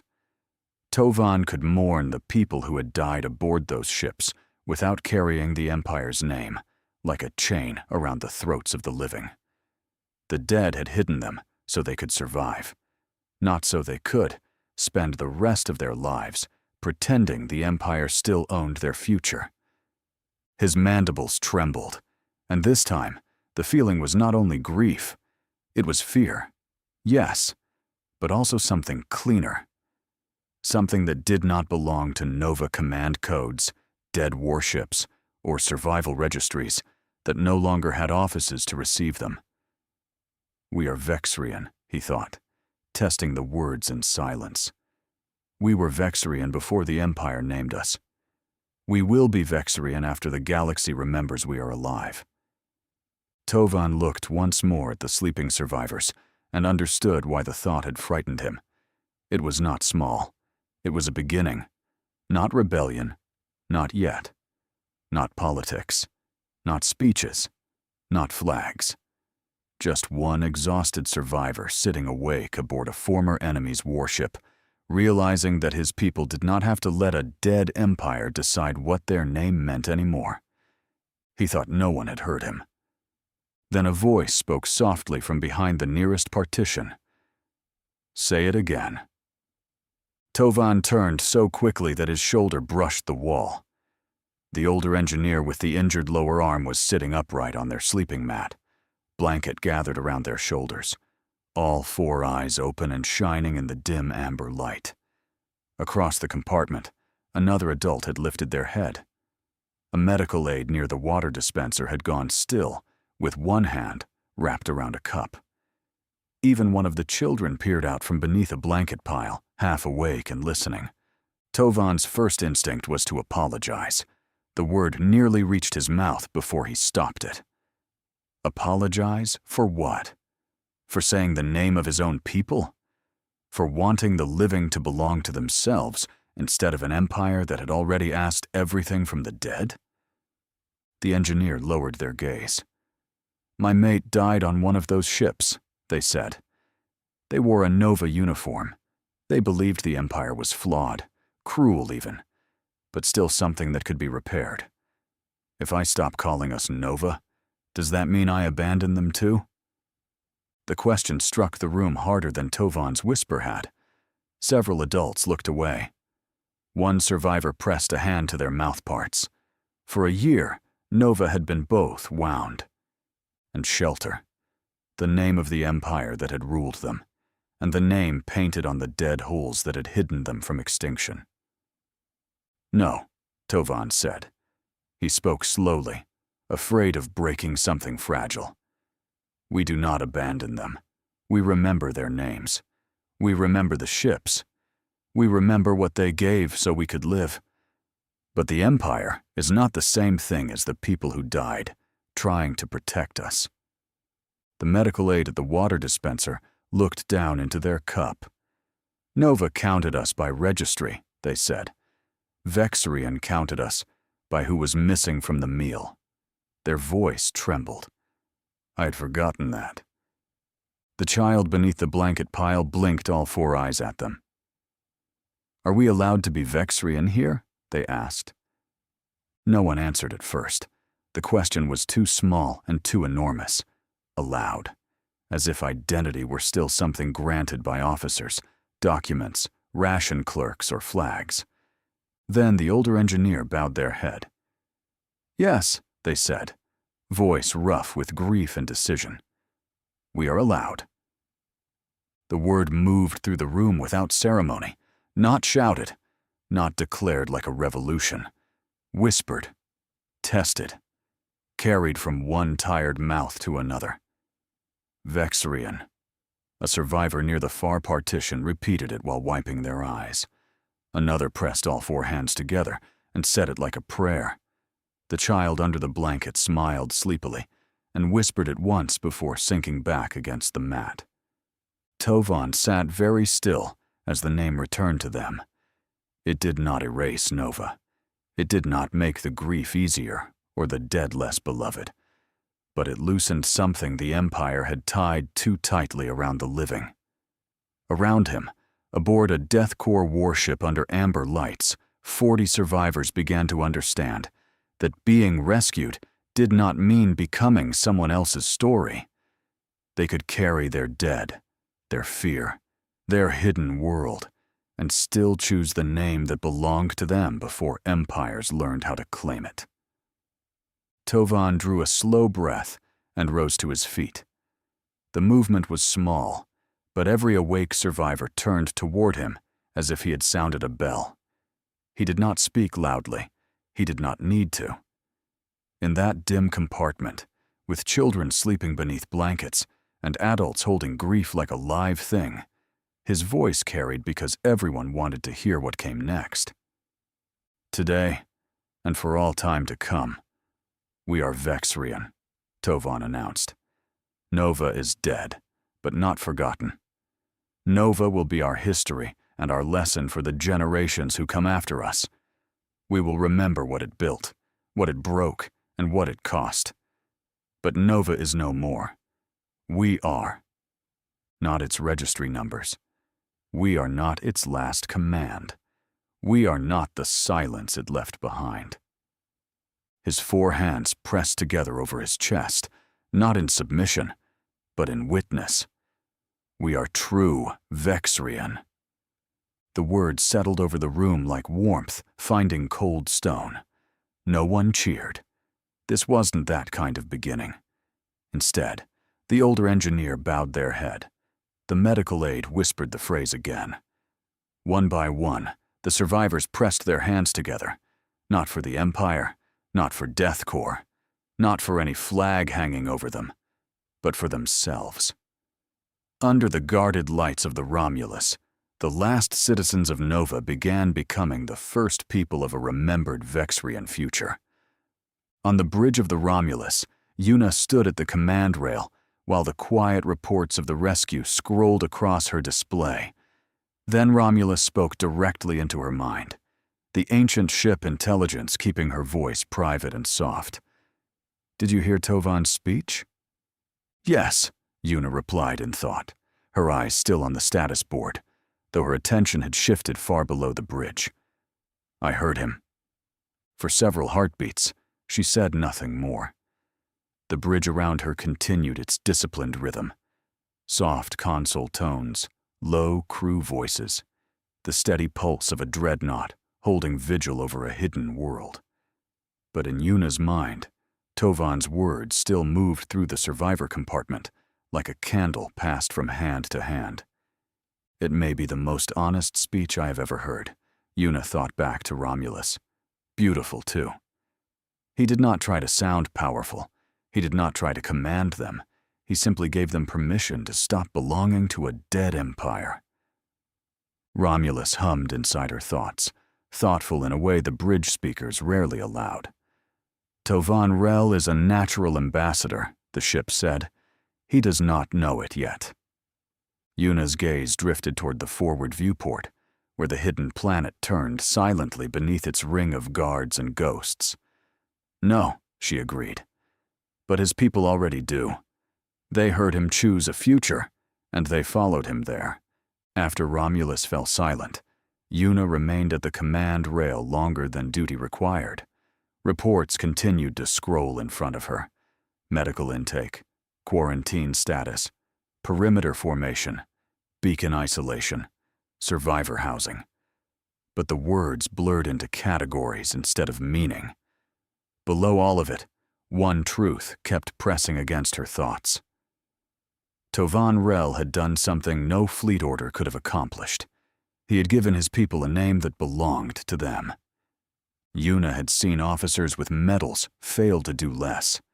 She had watched diplomats bury simple truths beneath polished language until frightened civilians no longer knew whether they were being saved or negotiated over. Tovan had stood in a dim, temporary housing compartment, exhausted and afraid, and somehow found the one sentence that could hold grief without surrendering the future. Nova was dead, but not forgotten. Vexrian remained. That was not only survival, that was nationhood beginning without permission. The realization made her proud of him and afraid for him at the same time. A people with a name could not be filed away as refugees so easily. A people with a history could not be moved like cargo. A people with a living world beneath their feet, and a leader they trusted would attract attention from every power that smelled opportunity. If DEATHCORE was careless, Tovan's first act of healing could become the first document in a political war he had never asked to fight. Do not let them turn him into a symbol before he has had time to be a person, Yuna thought. The warning was for herself as much as for Fleet Command. It would be easy to place Tovan beside briefing tables, put his face in protected reports, and call him a representative because the situation needed one. Easy and dangerous. He had carried hunger, fear, and 40 lives across a year of silence. He deserved rest before responsibility found new language to wear. Still, Yuna knew rest alone would not protect him. The galaxy respected paper, seals, ranks, and recognized voices. If the Vexarians were going to survive the discovery of their world, they would need more than blankets and guarded corridors. They would need legal standing, medical advocacy, controlled disclosure, and someone powerful enough to say no when security began sounding too much like ownership. Yuna looked down at the command rail and let her cybernetic fingers settle flat against the metal. Tovan had chosen a future for his people. Now it was her duty to make sure the galaxy did not punish him for daring to name it. "Destiny," she said aloud, her voice quiet but carrying across the bridge. "Flag all survivor-related files under protected humanitarian status. No external distribution without my authorization. And prepare a private briefing packet for Tovan Rel. Not propaganda, not a command summary. The truth, written plainly." Destiny chimed softly. Protected humanitarian status applied. Plain language briefing packet initiated. I will remove unnecessary jargon, emotional cowardice, and any sentence that attempts to hide ownership inside the word stewardship. Yuna almost smiled. "Good," she said. Her gaze returned to the hidden planet beyond the glass. Somewhere below her decks, 40 survivors were learning how to sleep without. Hiding from the sky.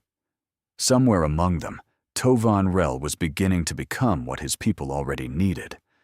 And on the bridge above them, Yuna Adams silently promised that if the Vexarians were stepping into history, they would not step into it alone.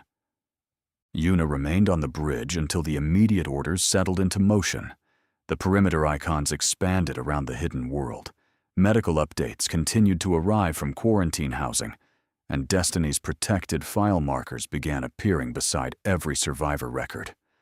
Only when Luna confirmed the bridge had stabilized did Yuna step away from the command rail and enter the small ready room just off the bridge. The door sealed behind her, muting the bridge into a low mechanical hush. Yuna stood in the center of the room for a moment, then looked toward the ceiling speaker. Destiny, private channel. No bridge audio, no automatic distribution, and no summary to Fleet Command unless I authorize it.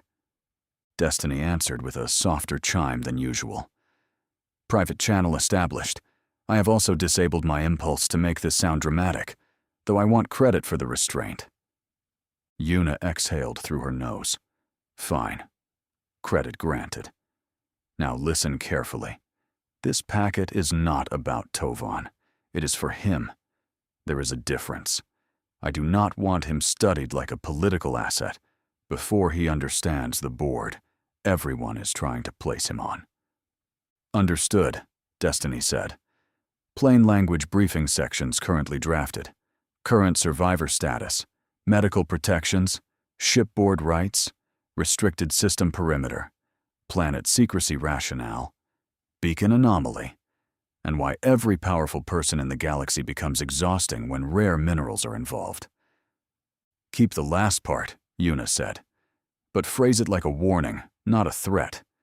Tovan has spent a year expecting power to arrive as punishment. I need him to understand danger without feeling cornered by it. Destiny was quiet long enough for Yuna to know she was doing more than formatting text. Tovan Rel responds best to honesty paired with choices, the AI said at last. He distrusts comfort when comfort removes agency. He accepted your help because you allowed him to disagree with you in front of his people. Yuna leaned back against the edge of the ready room desk. Then build the packet around choices. What he can ask, what he can refuse, what we know, what we suspect, what we are hiding from the galaxy, and why. If there is a section that sounds like DEATHCORE making decisions over his head, rewrite it. There are classified elements, Destiny reminded her.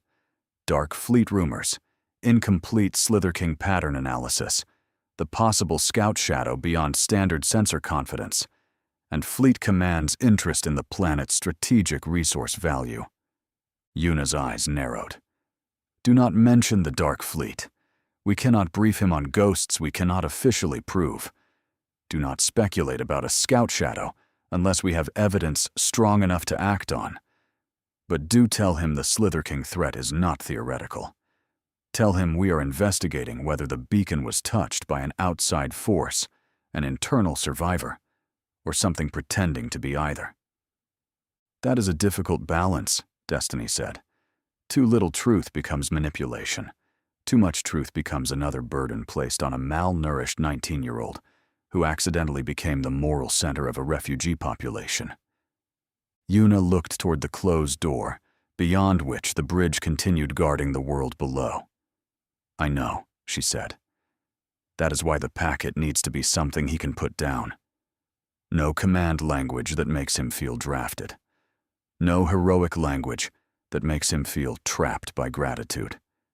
He gets the truth, and he gets time to decide what to do with it. Destiny's reply came dry, but without mockery. I will delete any sentence that treats his trauma as inspirational branding. I will also flag every phrase that smells like future committee behavior. Yuna allowed herself the smallest smile. Good. Include a final section titled, Questions You Are Allowed to Ask. Make the first answer very clear. All of them. For once, Destiny did not answer immediately. When she did, her voice was quieter than Yuna expected. Packet revised. Tovan Rel will receive truth without enlistment, warning without coercion, and choices without decorative chains. Yuna pushed away from the desk. Then send it to my secure review queue. I want to read every word before he does. Already done, Destiny said. And Vice Admiral? Yuna paused at the door. Yes? You are handling him carefully, Destiny said. That is not weakness. It is strategy with a conscience. Yuna stood still for one heartbeat. Then the door opened, and bridge light cut across her uniform. Let us hope the galaxy remembers the difference, she said, and stepped back into command. Chapter 13. As the private meeting began in a secluded section of Docking Bay 12, no one aboard the Romulus fully understood that history was about to turn on a quiet conversation. Humanity and the Vexrian survivors faced one another beneath the softened amber lights, not as conquerors and refugees, but as two people standing at the edge of a future neither side had planned. Vice Admiral Yuna Adam stood with Commander Luna Adam at her side, while Tovan Rel and the 40 survivors of the hidden planet gathered before them, weary, cautious, and newly brave.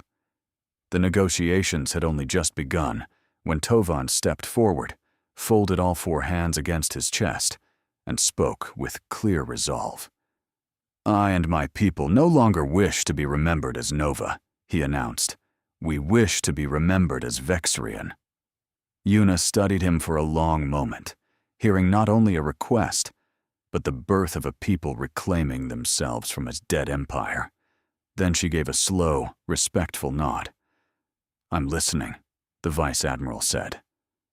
Tovan drew a careful breath, but it trembled before he could hide it. He lowered two of his hands, while the other two remained pressed over his chest, as if he were trying to keep his heart from breaking open in front of everyone. "For me, personally," he said, his voice quiet but raw, "I do not want my life to be remembered only by what the Empire stole from us. I want to discover the universe because I was taught to fear it. I want to write poetry because our songs were turned into slogans. I want to solve mathematical problems because numbers can be beautiful when they are not being used to count the dead. I want to make music. I want to make art. I want to create something that does not carry a command code, a ration stamp, or a soldier's order." His mandibles trembled, but he forced himself to keep looking at Yuna. "For too long, our empire tried to give us a new identity by taking the old one away. Nova was not a name all of us chose. For many of us, it was a collar polished, until it looked like honor." His gaze shifted toward the silent warships beyond the bay walls, and grief hollowed his voice. The crews of the two battleships and the frigate did not want a war between Earth and Cygnus. They did not die chasing conquest. They died because they refused to let frightened civilians become fuel for another empire's pride. He turned slightly, looking back at the survivors gathered behind him. "And the people standing with me now are not enemies who surrendered. They are children, healers, engineers, parents, and dissenters who spent a year whispering their own names, so Nova would not be the last word ever spoken over them." Tovan faced Yuna again, all four hands now folded tightly together. "I am tired, Vice Admiral. We are all tired. We do not want to inherit the Empire's wars. We want the right to become something gentler than what survived us." For a long moment, Yuna could not answer. The docking bay around her seemed to fade into the quiet sound of frightened people breathing, of children clutching blankets, of survivors waiting to learn whether the name they had chosen would be honored or corrected by someone with more power. She had heard surrender speeches before. She had heard enemies bargain, refugees plead, and officers wrap desperation in formal language. This was different. Tovan was not asking for territory, weapons, or revenge.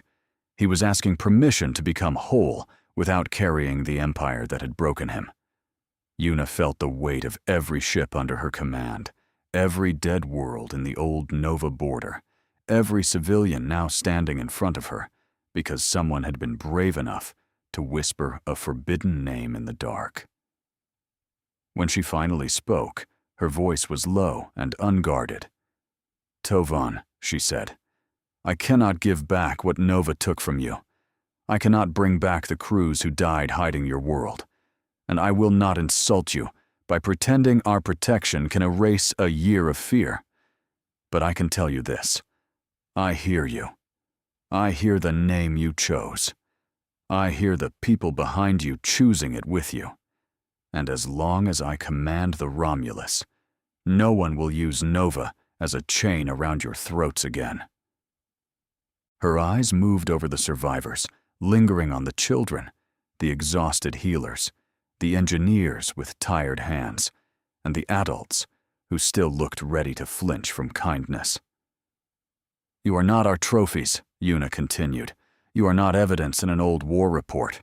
You are not spare pieces of a dead empire for the galaxy to argue over. You are Vexrian. If that is the name by which you wish to stand before history, then DEATHCORE will record it, speak it, and defend your right to carry it." Her composure nearly broke then, not into weakness, but into something fiercer. "And if anyone, human, Cygnus, corporate, military, or otherwise, tries to decide that your grief makes you easier to own, they will learn that mercy aboard this ship is not softness. It is a promise with teeth." Tovan's mandibles trembled, and for a moment he looked younger than he had when he first stepped aboard the Romulus. One by one, The survivors behind him pressed their hands together, not in submission, but in recognition. Yuna returned the gesture as best she could, placing one human hand and one cybernetic hand over her heart. The motion was imperfect, but sincere, and that seemed to matter more than accuracy. "Then let this be the first term between us," she said. "Humanity will not remember you as Nova, unless you ask us to remember the dead. The living will be known as Vexrian." Silence followed, but it was no longer the brittle silence of fear. It was the silence of people realizing that a line had been crossed and that the universe had changed around them, even if history had not yet learned the words. Tovan bowed his head, and behind him the survivors did the same, each gesture uneven, exhausted, and deeply alive. Yuna let them have that moment before speaking again. "These negotiations will continue with your voices included," she said. "No agreement about your people, your safety, or your world will be written without Vexrian witnesses at the table.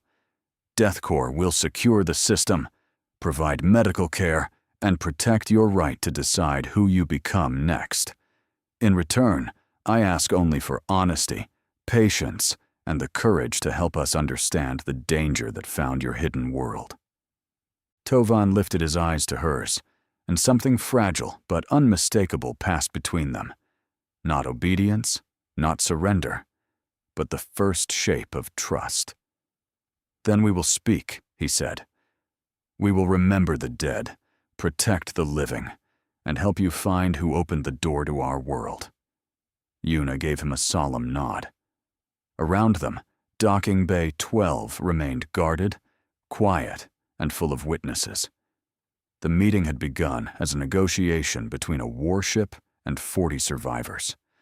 It ended as something larger, the first promise between humanity and the Vexrian people, made beneath amber lights, while a hidden planet waited beyond the hull, and history held its breath. Nearby, 3 Marines stood quietly at the edge of the gathering, doing their best to look like disciplined witnesses instead of the same Sato, Greaves, and Danner, who had recently turned boredom into a weapons safety incident. For once, none of them joked during the moment itself. They watched Tovan stand before Vice Admiral Adam and speak for his people, watched Yuna answer him not with ownership, but recognition, and even Sato seemed to understand that something larger than a negotiation had just happened.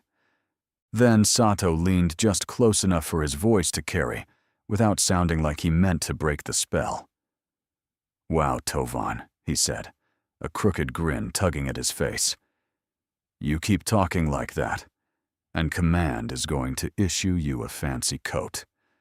Hail to Ambassador Tovan." For one startled heartbeat, Tovan only stared at him. Then a fragile laugh escaped one of the Vexrian children, soft and disbelieving, and the sound moved through the survivors like warmth through cold metal.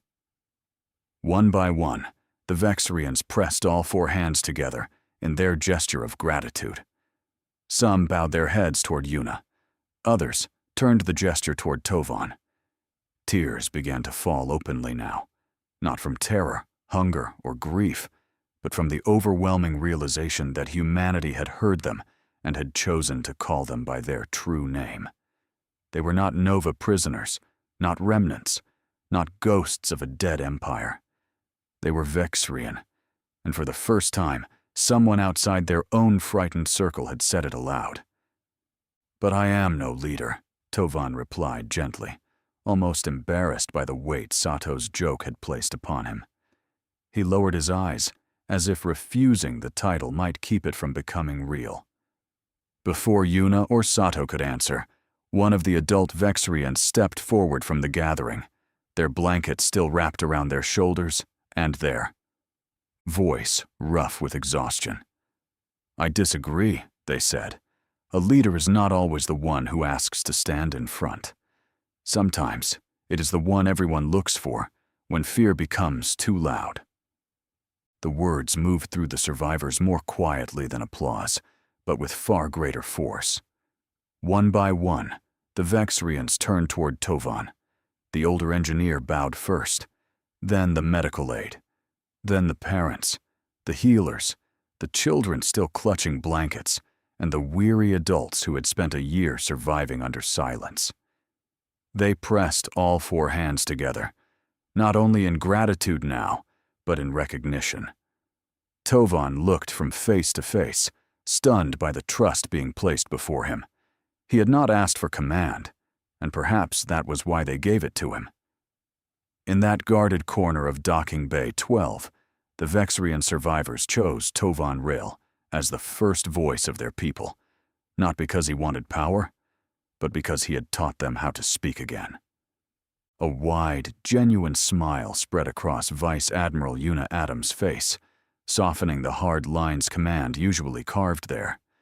For a moment, she did not look like the officer guarding a hidden world or the commander responsible for 40 rescued lives. She looked like someone witnessing a young people choose their first voice and deciding to honor it. "So," Yuna said, her tone warm with quiet humor, "what do you say, Ambassador Tovan?" Tovan froze, as if the title had struck him harder than any weapon. His 4 black eyes widened, his mandibles parted without finding words, and all 4 of his hands lifted slightly before stopping in midair, uncertain whether to refuse, accept, or hide inside his own sleeves. Behind him, the Vexrian survivors looked at one another through tears and fragile smiles. Then the older engineer bowed their head again, and the gesture spread through the group.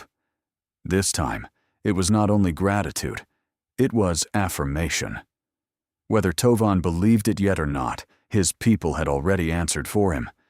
Inside, Tovan felt the word ambassador echo through him like a door closing behind one life and opening into another. Ambassador. The title felt too large for his thin shoulders, too polished for hands that had spent the last year repairing filters, dividing rations, and counting frightened children before sleep. He thought of the cave-dark nights on the hidden planet, of whispered names, empty bowls, and the way the adults had looked at him whenever the sky changed color. He had never called that leadership. He had called it surviving until someone better arrived. "I am not ready," he thought. "I do not know treaties. I do not know fleets, borders, or the language powerful people use when they want something and pretend it is protection. I know how to make a child eat when they are too scared to swallow. I know how to tell an engineer that one more repair might keep the heater alive through the night. I know how to lie awake wondering whether hope is just another way fear learns to speak." Then he looked at the survivors behind him, the older engineer with tears caught in the creases beneath all 4 eyes, the medical aide pressing trembling hands together, the children watching him as if his answer could teach the future how to begin. None of them looked at him like he was a commander, carved from certainty. They looked at him like someone who had been afraid with them and had spoken anyway. Slowly, painfully, Tovan understood that they were not asking him to become fearless. They were asking him to remain honest when fear returned. At last, Tovan drew a shaky breath and lowered his hands. "I am not ready to be that," he said, his voice barely above a whisper. "But I am willing to help whenever I can." Yuna's smile softened, no longer teasing, but deeply proud. "I know," she said. "And that is exactly why, in the near future, you may have to become a voice for your people.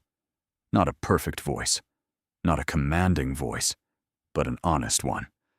The Vexrian people will need someone who remembers what fear sounded like and still chooses truth." She let that settle before her smile warmed again. "And I have a surprise for your people, Tovan. If you and the Vexrian survivors agree, you will not have to remain aboard a warship longer than necessary. DEATHCORE has 10 colonies under its protection, and one of them can become your temporary home. Not a prison, not a camp hidden behind security language. A place to live, recover, learn, and decide what kind of future you want. Yuna looked past him to the survivors, making sure the promise belonged to all of them, and not only to the young ambassador still learning how to stand beneath the title. You will have housing, medical care, education, translators, and protection while your people heal. But the goal is not dependency. The goal is time. When the day comes that the Vexarian people are ready to govern themselves, DEATHCORE will help you stand on your own feet instead of keeping a hand on your shoulder. Tovan did not answer at first. The offer struck him too gently to trust. A home. The word should have filled him with joy, but instead it opened a place inside him that had been sealed shut for survival. For a year, home had meant canvas shelters, hidden fires, rationed water, and the shadow of dead ships guarding the sky. Before that, home had meant an empire that named everything for them and punished anyone who remembered older truths. Now Yuna was offering a colony. Walls that were not cages, food that was not counted, doors that might open because his people chose to walk through them. His mandibles trembled as he looked back at the survivors behind him. Some were already staring with wide, disbelieving eyes. Others looked frightened because promises of safety had been used against them before. Tovan understood both reactions. Part of him wanted to fall to his knees from relief. Another part wanted to ask where the walls ended, who held the keys, and how long kindness remained. Kindness once politics discovered it. Yet beneath the fear, something small and stubborn began to glow. Children might sleep without listening for engines. Engineers might build things meant to last longer than tomorrow. He might write poetry under a sky that did not belong to a hiding place. When Tovan finally spoke, his voice was unsteady but clear. "I want to believe that," he said. "I want my people to know what it is like to wake up somewhere that does not need to be hidden. But I am afraid, Vice Admiral, not because of you alone, but because every place we have ever been told was safe eventually belonged to someone stronger." He pressed all four hands together over his chest. "If this colony is truly a place where we may heal, learn, and choose our future, then I will ask my people to consider it. I cannot promise they will not be afraid. I cannot promise I will not be afraid. But for the first time, fear is not the only thing I feel." Yuna listened without interrupting, and when Tovan finished, she did not answer with a command. She took one slow step closer, stopping far enough away that he would not feel crowded, and lowered her voice so the promise belonged to him before it belonged to the room. "Then keep being afraid," she said gently. "Not because I want that for you, but because fear has kept your people alive when empty promises would have killed them. I will not ask you to set it down just because my uniform says you should trust me." Her eyes moved briefly across the survivors, then returned to him. "What I can do is make sure your fear has something solid to test." She folded her hands behind her back, not as a shield, but to keep the moment steady. "If you consider the colony, you will see where your people would live before any agreement is made. You may bring witnesses. You may ask questions. You may say no. If you say yes, the terms will be written with Vexarian voices present, and those terms will include the right to leave, the right to stay together, the right to choose your own representatives, and the right to review every security measure placed around you." Yuna's expression softened, but her words remained clear. "Protection without consent becomes possession. I will not dress that up and call it mercy." For the first time, Yuna looked less like a vice admiral offering policy and more like a person asking to be judged by what came next. "You do not owe me instant trust, Tovan. You do not owe DEATHCORE gratitude so large that it silences your doubts. if the colony becomes your temporary home, then every safe night, every answered question, every door that opens because you choose it, and every promise kept will have to earn what my words cannot." She gave him a small, solemn nod. "So be afraid if you must. Bring that fear to the table. Let it ask hard questions. I would rather build a future strong enough to survive your doubts than one that depends on your silence." Yuna's words did not erase the fear in the room, but they changed its shape.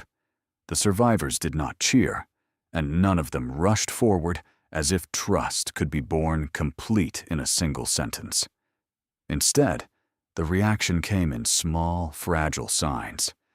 An older Vexarian, who had been clutching a blanket to their chest, slowly lowered it. A medical aide covered their mouthparts with trembling hands, their shoulders shaking as relief finally found a way through exhaustion. Several parents pulled their children closer, not to hide them, but to let them listen. The children stared at Yuna with wide black eyes, trying to understand a promise that came with the right to refuse. Near the back of the group, the older engineer bowed their head, and others followed, not as subjects accepting an order, but as wounded people recognizing that someone had given their fear permission to speak. Quiet weeping spread among them, soft and uneven, stripped of panic for the first time since they had boarded the Romulus. One child whispered the word "home" in Vexarian, then looked frightened by their own hope, until the adult beside them wrapped all four arms around them and held on. Tovan heard it, and the sound nearly broke him. For the Vexarians, Yuna's answer did not feel like rescue pretending to be simple. It felt like shelter, with the doors still visible, and that difference mattered more than any speech. They had survived an empire that demanded gratitude, obedience, and silence in exchange for protection. Now a human vice admiral had stood before them and said their doubts were not an insult, but part of the agreement. Slowly, one by one, they pressed their hands together again. This time, the gesture was not only gratitude, it was cautious belief. Tovan looked back at his people, saw fear still there beside hope, and understood that Yuna had given them something rarer than safety. She had given them room to decide whether safety was real. Chapter 14. Meanwhile, 2 light-years above the hidden planet, the 7-star admiral heard every word of Yuna's promise. From within the impossible silence of the Dark Fleet's cloak, he watched the negotiation unfold aboard the Romulus and found himself almost amused by the precision of it. Vice Admiral Yuna Adam had offered the Vexarians shelter, witnesses, choice, and time. Enough hope to make relocation possible, enough honesty to keep it from becoming a lie, and enough legal caution to prevent anyone from calling the arrangement ownership. Not one false promise had been required. Not one comforting deception had been hidden inside her mercy. The old admiral folded his hands behind his back and gave a quiet, knowing smile. "You see, Commander," he said to Solaris Mitchell, "the Vice Admiral is too intelligent for her own good." Commander Solaris Mitchell stood beside him at the observation rail, her dark uniform catching only the faint silver glow of the flagship's hidden instruments. Below them, the Romulus remained no more than a distant tactical marker, yet every word spoken in Docking Bay 12 had arrived aboard the Dark Fleet with painful clarity. "She gave them hope without surrendering control of the situation," Solaris said. "Most commanders would have promised safety first and worried about terms later." "Exactly," the 7-star admiral replied. "A lesser officer would have lied beautifully. They would have called the colony a sanctuary, called the perimeter protection, called the witnesses a courtesy, and expected gratitude to cover every chain hidden under the words. Yuna Adam did something more difficult. She told frightened people that fear was allowed to remain in the room. Privately, the 7-star admiral found himself studying Yuna Adam with the kind of attention he usually reserved for enemy war mines and ancient catastrophes. Her strategy was not born from softness, though many impatient commanders would mistake it for that. It was restraint, sharpened into a weapon. She understood that the Vexrians did not need to be conquered, managed, or impressed. They needed enough truth to measure the hands reaching for them. That made her dangerous in a way fleets often failed to understand. A commander who could win trust without demanding obedience could move people more effectively than any invasion force. Yet admiration did not make him comfortable. Yuna's honesty gave the Vexrians room to breathe, but it also created expectations she would now have to defend against politicians, allies, fearful officers, and enemies clever enough to weaponize mercy. Every promise she made in Docking Bay 12 had become a line drawn across the future. If DEATHCORE failed to honor even one of those lines, the betrayal would cut deeper, because the promise had been real. The Admiral knew civilizations had fallen over less than that. Trust, once awakened in the wounded, was not easily forgiven when broken. Still, he respected the calculation. Yuna had not promised peace. She had promised process, witnesses, questions, consent, the right to refuse. Young empires preferred grand declarations because they sounded cleaner in reports. Older powers learned that durable alliances were built from smaller, harder things, procedures that survived fear, words that could be tested, and leaders who did not confuse gratitude with loyalty. If DEATHCORE was to face the war he knew was coming, it would need more commanders who understood that strength was not only measured by how quickly a fleet could destroy, but by how carefully it could protect without owning what it saved. Solaris glanced toward him. That honesty may slow the relocation. The Vexrians will ask questions. They may refuse conditions. They may demand guarantees DEATHCORE cannot comfortably provide. Good, the Admiral said. Fast obedience breaks under pressure. Slow trust bends, questions, resists, and survives. If the Vexrians accept that colony because they were cornered by gratitude, they will carry resentment into every room DEATHCORE gives them. If they accept it after testing the promise, then the colony becomes shelter instead of a prettier prison. The tactical glass before them shifted, magnifying the hidden planet and the defensive lattice forming around it. DEATHCORE ships held respectful distance. Medical corridors remained open. No mining craft descended. No claim marker burned across the system map. Yet beneath the surface, the mineral network pulsed in ghostly blue lines, bright enough on dark fleet instruments to look less like geology and more like a sleeping arsenal. That world will not stay a secret forever, Solaris said.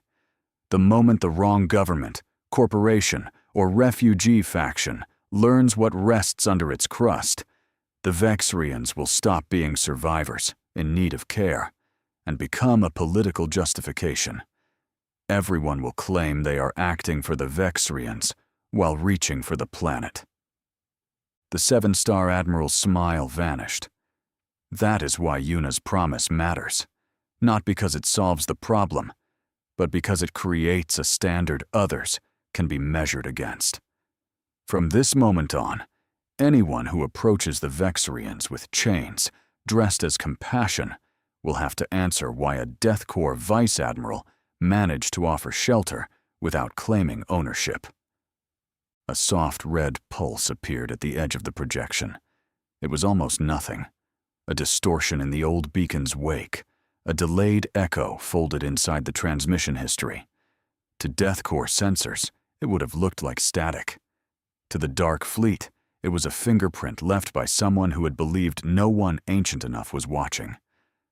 Solaris leaned closer, her expression sharpening. That is not natural decay. No, the Admiral said quietly.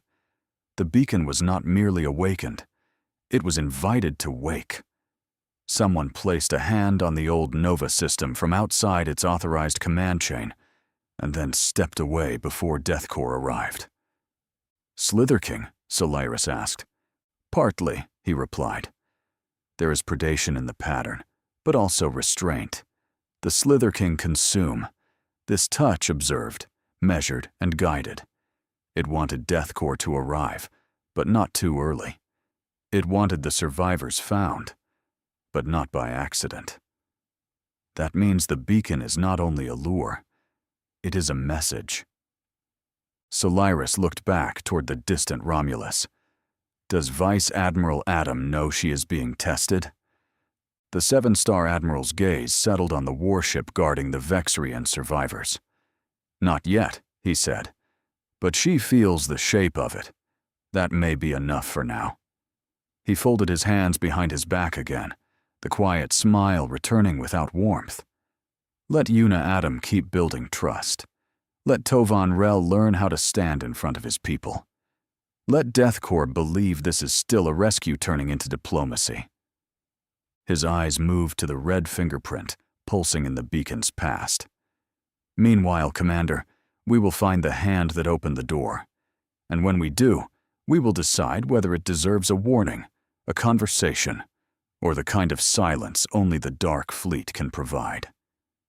Meanwhile, on the bridge of the Iron Verdict, Fleet Admiral Edison stood in the cold glow of the live holographic feed, watching the negotiation unfold in Docking Bay 12, as if history itself had chosen that quiet corner of the Romulus to draw its next breath. Around him, the command crew remained silent, their faces washed in blue light, while Vice Admiral Yuna Adams' promise to the Vexrians echoed through the channel. Edison did not speak at once. He let the moment settle, let the weight of mercy, restraint, and political danger arrange itself before him. Only then did he turn slightly toward Commander Vale, his expression unreadable, but his voice low with hard-won respect. "I'm impressed," he said, "not merely by the Vice Admiral's mercy, but by the promise she just made. She did not offer them comfort as a chain. She offered them a future, and dared the galaxy to prove it deserves to share it." The bridge of the Iron Verdict felt less like a command deck and more like the inside of a loaded weapon waiting for someone to touch the trigger. Cold blue holographic light spilled across black console glass, polished deck plating, and the hard faces of officers who understood too well that history was rarely kind to mercy when resources were involved. No one spoke above a whisper. The distant thrum of the flagship's reactors moved through the floor like a restrained heartbeat, while tactical displays hovered in disciplined silence around the central holotable. Every officer watched the feed from Docking Bay 12 with the same guarded stillness. Communications holding open the encrypted channel, weapons officers pretending not to glance at threat projections, intelligence analysts already marking political fault lines across the quadrant. The room carried no panic, no confusion, and no celebration. Only the heavy, breath-held awareness that Vice Admiral Yuna Adam had just done something noble enough to inspire loyalty and dangerous enough to start a war. Commander Vale did not answer immediately. His eyes remained fixed on the fading holographic image of Docking Bay 12, where 40 frightened Vexrians had just been offered shelter instead of custody. The promise was noble, dangerously noble, and Vale had served long enough to know that noble promises had a way of becoming battlefield maps once politicians discovered their value. "Sir," he said at last, keeping his voice low enough that only Edison would hear the concern beneath the discipline. "With respect, that future she offered them may become the most contested territory in the quadrant. If word spreads that DEATHCORE is sheltering the last living Vexrians and guarding a hidden resource world, every government, corporation, refugee faction, and opportunist with a flag will call it humanitarian interest while reaching for whatever they can take." Vale finally turned from the display to his admiral. "Vice Admiral Adam gave them hope, and I will not fault her for that. But hope makes witnesses. Witnesses make obligations. And obligations become targets. His jaw tightened as the blue light flickered across his face. If the Vexarians trust us, and we fail them, we do not simply lose a diplomatic opportunity. We teach every frightened survivor in the galaxy that DEATHCORE's mercy cannot survive politics. Back aboard the Romulus, the quiet in Docking Bay 12 felt different now. It was no longer the silence of fear waiting to be broken. It was the silence of people listening for whether hope could be trusted. Vice Admiral Yuna Adam stepped closer to Tovan, careful not to make the movement feel like command pressing down on him. "It is all right if you are not ready to be a leader," she said gently. "No one is asking you to wear a title you did not choose, and no one expects you to carry your people's future alone." Her gaze moved to the Vexarian survivors gathered behind him, the children wrapped in blankets, the exhausted adults standing shoulder to shoulder, the wounded engineer watching with grief and guarded belief. "For now, be an honest voice," Yuna continued. "That is enough. Speak what your people are afraid to say. Ask the questions they are too tired to ask. Remind us when our protection begins to feel too much like control. Your people have already chosen you to be their voice, Tovan, not because you demanded it, but because when fear became too heavy, you spoke anyway." Yuna's voice lowered, but it carried to every survivor in the bay. "So be strong for them. Not perfect, not fearless, just strong enough to keep telling the truth. Your people need you more than you will ever know." She placed one human hand and one cybernetic hand over her heart. "And as for humanity's promise, I will say this plainly. We will do what we said we would do. We will protect your people, honor your name, and build this future with witnesses at the table. It will be done, Tovan. That I can assure you." For a moment, none of the Vexarians spoke. They did not seem to know how to receive a promise that arrived without conditions sharp enough to cut them later. The children reacted first, because children always found the cracks in fear before adults admitted they existed. One small Vexarian lowered the edge of their blanket from their face and looked at Yuna with wide black eyes, searching for the monster old Imperial lessons had promised, and finding only a commander standing with her hands over her heart. Near the triage line, an exhausted parent bent over their sleeping child and began to weep silently, all four hands trembling as if relief itself weighed too much to hold. The wounded engineer bowed their head, but not in surrender. It was the slow, painful gesture of someone allowing grief and hope to stand in the same body for the first time in a year. Across Docking Bay 12, the survivors began to move in small, fragile ways. Blankets loosened around shoulders. Mandibles clicked softly in whispered Vexarian phrases the translator did not interrupt. A medical aide pressed two hands to their mouthparts, while the other two reached for the older engineer beside them. Tovan looked back and saw his people watching him now, not with the desperate expectation that he could save them alone, but with the quieter belief that he might help them understand this new future without losing themselves inside it. Fear remained in every face. It had lived with them too long to vanish, because one human officer spoke kindly. But fear was no longer standing by itself. Beside it, cautious and trembling, stood gratitude. Beside gratitude stood questions.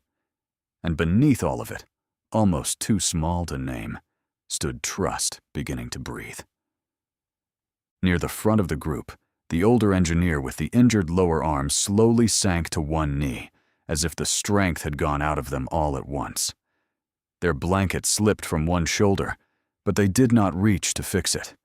They only stared at Yuna, all four eyes bright with tears that had been held back for too many months. "My mate died believing no one would ever come," they said through the translator, their voice rough and unsteady. They kept the ship's masking field alive until the reactor burned through the lower decks. They told me to take the children and run because someone had to survive long enough to remember we were more than Nova. Their hands trembled as they pressed them together over their chest. If your promise is true, Vice Admiral, then they did not die guarding a grave. They died guarding a beginning. Yuna let the engineer's words settle across the bay before she turned back to the gathered survivors. Her voice remained gentle, but it carried the quiet strength of someone making an offer before witnesses. "So, what do you all say?" she asked. "Do you want a new life, a future, and a new beginning on one of our colonies?" She looked from face to face, making sure the question belonged to every Vexrian in the room, not only to Tovan. "You do not have to decide because I say it is safe. You may see this colony with your own eyes. Walk its ground. Look at its homes. Speak with the people there. Judge your new home for yourselves once you arrive. And if it does not feel like shelter, then we keep talking until we find a path that does." The offer did not strike the crowd all at once. It moved through them slowly, like warmth finding its way into hands that had forgotten what heat felt like. The first reaction was fear. Shoulders tightening, children pressing closer to adults, older survivors glancing toward the exits, as if every promise of shelter might still conceal a lock. Then came disbelief. A few Vexrians stared at Yuna as though the translator had betrayed them, as though the words, new life, future, and home belonged to some other species with softer histories. One parent clutched their child so tightly that the child gave a small sound, and the parent immediately loosened their grip with a trembling apology. But hope was stubborn. It rose in the smallest places first. A child whispered a question about whether the colony had skies that did not need hiding from. An exhausted medical aide covered their eyes with 2 hands, while the other 2 clutched the blanket around their shoulders. The older engineer, still on one knee, looked toward Tovan instead of Yuna, silently asking whether this was something they were allowed to believe. Around the bay, hands that had been clenched in fear began to unfold. Survivors turned toward one another, speaking in low Vexrian phrases that the translator let pass as private, voices shaking between caution and longing. Tovan felt the weight of their gazes gather on him, not demanding an answer, but asking him to help them survive the possibility of one. He saw fear in them, yes, but he also saw something that had not been there when they first stepped aboard the Romulus, the fragile beginning of want. They wanted beds that did not have to be packed before dawn. They wanted doors that opened because they chose to leave, not because soldiers ordered them through. They wanted children to learn lessons that were not about silence, rationing, or extinction. No one cheered. No one rushed to accept. But across Docking Bay 12, the Vexrians began to look less like people waiting for the next disaster and more like people daring to imagine that tomorrow might belong to them. Chapter 15. 1 year passed since the day the Romulus rescued the Vexrian survivors from the hidden planet and carried them into DEATHCORE protection. In that time, the 40 Vexrians had been settled on a colony world called Terra, a young and carefully protected planet shared by human residents and the people who had once feared humanity more than any unknown sky. At first, the Vexrians had been skeptical of the offer. No promise of safety came easily to people who had survived a year beneath dead warships, hiding from extinction and from the old name Nova had pressed upon them. But when their transports entered Terra's atmosphere and the planet opened beneath them in blue oceans, green land masses, clean rivers, and breathable air, doubt began to change shape. Terra was not a prison, and it was not a military camp disguised as mercy. It was a world where humans and Vexrians could both breathe without machines, grow food beneath an open sky, and build without having to hide the lights at night. The first months were filled with noise, labor, and cautious hope. The Romulus ground forces, not Colonel Vera Moss's regiment this time, but the Dreadnought's own shipboard security and engineering teams, worked beside Terra's human residents to raise shelters, medical facilities, food markets, water stations, and community halls. Builders laid foundations, while medics treated old injuries, and teachers prepared classrooms for children who had spent too long learning fear instead of history.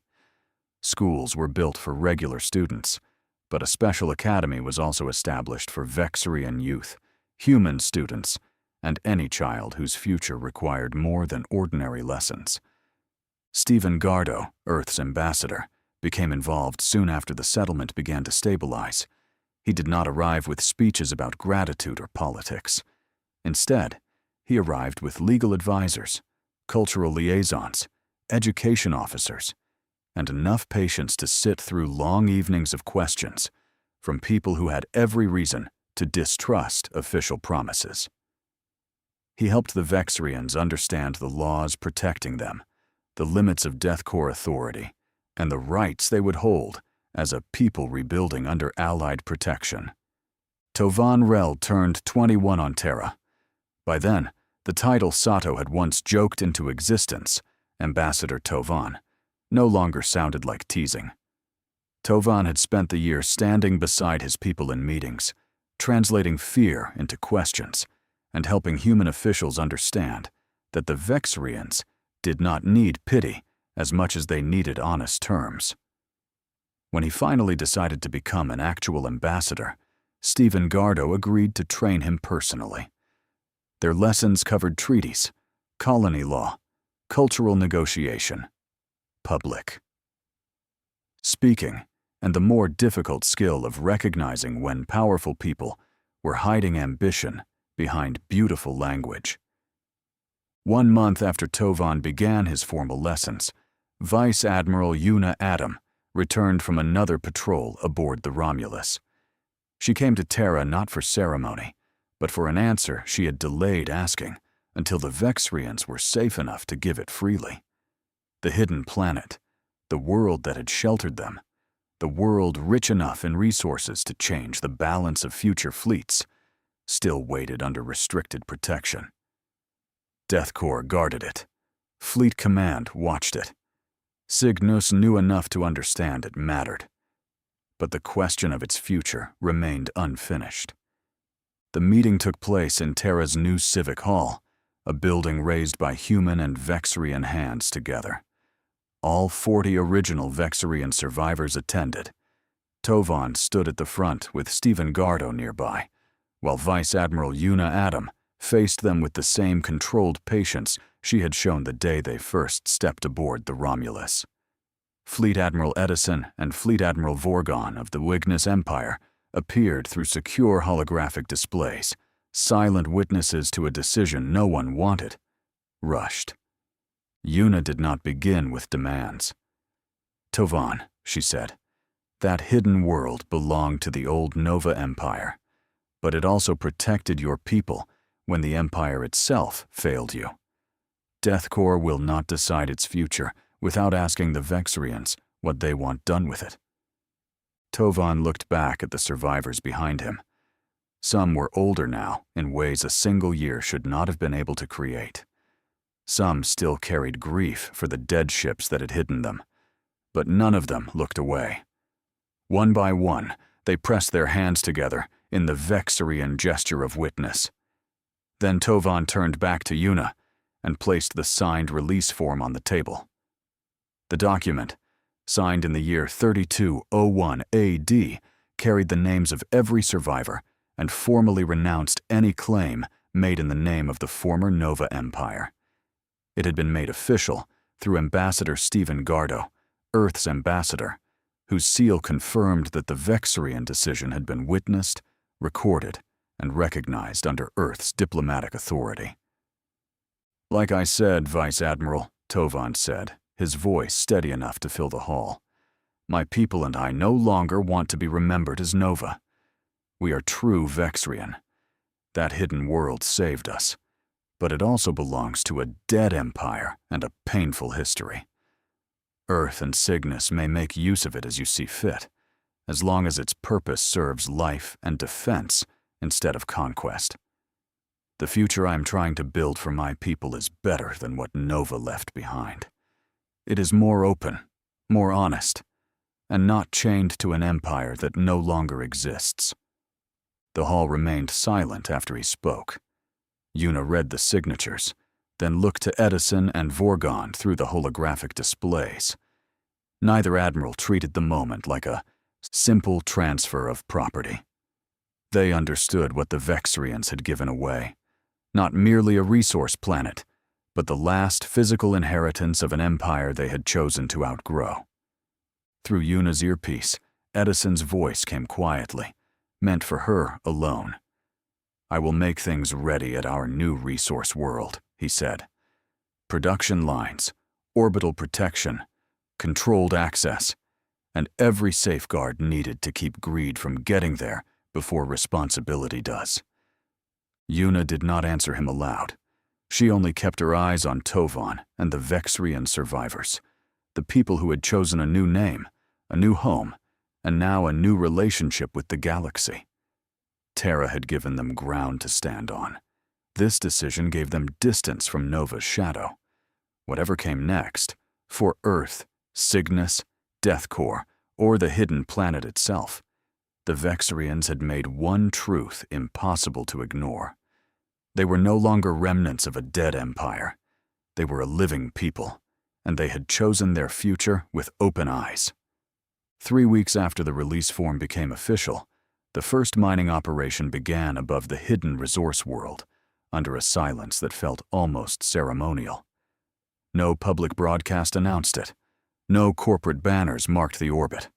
Instead, a joint Earth-Cygnus industrial task force arrived under DEATHCORE escort, its vessels moving slowly through the system, as if afraid that too much engine noise might wake the dead Nova ship still watching from memory.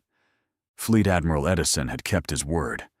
Before the first drill touched stone, the planet had been wrapped in controlled access lanes, orbital defense markers, passive sensor nets, quarantine buoys, and enough legal restrictions to make even the hungriest contractor think twice before calling the world a prize. Cygnus engineers worked beside Earth survey teams, while DEATHCORE Marines guarded the landing field with weapons lowered but ready. Every crate, scanner, and mining rig carried a tracking seal. Every crew member had signed the same order twice. Extraction would serve defense, reconstruction, and protected infrastructure only. No private claim. No open market sale. No conquest hidden behind production. The first landing zone was established near the same cave where Danner, Sato, and Greaves had discovered the glowing mineral chamber a year earlier. The ridge looked unchanged from the outside. Dark stone, wind-bent grass, hanging roots, and a cave mouth breathing cold metallic air into the morning. But now, portable survey towers stood around it in a careful ring, their blue lights sweeping over the rock face. A temporary shield canopy shimmered overhead, faint as glass, keeping dust, weather, and unwanted eyes away from the operation below. Vice Admiral Yuna Adam observed from a secure field platform, with Tovan Rel at her side. Tovan wore a simple ambassador's coat now, dark blue with silver trim, but he still held his hands together whenever the wind shifted through the cave entrance. Stephen Gardo stood nearby, reviewing the operation charter on a transparent data pad, while a Cygnus mineral specialist adjusted the first bore scanner with the care of someone handling a sleeping reactor. "This feels different than I expected," Tovan said quietly. "I thought seeing machines here would make me angry." Yuna looked toward the cave mouth. "Does it?" Tovan considered the question for a long moment. "Not anger," he said at last. "Sadness, maybe. This world hid us when we had nowhere else to go.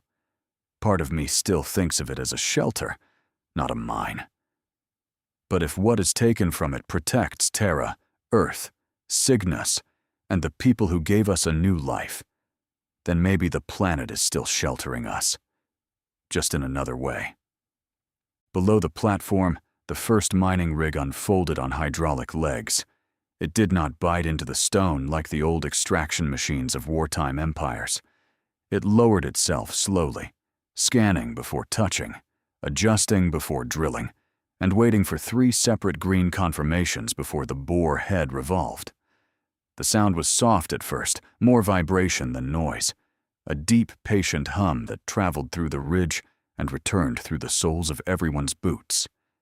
Inside the cave, remote drones moved ahead of the workers, their lights spilling across blue crystal veins and titanium white ore.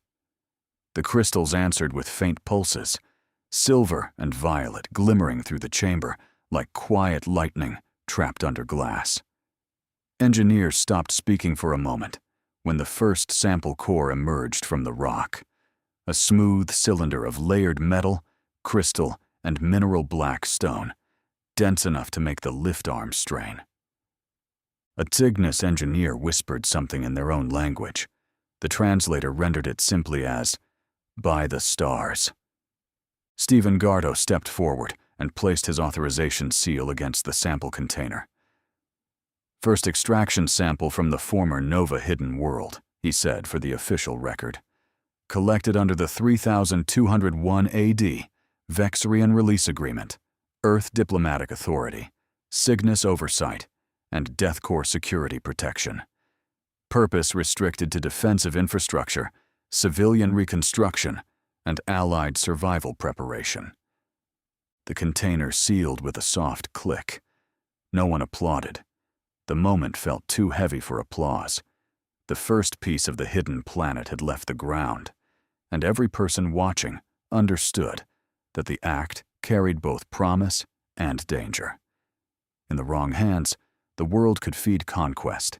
In careful hands, it could build shields, hospitals, colony reactors, defense platforms, and ships strong enough to stand between civilians and the next extinction-level threat. Yuna watched the sealed container rise onto the transport cradle. "This is how it begins," she said. "Not with flags, not with speeches. With one sample, 3 witnesses, and a promise that we do not become the thing we are preparing to fight."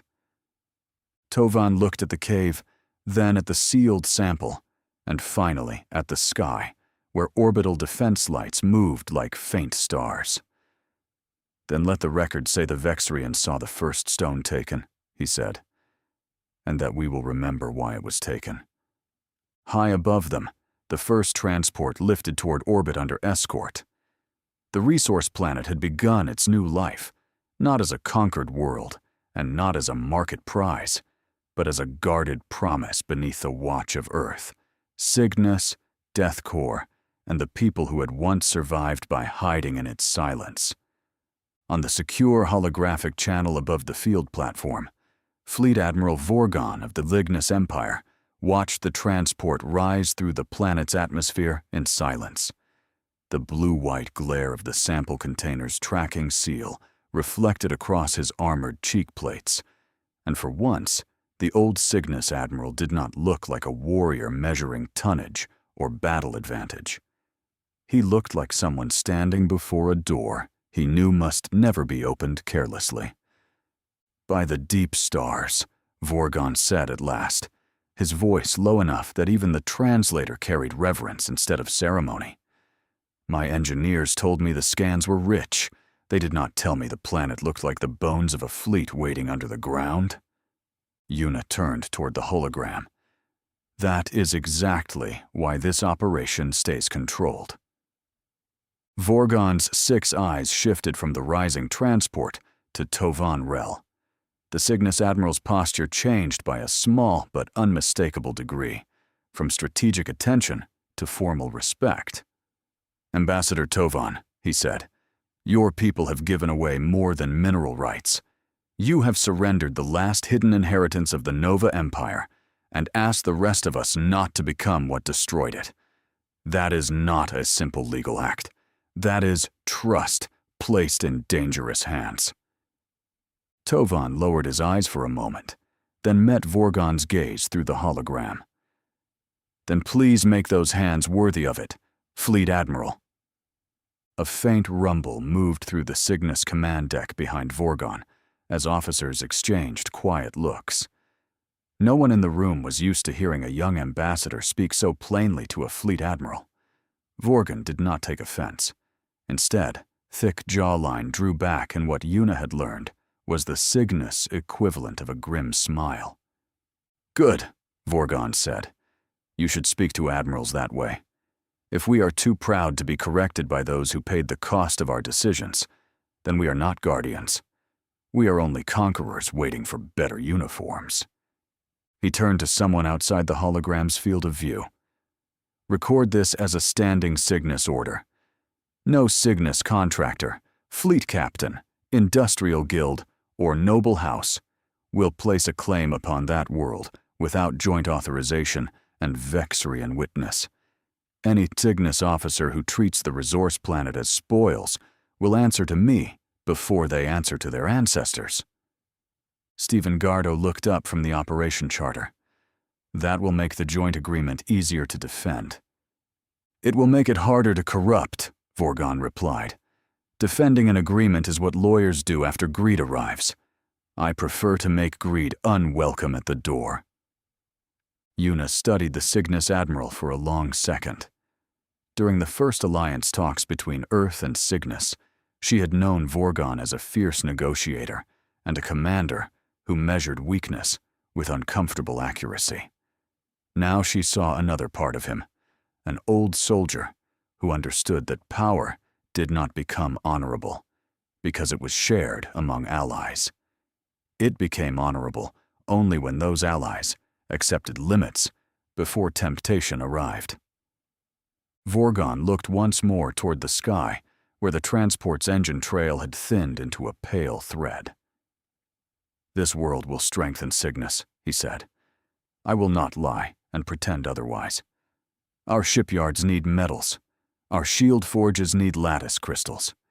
Our border colonies need reactors that do not fail when the next enemy learns our names. But if Cygnus grows stronger by forgetting why the Vexrians trusted us, then we will have purchased weakness with treasure." Tovan pressed all four hands together, not in surrender, and not entirely in gratitude, but in solemn witness. "Then let that be remembered with the first sample," he said. "The planet may feed your fleets, Fleet Admiral, but it was first a shelter. Do not let the machines forget that." Vorgon bowed his head. It was a small gesture from a fleet admiral, yet every officer watching understood the weight of it. "On behalf of the Cygnus Empire," he said, "I accept that witness. The first stone taken from this world will not be recorded only by its value. It will be recorded by the lives it once protected, and by the promise that its strength will be used to protect others." Only then did the field platform seem to breathe again.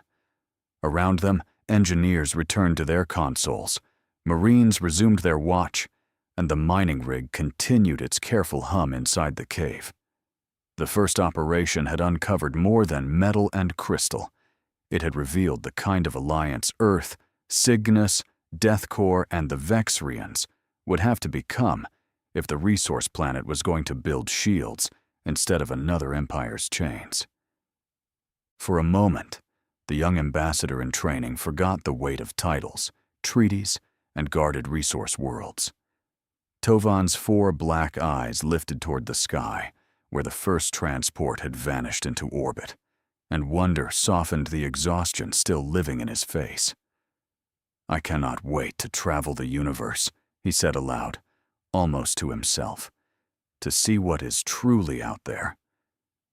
Ambassador Stephen Gardo smiled, not mockingly, but with the patient warmth of a man who had once been young enough to believe the stars existed only to be reached. "Not yet, young ambassador," he said. "You have a long road ahead of you. For now, you travel within protected territory, where your people can learn, without being thrown too quickly into dangers they have only just survived." Gardo's expression grew gentler, but his voice carried the truth plainly. Even for humanity, the universe is a dangerous place. Beauty and wonder are out there, yes. So are governments that smile while reaching for chains, species that call conquest destiny, and dark things that do not care what name a people choose for themselves. Dream of the stars, Tovan. Just learn how to survive them first. Tovan lowered his eyes, embarrassed by how far his thoughts had wandered, but the smile remained. Across the platform, Vice Admiral Yuna Adam allowed herself a small, approving look, and Fleet Admiral Vorgan's stern features shifted into something close to amusement. Neither of them corrected the dream. In a galaxy full of hidden wars, sleeping threats, and guarded promises, it was good to see the young ambassador still looking toward the horizon, as if the future might hold more than danger.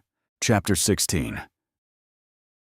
Meanwhile, 4 light-years beyond the hidden resource world, the Dark Fleet had withdrawn even farther into the deep silence between stars. The planet below was no longer quiet. Mining lanes glowed in controlled patterns across orbit. Transports moved under DEATHCORE and Cygnus escort, and the first signs of industrial life had begun to gather around a world that had once survived by remaining forgotten. From the observation deck of the Dark Fleet flagship, the 7-star admiral watched the distant operation through instruments no younger civilization could have detected, let alone understood. Reports moved across the black glass before him. The release form, the Vexrian signatures, Ambassador Stephen Gardo's seal, Cygnus Witness Authority, and Vice Admiral Yuna Adams' name, threaded through every legal safeguard like a blade hidden inside silk. The old admiral's expression did not change at first. Then, slowly, almost reluctantly, a smile touched the corner of his mouth. "She actually did it," he said.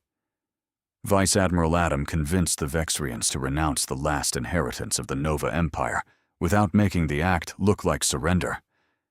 Commander Solaris Mitchell stood beside him, hands folded behind her back, her eyes fixed on the dim strategic projection of the resource world. "You expected resistance?" she asked.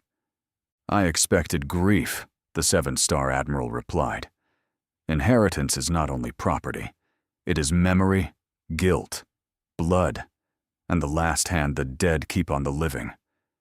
Yuna Adam persuaded Tovan Rel and his people to release that hand willingly.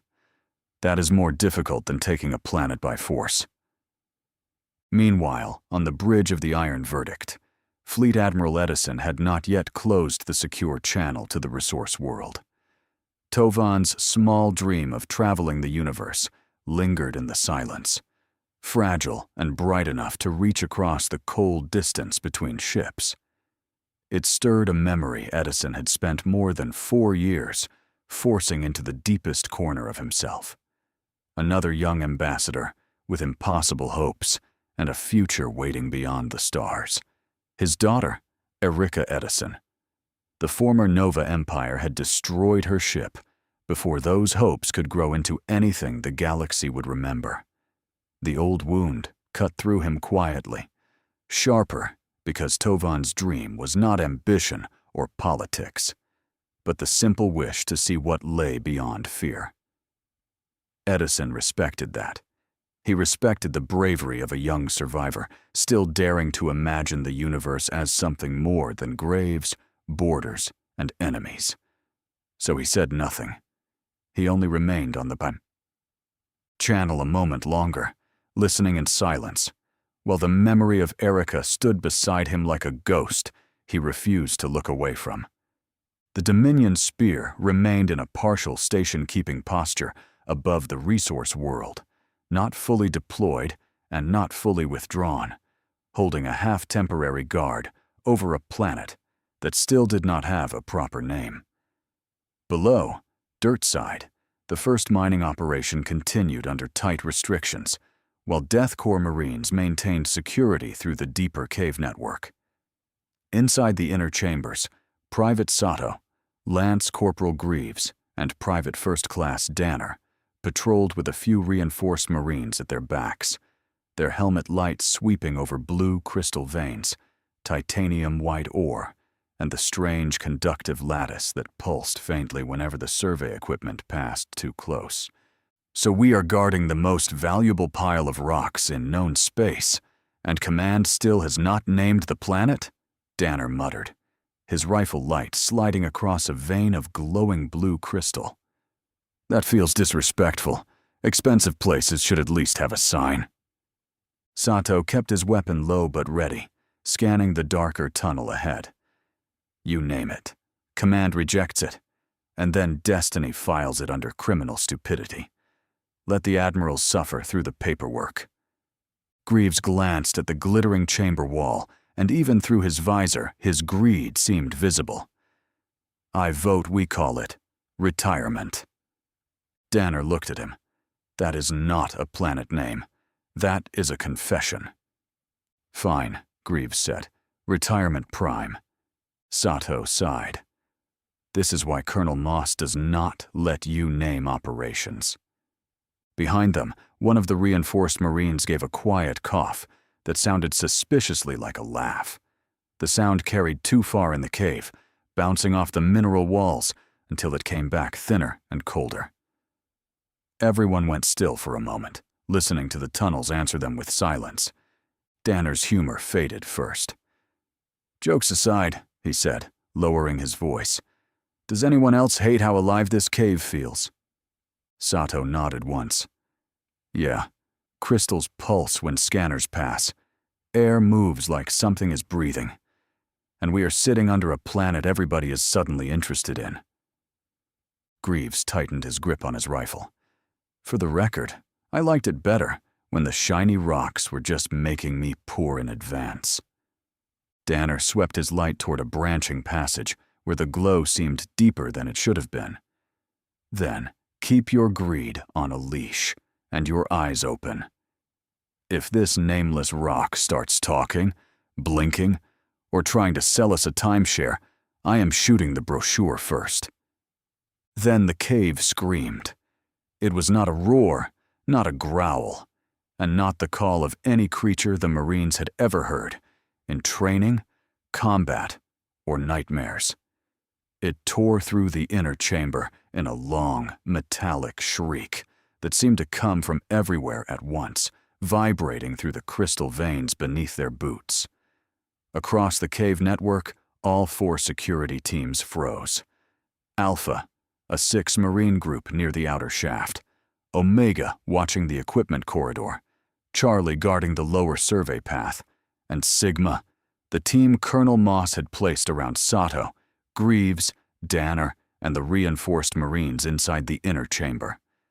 Danner snapped his rifle up first. What the fuck is that? He hissed. It sounded like my car being stolen by my insurance company. Sato keyed his comm without taking his eyes off the dark branch ahead. Command, Sigma team. We just heard an unknown scream inside the cave network. Not animal, not mechanical. Maybe both. Calling it in now, just in case this thing starts to go apeshit. Greaves tightened his grip on his weapon and shifted beside him. Send it, he said. The message went out across the security net. One by one, Alpha, Omega, Charlie, and Sigma reported ready status, weapons raised, and lights fixed on the tunnels. In the sudden silence after the scream, every Marine waited for whatever had made that sound to come their way. The scream came again. This time, it was closer. Much closer. The sound ripped out of the branching passage ahead of Sigma team and slammed into them like pressure from an explosion. It scraped along the cave walls in jagged layers, first high and shrieking, then dropping into a wet metallic vibration that made the blue crystal veins flare in violent pulses. Dust shook loose from the ceiling. Pebbles jumped across the floor. Every Marine's helmet audio spiked red for half a second before the dampeners caught up. Danner staggered back one step and cursed through clenched teeth. Nope. That one had direction. That one had opinions. Sato raised one fist, and Sigma team dropped instantly into a defensive arc. rifles trained on the tunnel, where the glow had deepened into a sick, pulsing blue. "All teams, Sigma," he snapped over the comm. "Second scream is closer to our position. Possible contact in the inner branch. Hold your sectors and do not break formation." Alpha answered first, voice tight beneath static. "Alpha copies. We heard it through solid rock." Omega followed a breath later. "Omega copies. Equipment corridors vibrating. Survey lights just flickered." Charlie's reply came lower, almost swallowed by the cave. "Charlie copies. Something moved in the lower path. No visual." Greaves kept his rifle steady, but his voice had lost its earlier humor. "I swear, if this planet was waiting a year to become haunted, it picked a terrible day to develop personality." A third sound followed, not a scream this time, but a slow scrape from deep inside the branch ahead, like claws or metal tools dragging across crystal. The pulsing light in the tunnel moved once, then stopped. "And there it is," Sato said. The creature strolled out of the pulsing blue tunnel with horrible confidence, low to the ground on all fours. It had a medium, powerful build, its body corded with muscle beneath thick, leather-like skin marked in smooth patches of bone white and onyx black.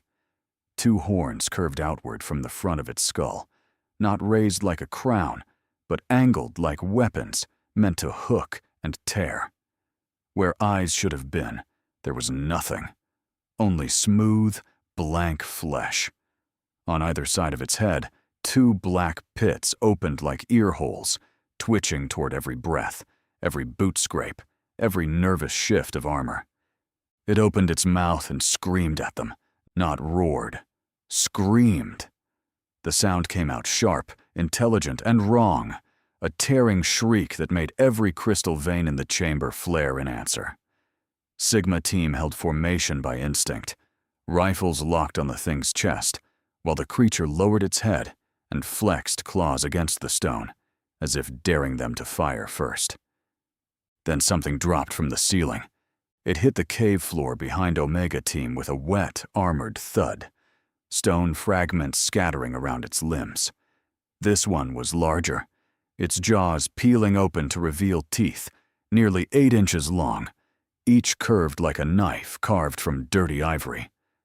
Helmet light snapped toward it, catching the same white and black hide, and the same eyeless skull, turning unerringly toward the nearest heartbeat.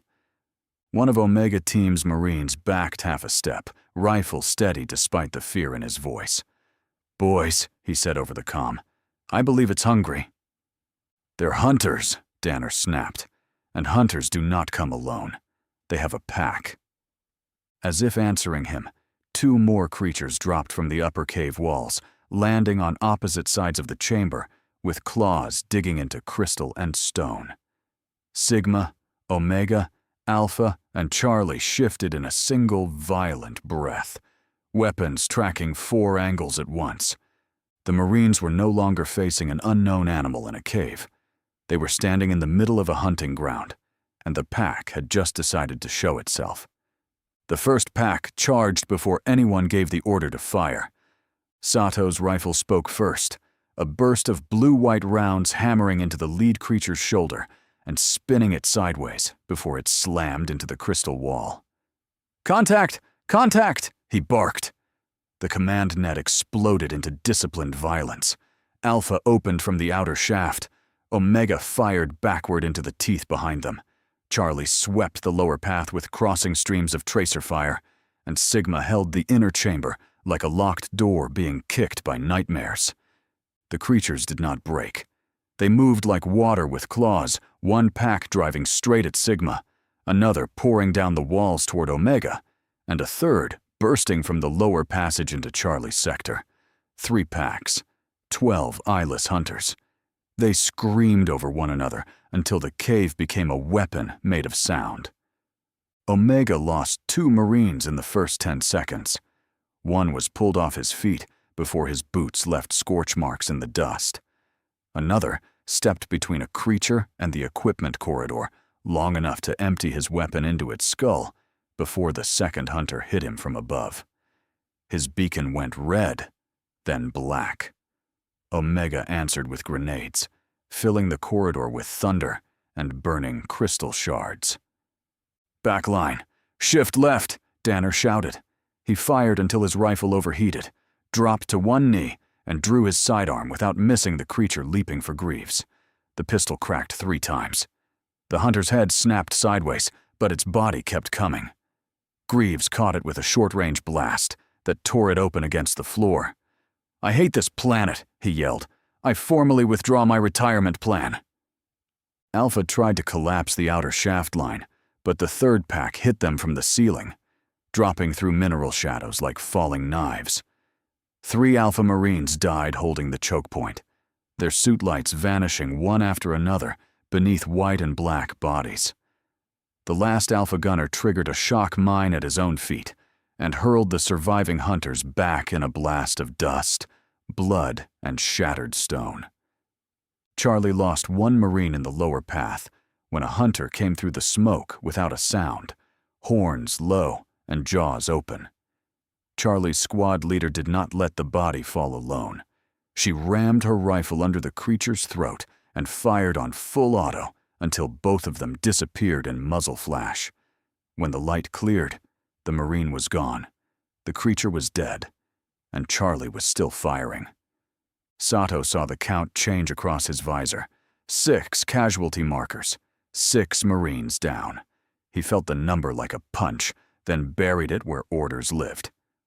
"All teams, tighten the ring," he snapped. "Make them come through 1 kill lane." The surviving Marines moved as one. Alpha's remainder fell back to the chamber mouth. Omega sealed the equipment corridor with overlapping fire. Charlie drove the lower pack uphill. Sigma anchored the center. Danner threw a grenade into the pulsing blue tunnel, and the blast turned 2 charging hunters into shadows painted across the cave wall. Greaves swept low, Sato swept high, and the reinforced Marines cut down anything that tried to slip between them. The final creature leapt from the ceiling straight toward Sato, claws spread wide and scream tearing open the air. Danner slammed into Sato's side and knocked him clear as Greaves fired upward with everything left in his magazine. Alpha, Omega, Charlie, and Sigma joined the shot. The hunter vanished in a storm of plasma, metal, and blue crystal dust, crashing to the floor in burning pieces. Then the cave went silent. No one cheered.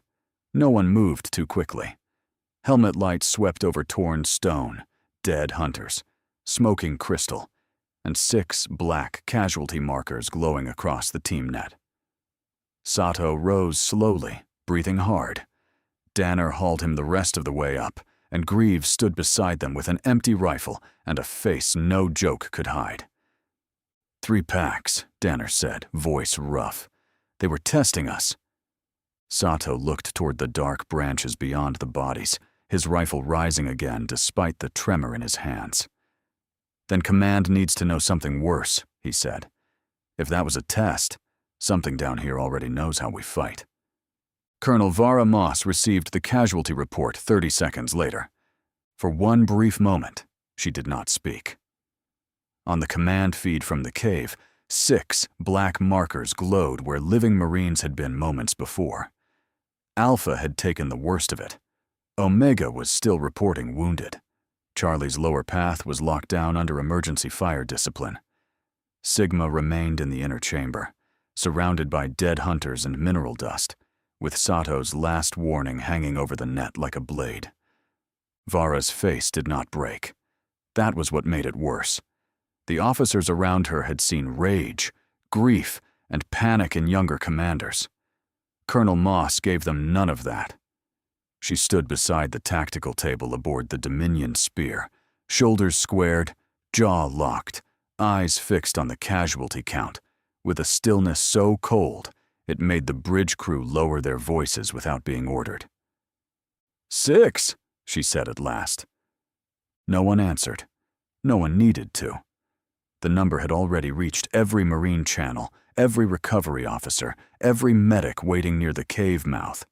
6 names were being pulled from the roster.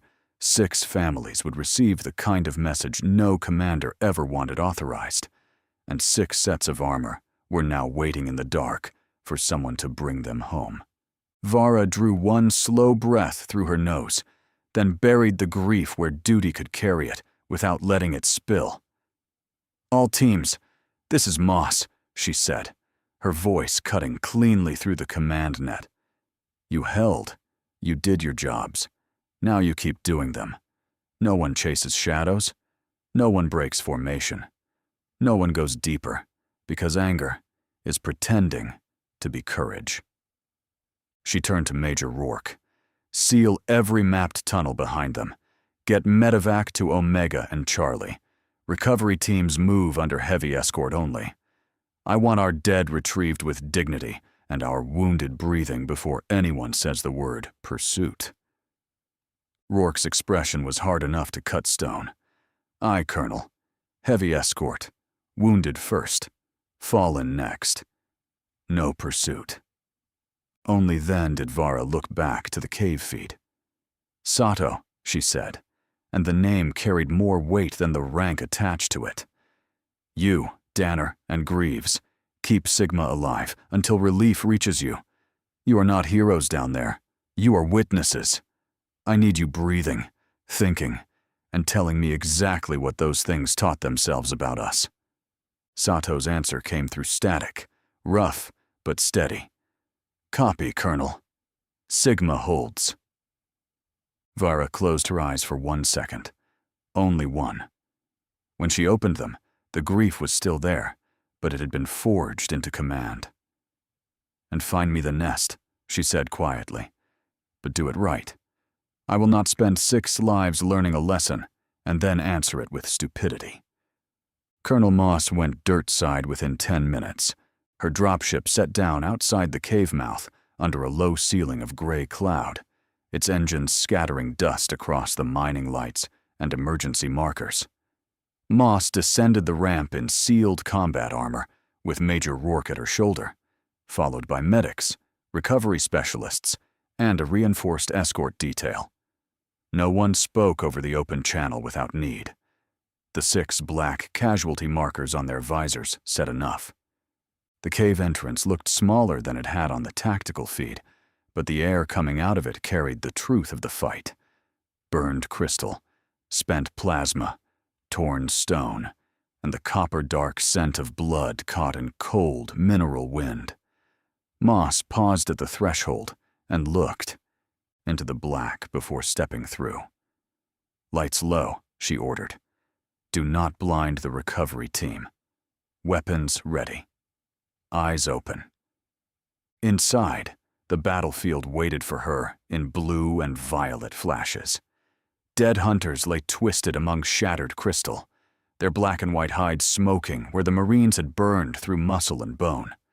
Scorch marks crossed the walls in frantic arcs. Grenade scars cratered the floor. A section of ceiling had collapsed near Omega's position, leaving dust drifting through helmet lights like ash in slow water. Moss did not look first at the dead creatures. She looked at her Marines. Recovery beacons marked the fallen with quiet, steady light. 2 near Omega's corridor, 3 at the outer choke point where Alpha had held the line. 1 lower down near Charlie's path, half hidden by broken stone, and the body of the hunter that Marine had taken with them. Moss walked to each marker in turn. She did not hurry. She did not let anyone make the dead feel like obstacles to be worked around. At the first fallen Marine, she lowered herself to one knee and placed a gloved hand against the scorched shoulder plate. "You held," she said softly over a private recovery channel. Then she rose and moved to the next. At each body, she repeated the same words. Not a speech, not ceremony, a commander's promise. You held. Sato, Danner, and Greaves stood near Sigma's last firing position, armor scratched, visors dusted white, weapons reloaded, but held low. None of them tried to joke when Moss approached. Danner looked like he had swallowed every smart remark he had ever owned. Greaves stared at the floor. Sato stood straight, but his hands were still trembling around his rifle. Moss stopped in front of them. "Report!" Sato's voice came rough. "3 packs, Colonel. Coordinated entry from 4 angles. First pack drew Sigma's focus. Second, isolated Omega. Third, used the ceiling and lower path to split Alpha and Charlie. They were not just attacking. They were shaping us." Danner swallowed. They waited until all 4 teams committed to their sectors. Then they hit the seams. Greaves lifted his eyes toward the claw marks high on the wall. They knew where we would look before we looked there. Moss turned slowly, reading the chamber again with those words in mind. The dead hunters were not scattered like animals cut down in a charge. Their bodies formed lines. 1 path driving attention forward, 1 through the ceiling, 1 through the left flank, 1 forcing. Omega back toward the equipment corridor. The packs had not been desperate. They had been organized. "Rourke," Moss said, her voice colder now. "Map every claw mark, every impact point, and every body position. I want a movement reconstruction before the recovery bags close. These things did not stumble into our patrol. They made contact, watched our reaction, and adjusted." Rourke nodded once. "That means the nest has command behavior." "Or something in the nest does," Moss replied. The cave answered with a faint pulse through the crystal veins. Blue light ran beneath the floor, passed under Moss's boots, and disappeared into the dark branch where the first creature had appeared. Every Marine turned toward it. Moss raised one hand, stopping anyone from following the light. "No pursuit," she said. "Not for revenge. Not for curiosity. Not because this cave wants us angry." Her gaze moved over the dead hunters, the 6 fallen Marines, and the living soldiers still standing. "We came here to retrieve our people and learn. So we learn properly."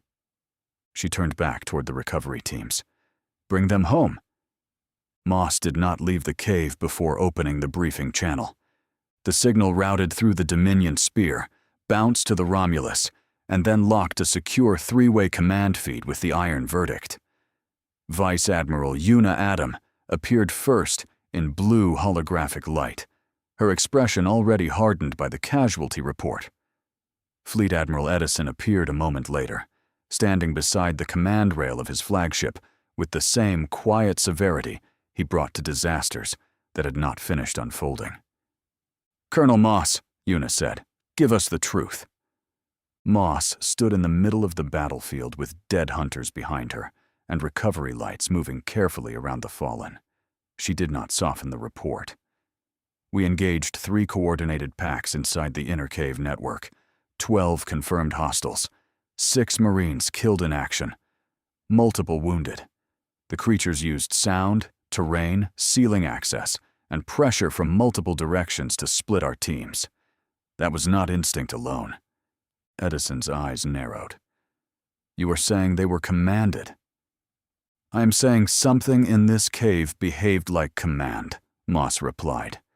"Maybe a dominant pack mind, maybe a queen, maybe a biological network tied into the crystal. Lattice. I do not have enough evidence to name it yet. But those hunters did not rush us like starving animals. They probed, forced reactions, struck weak seams, and adjusted faster than ordinary predators should." Yuna looked past Moss's shoulder at the pulsing blue veins in the cave walls. "The crystal network responded during the fight?"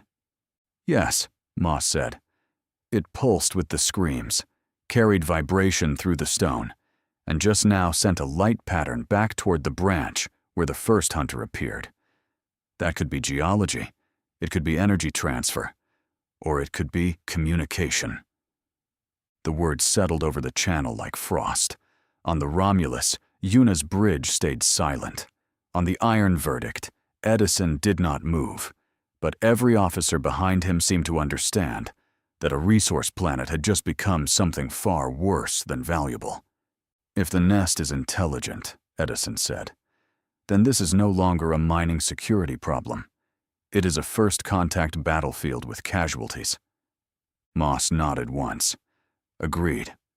I recommend immediate suspension of all deep cave extraction, withdrawal of non-essential mining personnel, full quarantine of the inner network, and a science security team deployed only after we finish recovering our dead. No one goes deeper until we know whether we are dealing with animals, a hive, or a resident intelligence we just shot in its front yard. Yuna's jaw tightened. Do it. Mining stops in the affected sectors. Workers pull back to the surface perimeter. Colonel, you have authority to treat the inner cave as hostile, unknown territory until proven otherwise. Edison looked to someone off-screen. Issue system-wide restricted operations status. No new extraction teams enter the cave network. All sensor data goes to Admiral Adam, Colonel Moss, and my office only. If anyone asks why the richest hole in the quadrant just closed, tell them 6 Marines bought us enough wisdom to stop being stupid. Moss glanced toward the recovery teams, lifting the first fallen Marine with careful hands. There is one more thing, she said. The hunters did not try to drag bodies away. They did not feed. They did not claim territory after the fight. Once the final pack died, the cave went quiet, and the lattice pulsed back into the deeper branch. That feels less like a failed hunt and more like a response being measured. Yuna's eyes hardened. Something sent them to see what we were. That is my read, Moss said. And if it learned from the fight, then the next contact may not look like the first. Edison was silent for a long moment. When he spoke, his voice carried the weight of 6 names already becoming messages no family should receive. Then we answer like disciplined people, not frightened ones. Recover the fallen, protect the living, study the nest. And until we know whether that intelligence can understand restraint, no one mistakes revenge for strategy.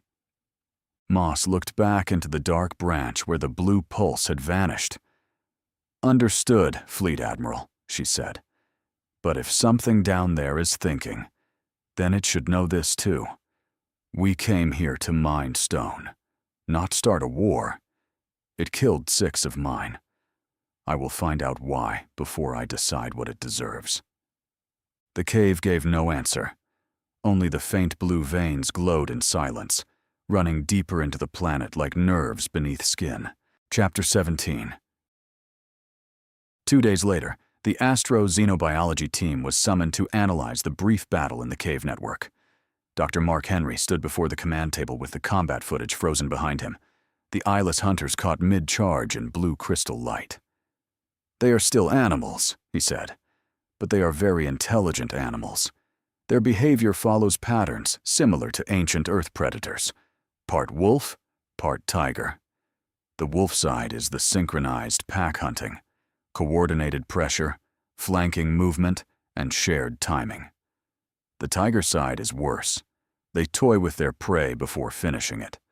They test fear, measure reaction, and only then decide how to close the kill.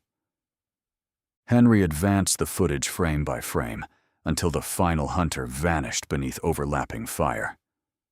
That is what worries me most, he continued. A normal predator learns by surviving. These creatures may be learning through the nest instead. If every pack that dies sends experience back to a central intelligence, then killing them does not end the lesson. It completes it. The next group will not simply be angrier. It may be better prepared. It may know our firing arcs, our fear responses, our retreat habits, and how long it takes us to protect our wounded. He looked from Yuna to Edison, his voice dropping. If there is a nest intelligence beneath that cave, then we are not fighting animals. We are being studied by a living battlefield. Henry looked down at the scan results, and for the first time, the fascination in his expression gave way to something close to dread. If you want this planet for Earth and Cygnus, he said, then I do not know why I am about to say this, because they are. Fascinating creatures. Truly fascinating. But you may have to wipe them out completely. The room went silent around him. Henry tapped the reproductive analysis on the display, and a line of red projections climbed so sharply it looked like a warning flare. According to my scans, their reproductive rate is fast. I mean, stupid fast. If we leave them unchecked, their population will grow far beyond ours in a very short time. And if that growth is tied to a nest intelligence capable of learning through every dead pack, then this planet will not remain a resource world. It will become their world again, and we will only be the next prey species slow enough to realize it. Henry let the silence stretch for a moment before he forced himself to continue. If there is any ethical compromise left, this is the only one I can think of. Take 2 of them, 1 male, 1 female, and relocate them to a preserved world somewhere far from any civilian colony, mining route, or populated system. Study them there under absolute containment. Give the species a chance to exist somewhere that cannot become a battlefield. His expression hardened as he looked back at the projection. Then kill the rest, seal the nest, burn the reproductive chambers, and make certain no hidden pack survives beneath this planet. I do not say that lightly. But if we try to spare the population here, we may lose the world, the miners, the colonies around it, and eventually whatever stands in their path. Yuna's expression hardened, but not with anger alone. For a moment, she looked at the frozen image of the eyeless hunters on the display, then at the casualty list beside it, and finally back at Henry. "Doctor," she said quietly, "you are asking us to decide that an entire species has no right to exist on its own world because it is dangerous to ours. I understand the threat. I understand the numbers. 6 Marines are dead because we walked into that cave without knowing what lived beneath us. But if our first answer to intelligence we fear is extermination, then we are not protecting civilization. We are deciding who deserves to be called civilized." Henry absorbed the rebuke without looking away. When he answered, his voice was quieter, but no less firm. "Vice Admiral, if I thought this was about fear, I would agree with you. If I thought we were looking at a misunderstood species defending territory, I would be the first scientist in this room begging you to slow down, observe, communicate, and protect them from military overreaction." He gestured toward the red reproductive curve still climbing across the display. "But that is not what the data suggests. The nest is not merely intelligent. It is adaptive. It may learn through sacrifice, reproduce faster than we can contain, and use every encounter to refine how it kills us. That turns restraint into a resource for the enemy." He looked at the casualty list then, and the hardness in his expression cracked just enough to show the weight behind his words. "I am not asking you to call them evil. I am not even asking you to hate them. I am saying that if their biology and intelligence work the way I fear, then mercy without containment becomes permission for them to expand until every living thing on this planet becomes prey. Saving 2 under absolute preservation is not me trying to make genocide comfortable. It is the only way I can see to preserve the species without allowing the nest to turn this world into a slaughterhouse." Henry folded his hands behind his back, forcing himself to meet Yuna's eyes. Civilization is not proven by sparing every danger. Sometimes it is proven by admitting when survival and morality have been dragged into the same room and neither one leaves clean.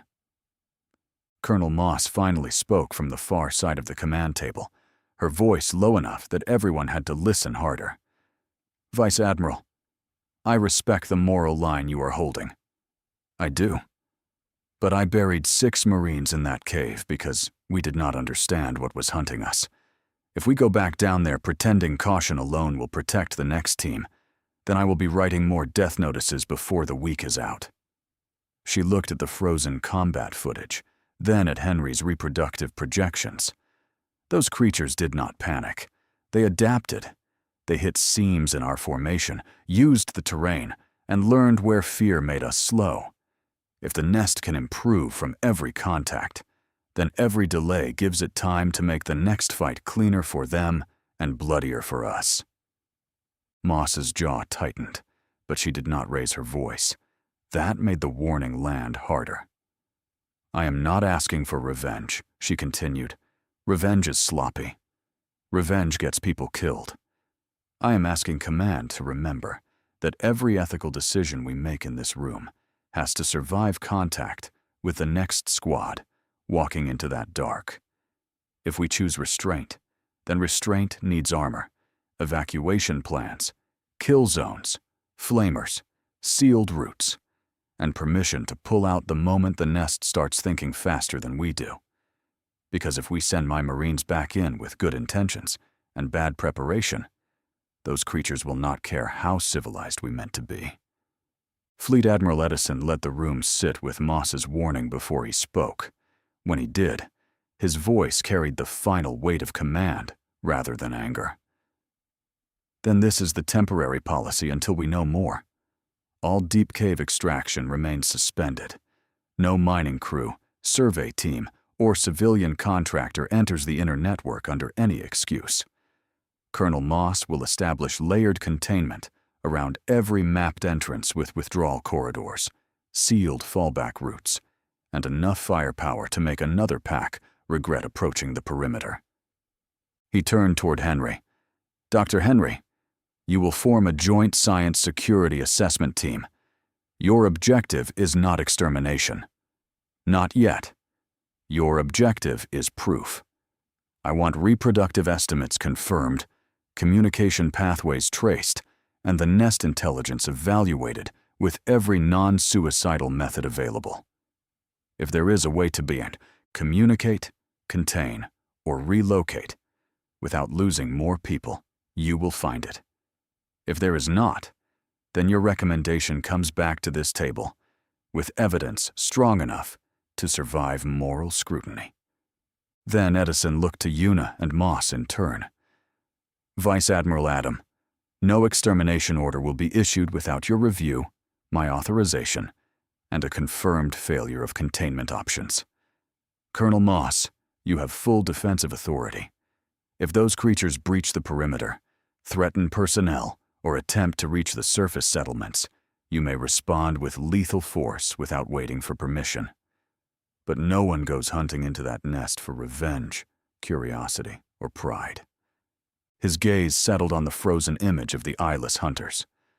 "For now, we hold the line. We protect every living civilian, every miner, every Marine, and every scientist under our command. We give intelligence a chance to prove it can be met with something other than fire. But we do not let ethics become an excuse for negligence, and we do not let fear become policy in dress uniform." Edison's voice dropped colder. "The next mistake we make in that cave had better be smaller than 6 graves." Dr. Mark Henry went still. The argument around the command table faded as a memory surfaced from somewhere far behind the crisis. Schooling days on Earth, dusty archive lessons about wolves, wildcats, raptors, and every dangerous creature humanity had once feared before learning how to live beside some of them. His eyes narrowed at the frozen image of the eyeless hunters. "Wait," he murmured, more to himself than to anyone else. "If my hypothesis is correct, then we may be missing the most important part." He looked up, the thought escaping before he could contain it. "What if they have a bonding element? Not obedience, not training, something biological or social. Humanity did not turn every dangerous animal into a house pet by force alone. Domestication worked because some species had a bridge we could reach. The room quieted around him as Henry stared at the creatures on the display with sudden, dangerous hope. What if these things have a bridge, too? Colonel Vara Moss did not share his hope.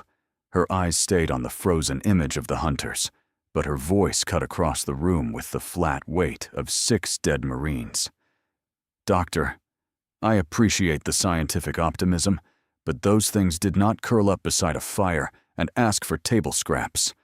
They tore through trained DEATHCORE infantry like they had studied the manual and found the weak pages. She finally looked at Henry, her expression colder than the cave footage behind him. If there is a bridge, fine. Find it. Prove it. But until then, I am not asking another squad to walk into that dark, carrying friendship as body armor. Henry snapped back before Moss's warning could settle into final judgment. I am not saying we march into the cave with collars and chew toys, Colonel. I am not saying we turn those creatures into household pets right off the bat. That would be suicide dressed up as optimism. He pointed toward the frozen image of the eyeless hunter, his voice sharpening with urgency rather than anger. These things take time. They always have. Wolves did not become companions in a single day, because some ancient human decided fangs looked friendly. It took generations, selection, exposure, trust, fear, failure, and 100 mistakes nobody wrote down. Henry drew a breath, forcing his tone back under control. All I am saying is that if there is even a biological bridge, some social imprint, chemical recognition, pack bond response, anything, then we need to know it exists before we decide the only future available to them is extinction. If no proof can be found, if every test fails, and every attempt at understanding only confirms the worst, then, and only then, do we consider them what they may already be: the most dangerous predator animals in the universe.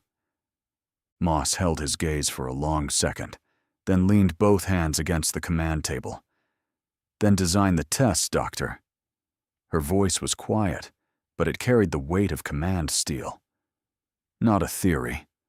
Not an inspired comparison to wolves and old Earth campfires. I want a test I can put between my Marines and those teeth without adding more names to the casualty file. She tapped the frozen image of the hunters with one gloved finger. No open approach, no live bait, no unsealed armor. No one gets within claw range because hope felt persuasive in a briefing room. You give me remote observation, contained scent trials, sound response mapping, chemical sampling, drone interaction, anything that lets us search for your bridge without handing the nest another lesson in how to kill us. Her eyes moved from Henry to Yuna and then to Edison. If he can build that kind of test, I will defend giving it a chance. But until I see a plan that keeps soldiers out of the nest's reach and prevents the creatures from learning more than we do, my answer stays the same. Containment first, curiosity second, and nobody walks into the dark just to prove humanity once made friends with wolves. Fleet Admiral Edison remained silent long enough for the room to feel the shape of the decision before he made it. His gaze moved from Moss to Henry, then to the frozen image of the eyeless hunters waiting in blue crystal light. "Approved," he said at last. The word landed like a weapons lock. Edison lifted one hand before Henry could answer. "But let me be very clear, Doctor. This is not permission to go chasing miracles into a cave full of teeth. Colonel Moss keeps operational authority over everybody near that perimeter. Vice Admiral Adam keeps review authority over every ethical line this experiment touches. You will design your test around distance, containment, redundancy, and failure. If your theory cannot survive without putting a Marine within killing range, then your theory is not ready to leave the briefing table." He turned his attention back to the display. You get remote observation, sealed scent trials, sound response mapping, drone interaction, and controlled chemical testing. Nothing lives enters that nest. Nothing breathes its air without filtration. Nothing opens a route the creatures can use to reach the surface. If the nest adapts to the test stops. If the creatures attempt to breach containment, Moss ends the contact by whatever means keeps her people alive. Edison's eyes settled on Henry last. Find your bridge, if it exists. Prove there is something in those creatures that can be reached before we decide they must be erased. But understand this. I am authorizing an experiment, not a crusade. Hope gets one controlled chance under guard. The lives of my people are not the price of your hypothesis. Yes, Fleet Admiral Edison, Henry replied, the sharpness leaving his voice as the weight of authorization settled on him. He turned back to the display and began pulling sections of cave footage into a layered model. Then we do this in phases. Phase 1 is observation only. No bait, no personnel, no movement beyond the sealed perimeter. We seed the outer tunnels with micro-drones disguised as mineral survey probes and let them watch the nest behavior from a distance. We record movement patterns, reaction to light, temperature shifts, sound sensitivity, and whether individual hunters defer to a central signal or dominant organism. He tapped another control, and the image shifted to a sealed test corridor projected beside the cave map. Phase 2 is non-contact stimulus testing. We introduce controlled scent packets through remote dispensers, human sweat compounds, marine armor residue, Vexarian environmental traces, mineral dust from their own tunnels, and neutral biological samples. Nothing alive. Nothing they can reach. If there is recognition behavior, attraction, avoidance, aggression, or curiosity, we measure it without giving them a target to kill. Henry's fingers moved faster now, the fear in him turning into method. Phase 3 is sound response mapping. Their screams affect the crystal lattice, so we reverse the question. We play back their own calls at low intensity, then vary pitch, rhythm, and sequence to see whether the nest answers, ignores, warns, or coordinates. If the lattice is part of their communication system, we may be able to map which frequencies mean threat, territory, distress, or social contact. He looked to Moss before continuing, making sure she heard the next part clearly. Phase 4 is drone interaction, but only with sacrificial drones. No humanoid movement profiles, no marine armor silhouettes, no weapons exposed unless containment fails. The drones will carry hard shells, no biological scent except what we choose, and dead switch charges strong enough to destroy themselves if a hunter tries to drag one deeper into the nest. We do not let the creatures study our equipment for free. Henry drew a breath and faced the table again.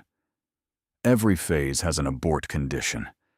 If the nest shifts toward the surface, if the hunters begin probing sealed routes, if the lattice response indicates coordinated adaptation, the experiment stops and Colonel Moss burns the contact corridor closed. But if we see non-lethal curiosity, recognition, hesitation, social signaling, or any consistent response that is not immediate predation, then we may have our bridge. He looked from Moss to Yuna, and finally to Edison. That is the test. Not trust. Not mercy. Evidence. 2 weeks later, Hope had run out of places to hide. Every phase of Henry's experiment had failed. The micro-drones were ignored until the nest learned their routes and destroyed them in coordinated ambushes. The scent trials produced nothing but aggression. The sound response mapping confirmed communication, but not connection. Every adjusted frequency, every controlled pattern, every attempt to find hesitation or curiosity ended the same way. The hunters answered with violence, adaptation, and an intelligence that treated restraint as another weakness to study.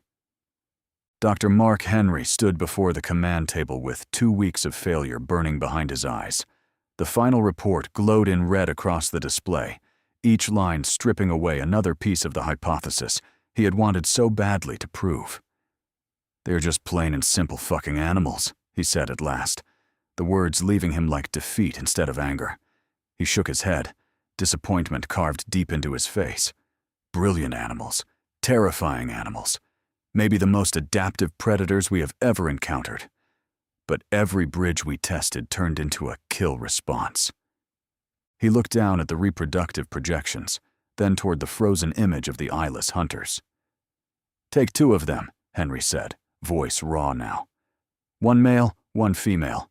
Place them on a reserved planet under absolute containment, far from colonies, trade lanes, and anything they can turn into prey. Preserve the species if we can." His jaw tightened. "But the nest on this world cannot remain. The rest have to be killed. Burn the reproductive chambers. Collapse the breeding corridors. Seal whatever survives under enough stone and fire that it never reaches the surface." Colonel Vara Moss did not smile, but something cold and satisfied settled into her expression. "With pleasure, Doctor," she said. The words were not careless. They carried 6 graves, 2 weeks of failed tests, and every casualty report she had refused to let become background noise. "My Marines will make it clean, contained, and final." Vice Admiral Yuna Adam had wanted the test to succeed. She had wanted Henry's bridge to exist somewhere beneath the teeth, the screams, and the blood-dark intelligence of the nest. But the evidence stood before her in clean reports and ugly footage, and evidence did not become kinder because she needed it to. The creatures had been offered distance, patience, restraint, and every non-lethal chance science could invent. They had answered by learning how to kill better. At last, Yuna looked at the display and felt the moral line she had defended bend under the weight of proof. "Then we name them honestly," she said, her voice quiet. "Not monsters, not evil. The most dangerous predator animals in the universe."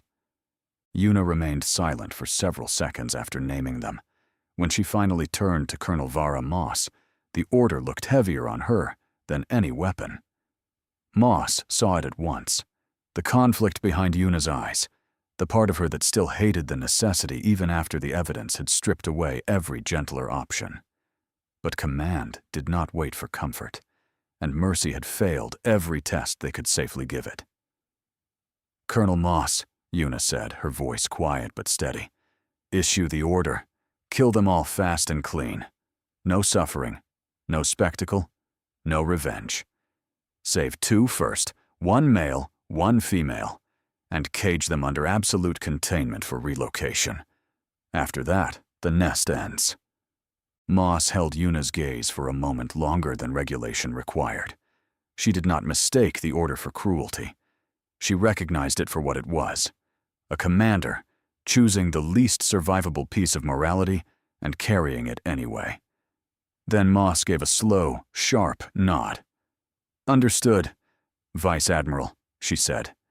"We will take the pair alive first. After that, my people will make it fast, clean, and final." Henry did not move when Moss accepted the order. The room shifted around him, officers speaking in low voices, tactical displays updating kill zone projections, containment routes turning red one by one.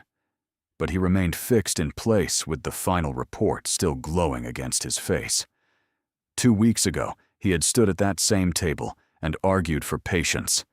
He had invoked wolves, ancient campfires, and the fragile possibility that even monsters might have a bridge somewhere inside them. Now his own data had become the blade placed in Yuna's hand. He looked at the frozen image of the eyeless hunter and felt no triumph in being correct, no relief in having an answer, not even the cold comfort of science completed. All he could see were the tests he had designed failing one by one, each failure narrowing the future until only fire remained. If his hypothesis had been right, if one signal had produced hesitation, or one scent packet had stirred recognition instead of violence, the order might have been different.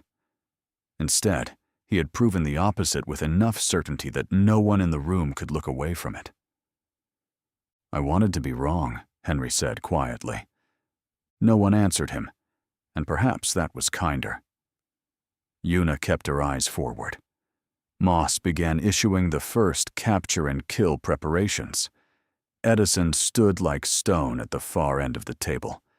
Henry lowered his gaze to his own hands, the hands that had signed off on every test, every observation route, every controlled attempt at mercy. They had searched for a bridge and found only a wall made of teeth. Now 2 creatures would survive because science demanded preservation, and the rest would die because that same science had left command no safer path. Henry understood the logic. He even believed it. That did not stop the guilt from settling into him like something with claws. Moss began preparing the capture team before Henry had even left the briefing room. In Docking Bay 12, the mood changed from argument to execution. Marines moved under red readiness lights, sealing armor, loading tranquilizer lances, shock nets, containment collars, sonic dampeners, and reinforced stasis cages built for creatures that could tear through standard alloy if given a second chance. Major Rourke stood beside the transport ramp, reading off names, while medics and xenobiologists checked the sedative calculations 3 times. No one laughed. No one complained. Every soldier in the bay understood the shape of the order. Save 2 first, then end the nest. Colonel Vara Moss walked the line slowly, helmet tucked beneath one arm, her scarred face bare to every Marine under her command. "Listen carefully," she said. "We are not going down there angry. We are not going down there sloppy. We take 1 male and 1 female alive, because that is the order, and because Dr. Henry's preservation argument is the last piece of mercy left on the table. After extraction, the cages leave the planet under escort. Once they are clear, the nest dies." The capture team entered the cave behind a wall of drone light and sonic suppression. Moss sent machines first, then armored Marines, then the stasis handlers. The nest answered with silence at first, which was worse than screaming. Deep in the breeding corridors, the crystal veins pulsed in slow blue waves, carrying vibrations through the stone like warning nerves. When the first eyeless hunter charged, Rourke's team dropped it with 3 tranquilizer lances and a shock net before its claws reached the front line. The creature hit the ground hard enough to crack stone, still fighting even as the sedatives dragged it down. The second specimen came from the upper wall, larger, faster, and screaming so violently the suppression field buckled. It tore through 2 drones before Danner slammed a sonic. Spike into the crystal floor, and Sato fired a net charge across its path. Greaves caught the creature's rear legs with a restraint cable, and 6 Marines hauled together until the hunter crashed sideways into the dust. Moss stepped forward herself and fired the final sedative round into the thick muscle beneath its horned skull. "Cage it," she ordered. "Now." The 2 surviving specimens were dragged into reinforced stasis cages, while the nest screamed awake around them. The cages sealed with layered locks, atmosphere filters, and magnetic restraints, then vanished back toward the surface under heavy escort. Moss watched the transport icons climb out of the cave network and did not give the next order until Destiny confirmed the preserved pair had cleared the kill zone. Only then did Moss lower her visor. "All units," she said. "Operation Clean Sweep begins now." The cave became a war under the ground. Flamers washed through breeding corridors in white-orange sheets. Shock charges collapsed side tunnels. Drone swarms mapped each chamber seconds before Marines breached it, and every time the eyeless creatures came, they came like a storm with claws. They hit from ceilings, walls, cracks in the stone, and black pools beneath the crystal roots. They screamed until the lattice answered in blinding pulses, and the Marines answered with disciplined fire, moving room by room, never breaking formation, never chasing the shapes that tried to lure them away from the line. Near the reproductive chambers, the nest made its final stand. Hundreds of eyeless hunters surged through the blue-lit dark, not in panic, but in pattern. They tried to split Moss's assault into the same broken seams that had killed 6 Marines weeks before. This time, Moss was ready. Kill lanes opened exactly where the creatures expected weakness. Mines detonated beneath charging packs. Sonic cannons shattered their coordination. Rourke held the left breach with half his armor scorched black, while Sato, Danner, and Greaves anchored the right line with the grim precision of men who had already seen what hesitation cost. At the heart of the nest, the last of them waited before the central crystal column. It was larger than the others, its hide scarred with old mineral growth, its horns worn like broken blades. The creature had no eyes, but Moss felt it see her all the same, through sound, heat, vibration, and whatever intelligence had guided the packs through the dark. For one suspended second, neither side moved. Then the last eyeless hunter opened its jaws and screamed, not in fear, not in pain, but in defiance. Moss did not answer with words. She raised her rifle and fired first. The chamber erupted.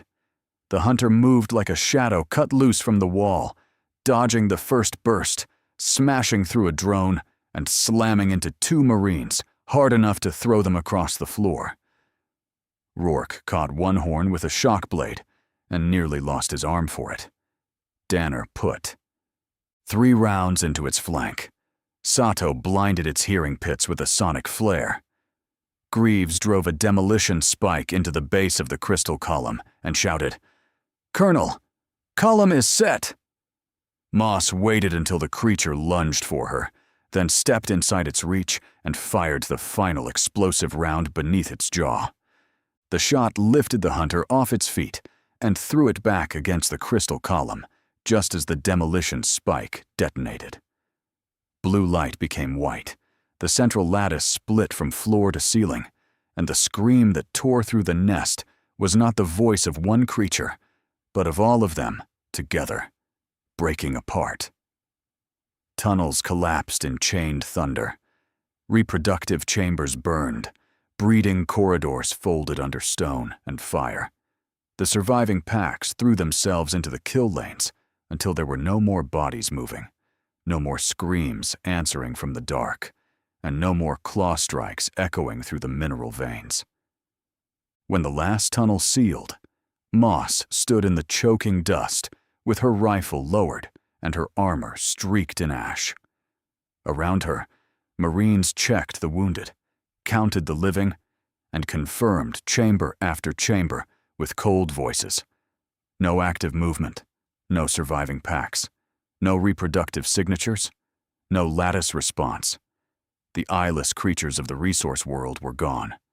Not defeated, not driven back. Gone. Far above the planet, a sealed transport carried the only 2 survivors away under escort. 1 male, 1 female.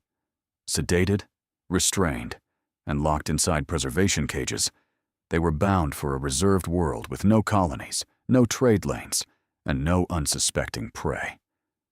Dr. Henry watched the transport leave from the command deck and said nothing. Yuna stood beside him, her face carved from duty.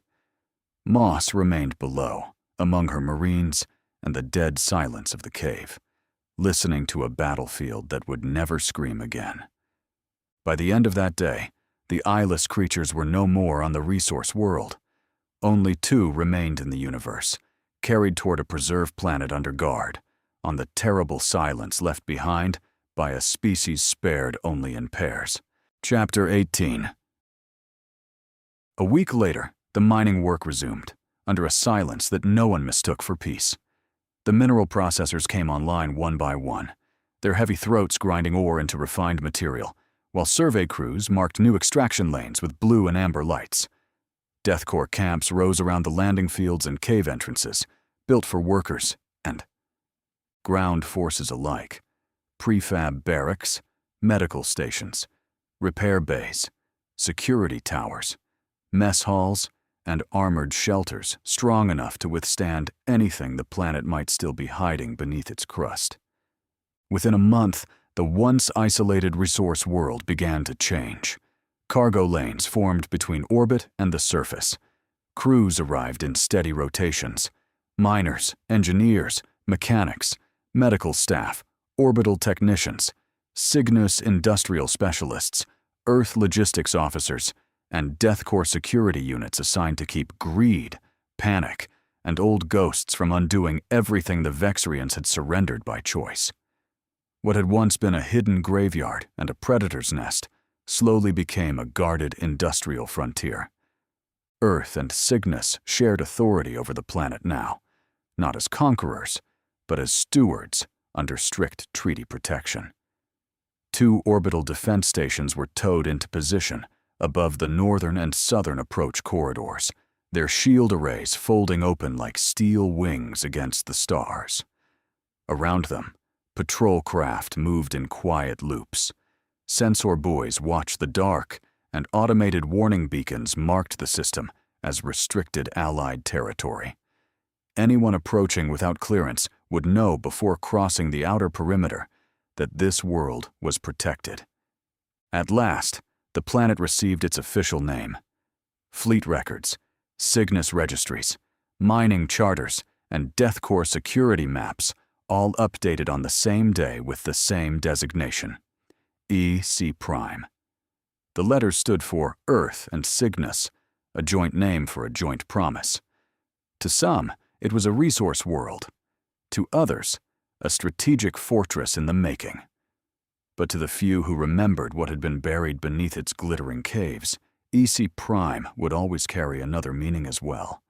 A world taken from silence, paid for in trust, guarded by treaty, and haunted by everything that had to die before it could be named. Meanwhile, news of the old Nova Empire's destruction and the joint Earth Cygnus claim over a new resource world began spreading through the neighboring powers like a sickness no diplomat wanted to name. EC Prime sat inside the former Nova borders, rich enough to strengthen fleets, rebuild colonies, and shift military balances that had held steady for generations. To Earth and Cygnus, it was a guarded promise built on treaty, sacrifice, and Vexrian consent. To everyone else watching from beyond the borders, it looked like opportunity turning into power far too quickly. 2 smaller empires began to panic in silence. They did not issue threats. They did not move fleets openly. Instead, they called emergency councils behind sealed doors, rechecked old border maps, and whispered the same fear in different languages. Earth and Cygnus were becoming too powerful for their own good. First came the Alliance. Then came the DEATHCORE patrols. Then came the Nova survivors. Now came EC Prime, a planet with enough mineral wealth to arm generations of ships. If that world remained under Allied control, the old balance of power would not bend. It would break. The last empire did not panic. It hated. 2 years earlier, 6 of its armadas had been destroyed by Earth and Cygnus forces during a campaign that still lived in their military songs as a humiliation too large to bury. Their admirals called it an unforgivable massacre. Their politicians called it proof of human Cygnus arrogance. Their priests and war speakers called for vengeance in the language of duty, honor, and old blood. When word reached them that Earth and Cygnus now shared a resource world inside the dead Nova frontier, they did not see a treaty. They saw a target with a name. 4 light-years above EC Prime, hidden inside the impossible silence of the Dark Fleet's cloak, the 7-star admiral listened to every complaint, every encrypted panic report, and every jealous whisper moving between the empires. Their fear was predictable. Their envy was uglier. On the observation glass before him, political transmissions appeared as thin lines of red, gold, and violet, each one carrying the same bitter truth. The galaxy had seen Earth and Cygnus grow stronger, and strength always made the insecure reach for knives.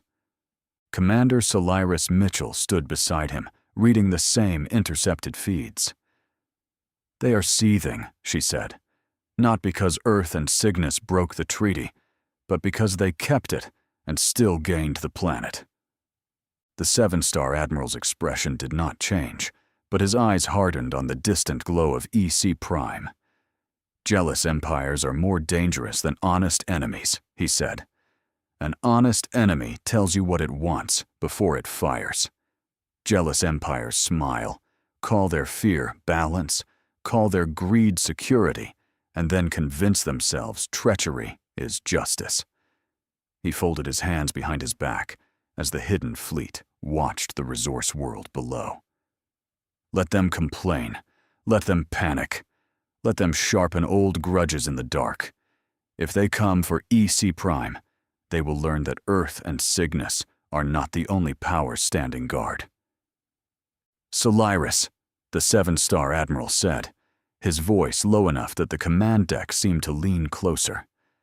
"Prepare an encrypted transmission packet for Fleet Admiral Edison. Include the intercepted complaints from the neighboring empires, with special emphasis on the Slither King grievance. Make it clear that their leadership is speaking of revenge against Earth and Cygnus, even though they know perfectly well we were the ones who erased 6 of their armadas." He watched the red political threads crawl across the observation glass and let his expression darken. "Advise Edison to increase production as quickly as possible. If my read on the Deep Black is accurate, he has 5 years or less, before another war starts brewing in the dark. Also warn him that the smaller empires may respond by forming a joint force of their own. Tell him to muster 6 more armadas if he can." A narrow, humorless smile touched the admiral's mouth. Knowing Edison, he will pull a miracle out of his ass and call it logistics. Cygnus bowed her head once. "Transmission packet compiling now, sir," she said.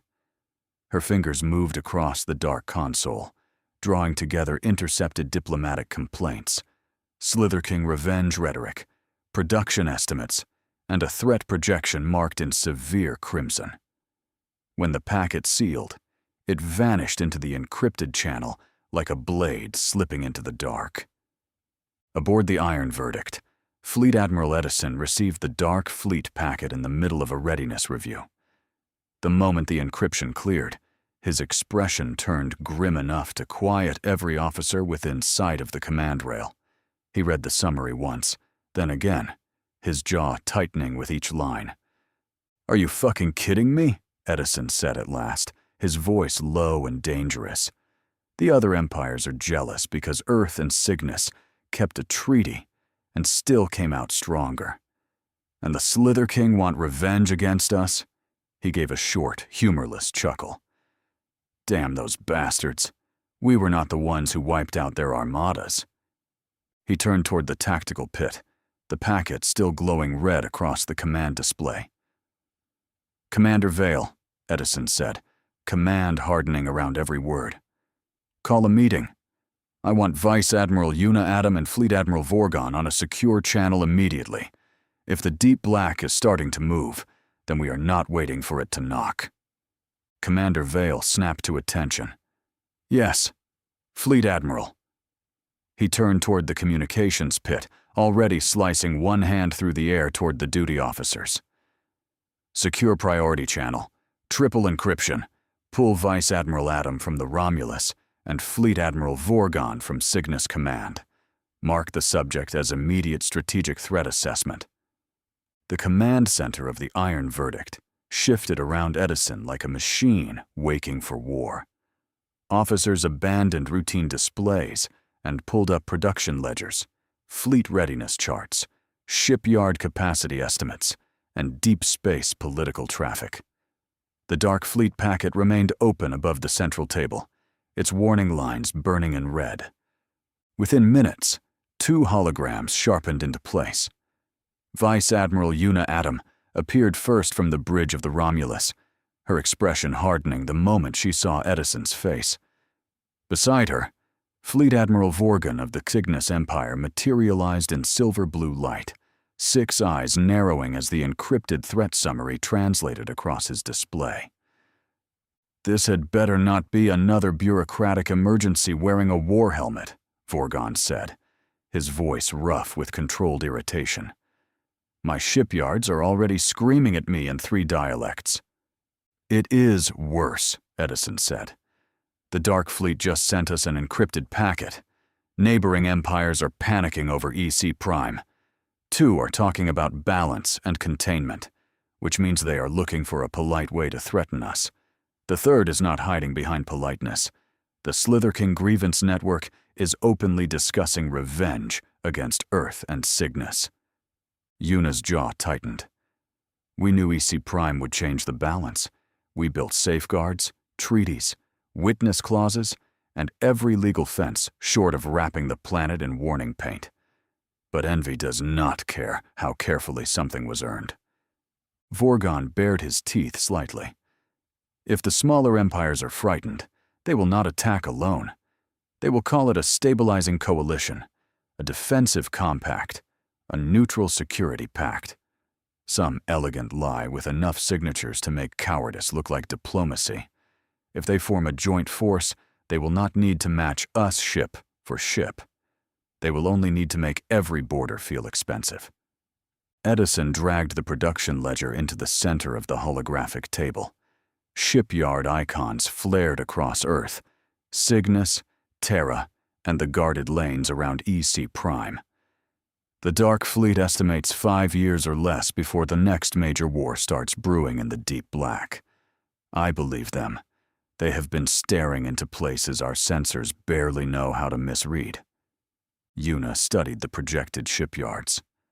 6 more armadas is not a production order. It is an industrial earthquake. Hull frames, crews, reactor cores, weapons platforms, medical capacity, ammunition chains, training pipelines. If we rush the wrong piece, we build coffins with engines. "Then we do not rush the wrong piece," Edison said. "We rush everything correctly and make the accountants need medical attention. I want every available yard audited within 48 hours.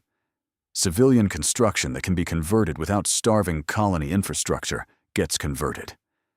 EC Prime output goes first to shields, reactors, and carrier frames. Nothing ornamental, nothing political. Steel, power, crew survival, and weapons." Vorgan nodded once, grim and decisive. "Cygnus will open the deep forges. I can triple armor plate output within 6 months if EC Prime shipments remain steady. But our nobles will demand to know why. They will smell war preparation and ask whether Earth is dragging Cygnus into another human storm." "Then tell them the truth carefully," Yuna said. "Earth and Cygnus are preparing because others are preparing against us. But EC Prime must not become a banner for conquest. The Vexarians released that world because we promised it would serve defense and survival, not imperial pride. If our language turns ugly, Tovan will hear it before our enemies do." Edison pointed at her through the hologram. "Correct. We do not spend Vexarian trust like loose ammunition. Their decision gave us EC Prime. Our conduct after that decision determines whether we deserved it. Production increases, but the public line remains defensive readiness, protected infrastructure, and allied survival planning. Anyone who starts talking about destiny, expansion, or inherited Nova territory gets removed from the briefing table." Commander Vale stepped closer to the table. "Fleet Admiral, if I may. We can begin by separating the buildup into 3 tracks: immediate fleet readiness, industrial expansion, and political counterintelligence. If the smaller empires are forming a joint force, We need to know who is funding it, who is commanding it, and who intends to fire first while pretending they were provoked. Approved, Edison said. Vale, build the 3-track response and have the first draft on my desk by morning. Yuna, I want the Romulus to remain quiet but visible near the EC Prime corridor. Not aggressive, not hidden. A reminder that the planet has guardians, and that those guardians know how to read a room before shooting it. Yuna gave a sharp nod. Understood. I will keep patrol posture disciplined and survivor protections intact. If anyone approaches EC Prime looking for diplomatic theater, they will find polite silence, locked channels, and enough sensors to make them feel watched in their bones. Cygnus will reinforce the outer approach lanes, Vorgon said. Quietly. I will send escort groups under Trade Protection Authority and move reserve cruisers close enough to matter without making every frightened Empire scream mobilization. Edison looked between them, the red glow of the dark fleet packet still burning across his face. Good. Then we prepare like war is 5 years away, and behave like peace still matters. If the jealous empires want to build a joint force, let them. We will build something better. Armadas that can hold the line, alliances that can survive fear, and enough production capacity to make the deep black regret testing us. His expression turned grim again. Meeting adjourned. Vale, wake the shipyards. One more thing, Edison said before the channel could close. His voice shifted. Not softer, exactly, but heavier, carrying the kind of command that came from having buried too many exhausted soldiers. Before we prepare for a future war, every person under your command gets 1 week of shore leave, all of them. Crews, pilots, Marines, engineers, medical staff, supply officers, dock crews, the poor bastards who keep our coffee machines from becoming casualty events. Everyone. Yuna blinked once, the only visible sign that the order had surprised her. Sir? Edison pointed at her through the hologram. That is a command, Adam. 1 week. Bring your people back to Earth for shore leave before this machine starts chewing up every hour they have left to breathe.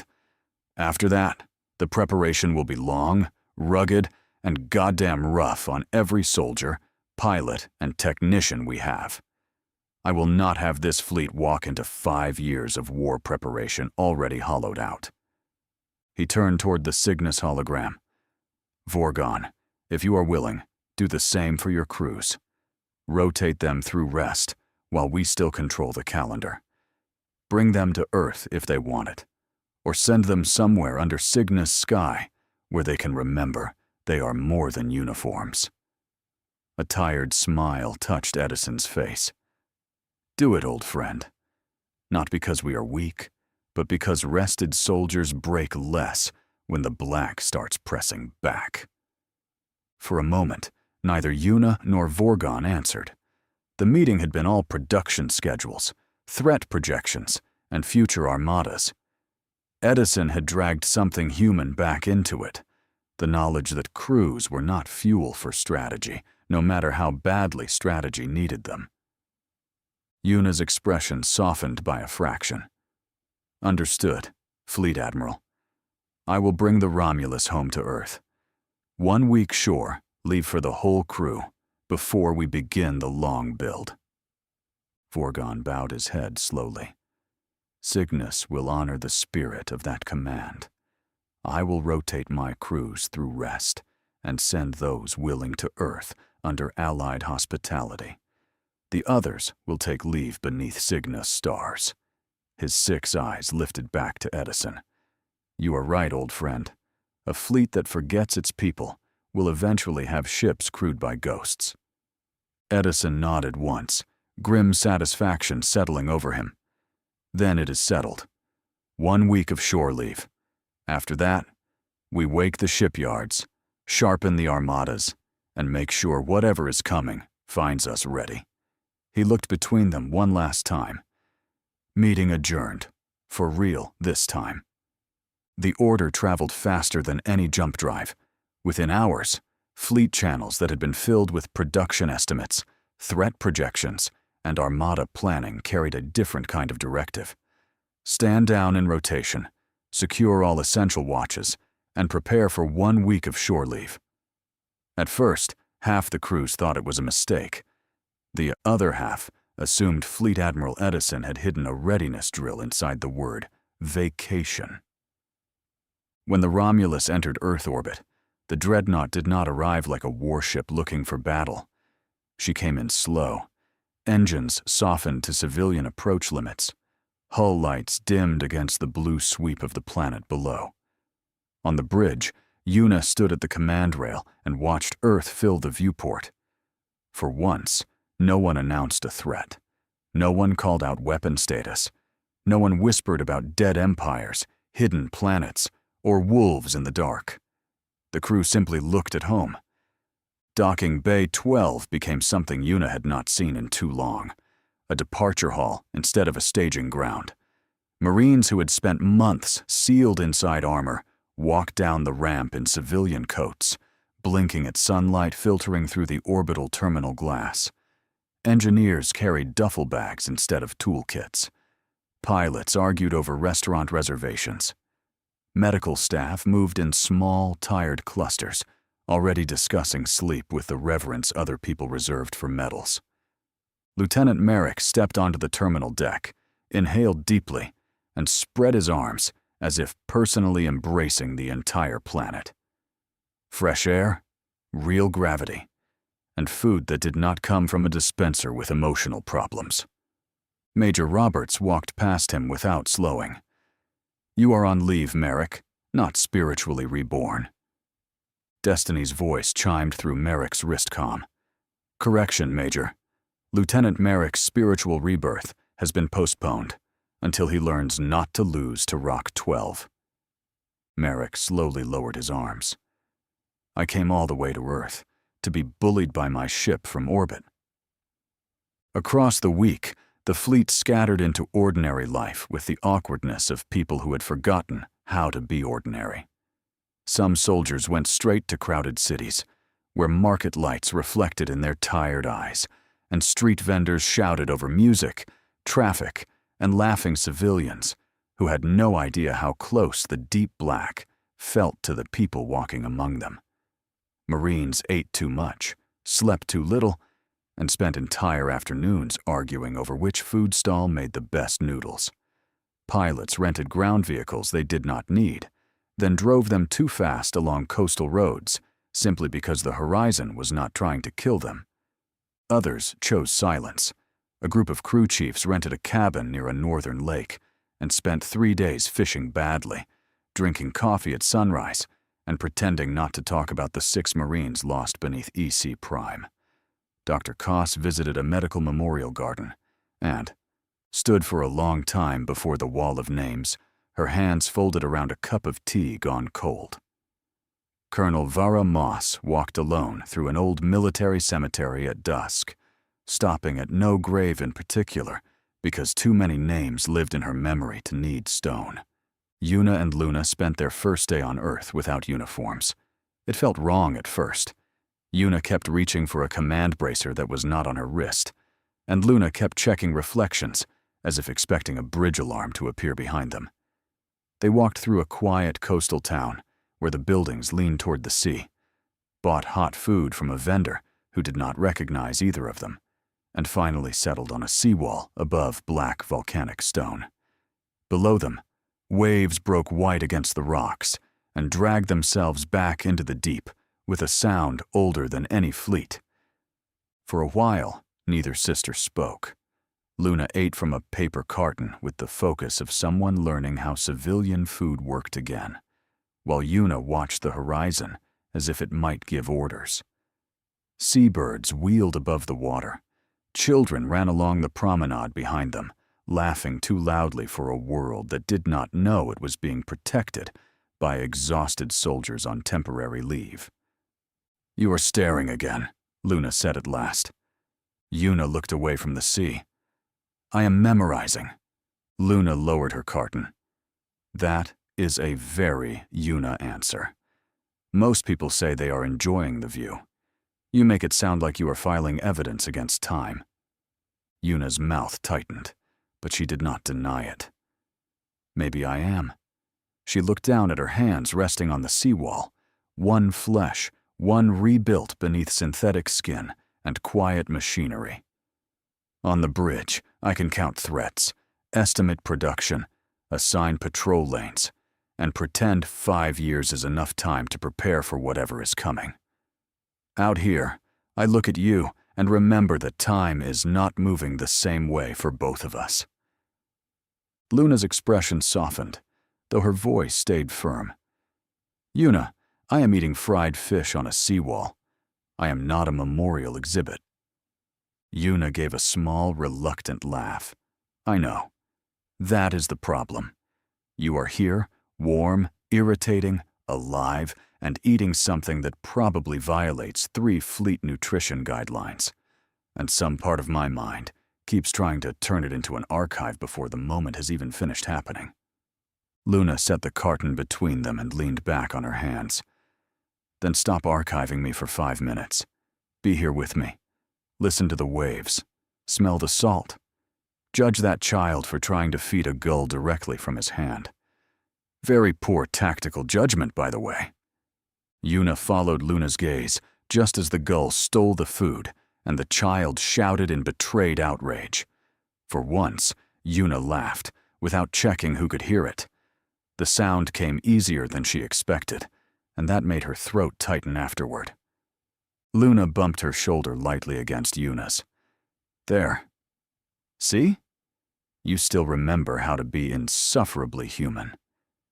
Yuna looked at her sister, then really looked. The gray strand near Luna's temple caught the afternoon light, silver against dark hair.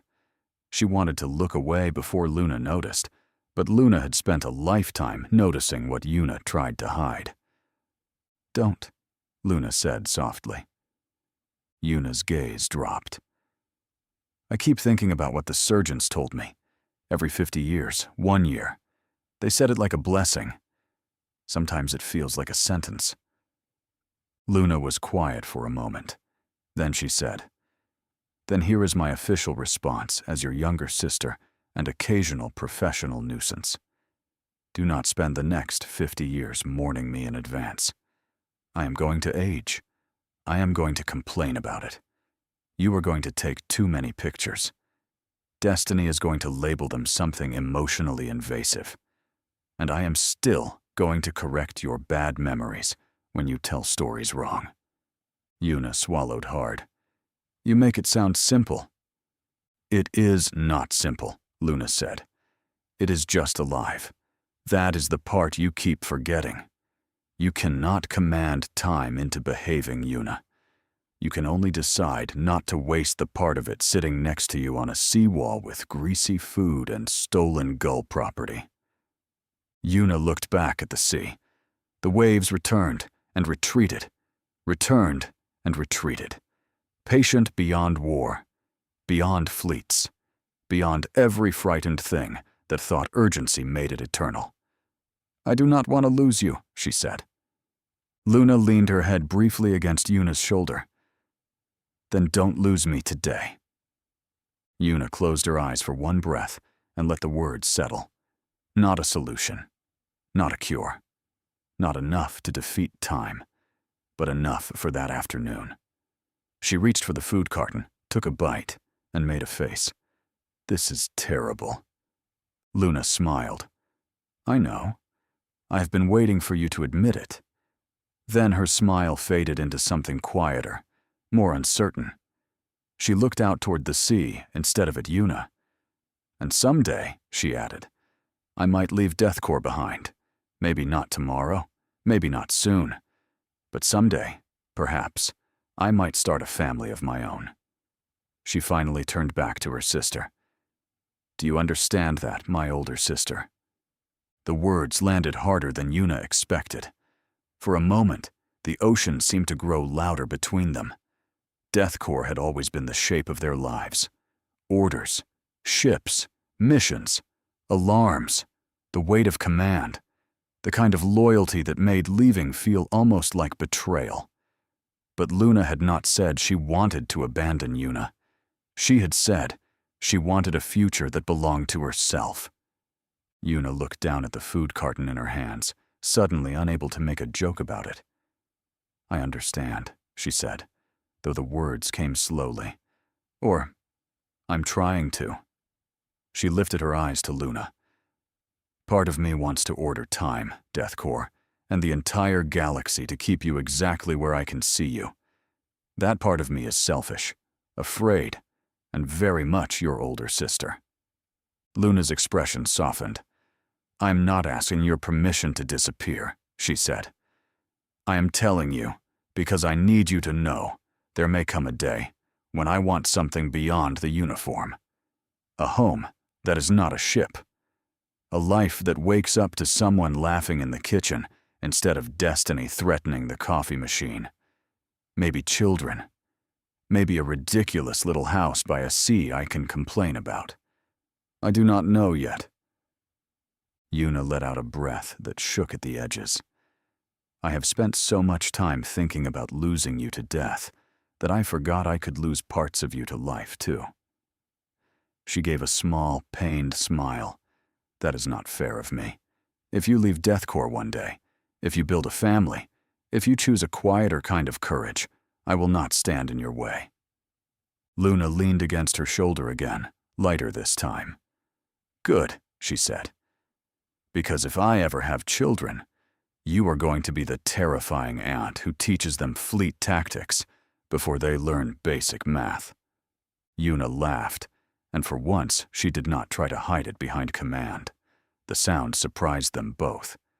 Around them, children ran along the seawall, gulls argued with the wind, and the ocean kept doing what oceans had always done, returning, retreating, and returning again. For one afternoon, the galaxy managed not to ask anything of them. Vorgon honored Edison's request in his own way. Cygnus crews arrived in organized waves, suspicious of Earth hospitality, until the first group discovered hot food, open parks, and museums that did not require them to salute before entering. Some walked through human cities with six-eyed caution, studying architecture, street music, and children who stared back with equal curiosity. Others chose quieter leave beneath Cygnus embassy gardens, where their own songs rose at night under Earth's unfamiliar stars.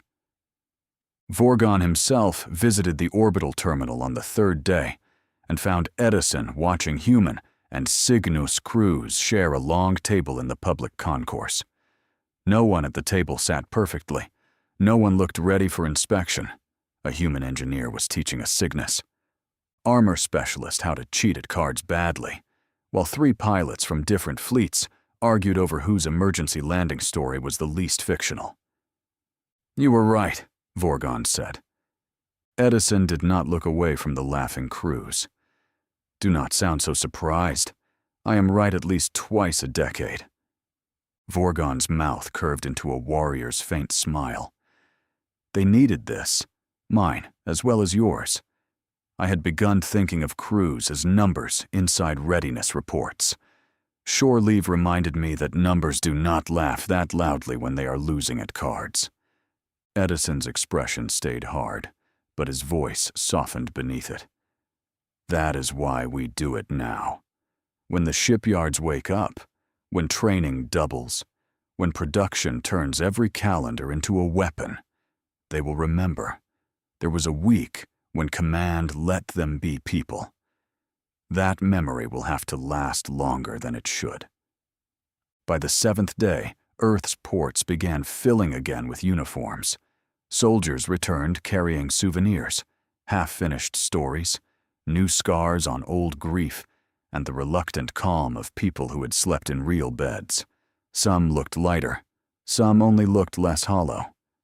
Merrick came back with a sunburn, 3 restaurant recommendations, and a sworn statement that destiny had ruined his vacation from orbit. Dr. Koss returned with fresh medical supplies she had bought herself, because apparently, even on leave, she did not know how to stop being a doctor. Yuna watched the last crew rotation board the Romulus and saw the difference Edison had bought them. Not peace, not certainty, but breath. A little strength returned to shoulders before armor settled over them again. A little humor returned to voices before orders sharpened them. A little humanity returned to the fleet before war preparation tried to spend it. Vice Admiral Yuna Adam was the last to step aboard the Romulus. As the final crew rotation disappeared into the ship, one last thought caught up to her and refused to let go. My new crew are still just kids, she thought. Jerry Ford is 19. James Oxford is 22. Claire Smith is 20. Zui Luan is 24. Alexa Bezel is 21. And my sister, Luna Adam, is 29. The number sat heavily in her heart. They were young, too young for the kind of experience they already carried. Soldier's experience, the kind earned through loss, fear, duty, and battles that did not wait for anyone to grow older first. Yuna looked back once toward Earth, where 1 week of shore leave had reminded them all that they were still human beneath the uniforms. Time moved too quickly. Fate could be cruel, and time could be crueler still. But hidden inside that cruelty was wisdom, and inside the pain were lessons still waiting to be learned. She held that truth within her heart and soul, then stepped fully aboard the Romulus, carrying her crew, her sister, and a future that still had room for hope. When the week ended, the docks sealed, the crews reported ready, and the shipyards began to wake. Across Earth, Cygnus, Terra, and Isuzi Prime, foundries roared back to life. Production orders moved like storm fronts through every Allied system. The shore leave was over. The long, rough preparation had begun. But for one brief week before the deep black pressed back, the soldiers had remembered what they were preparing to defend.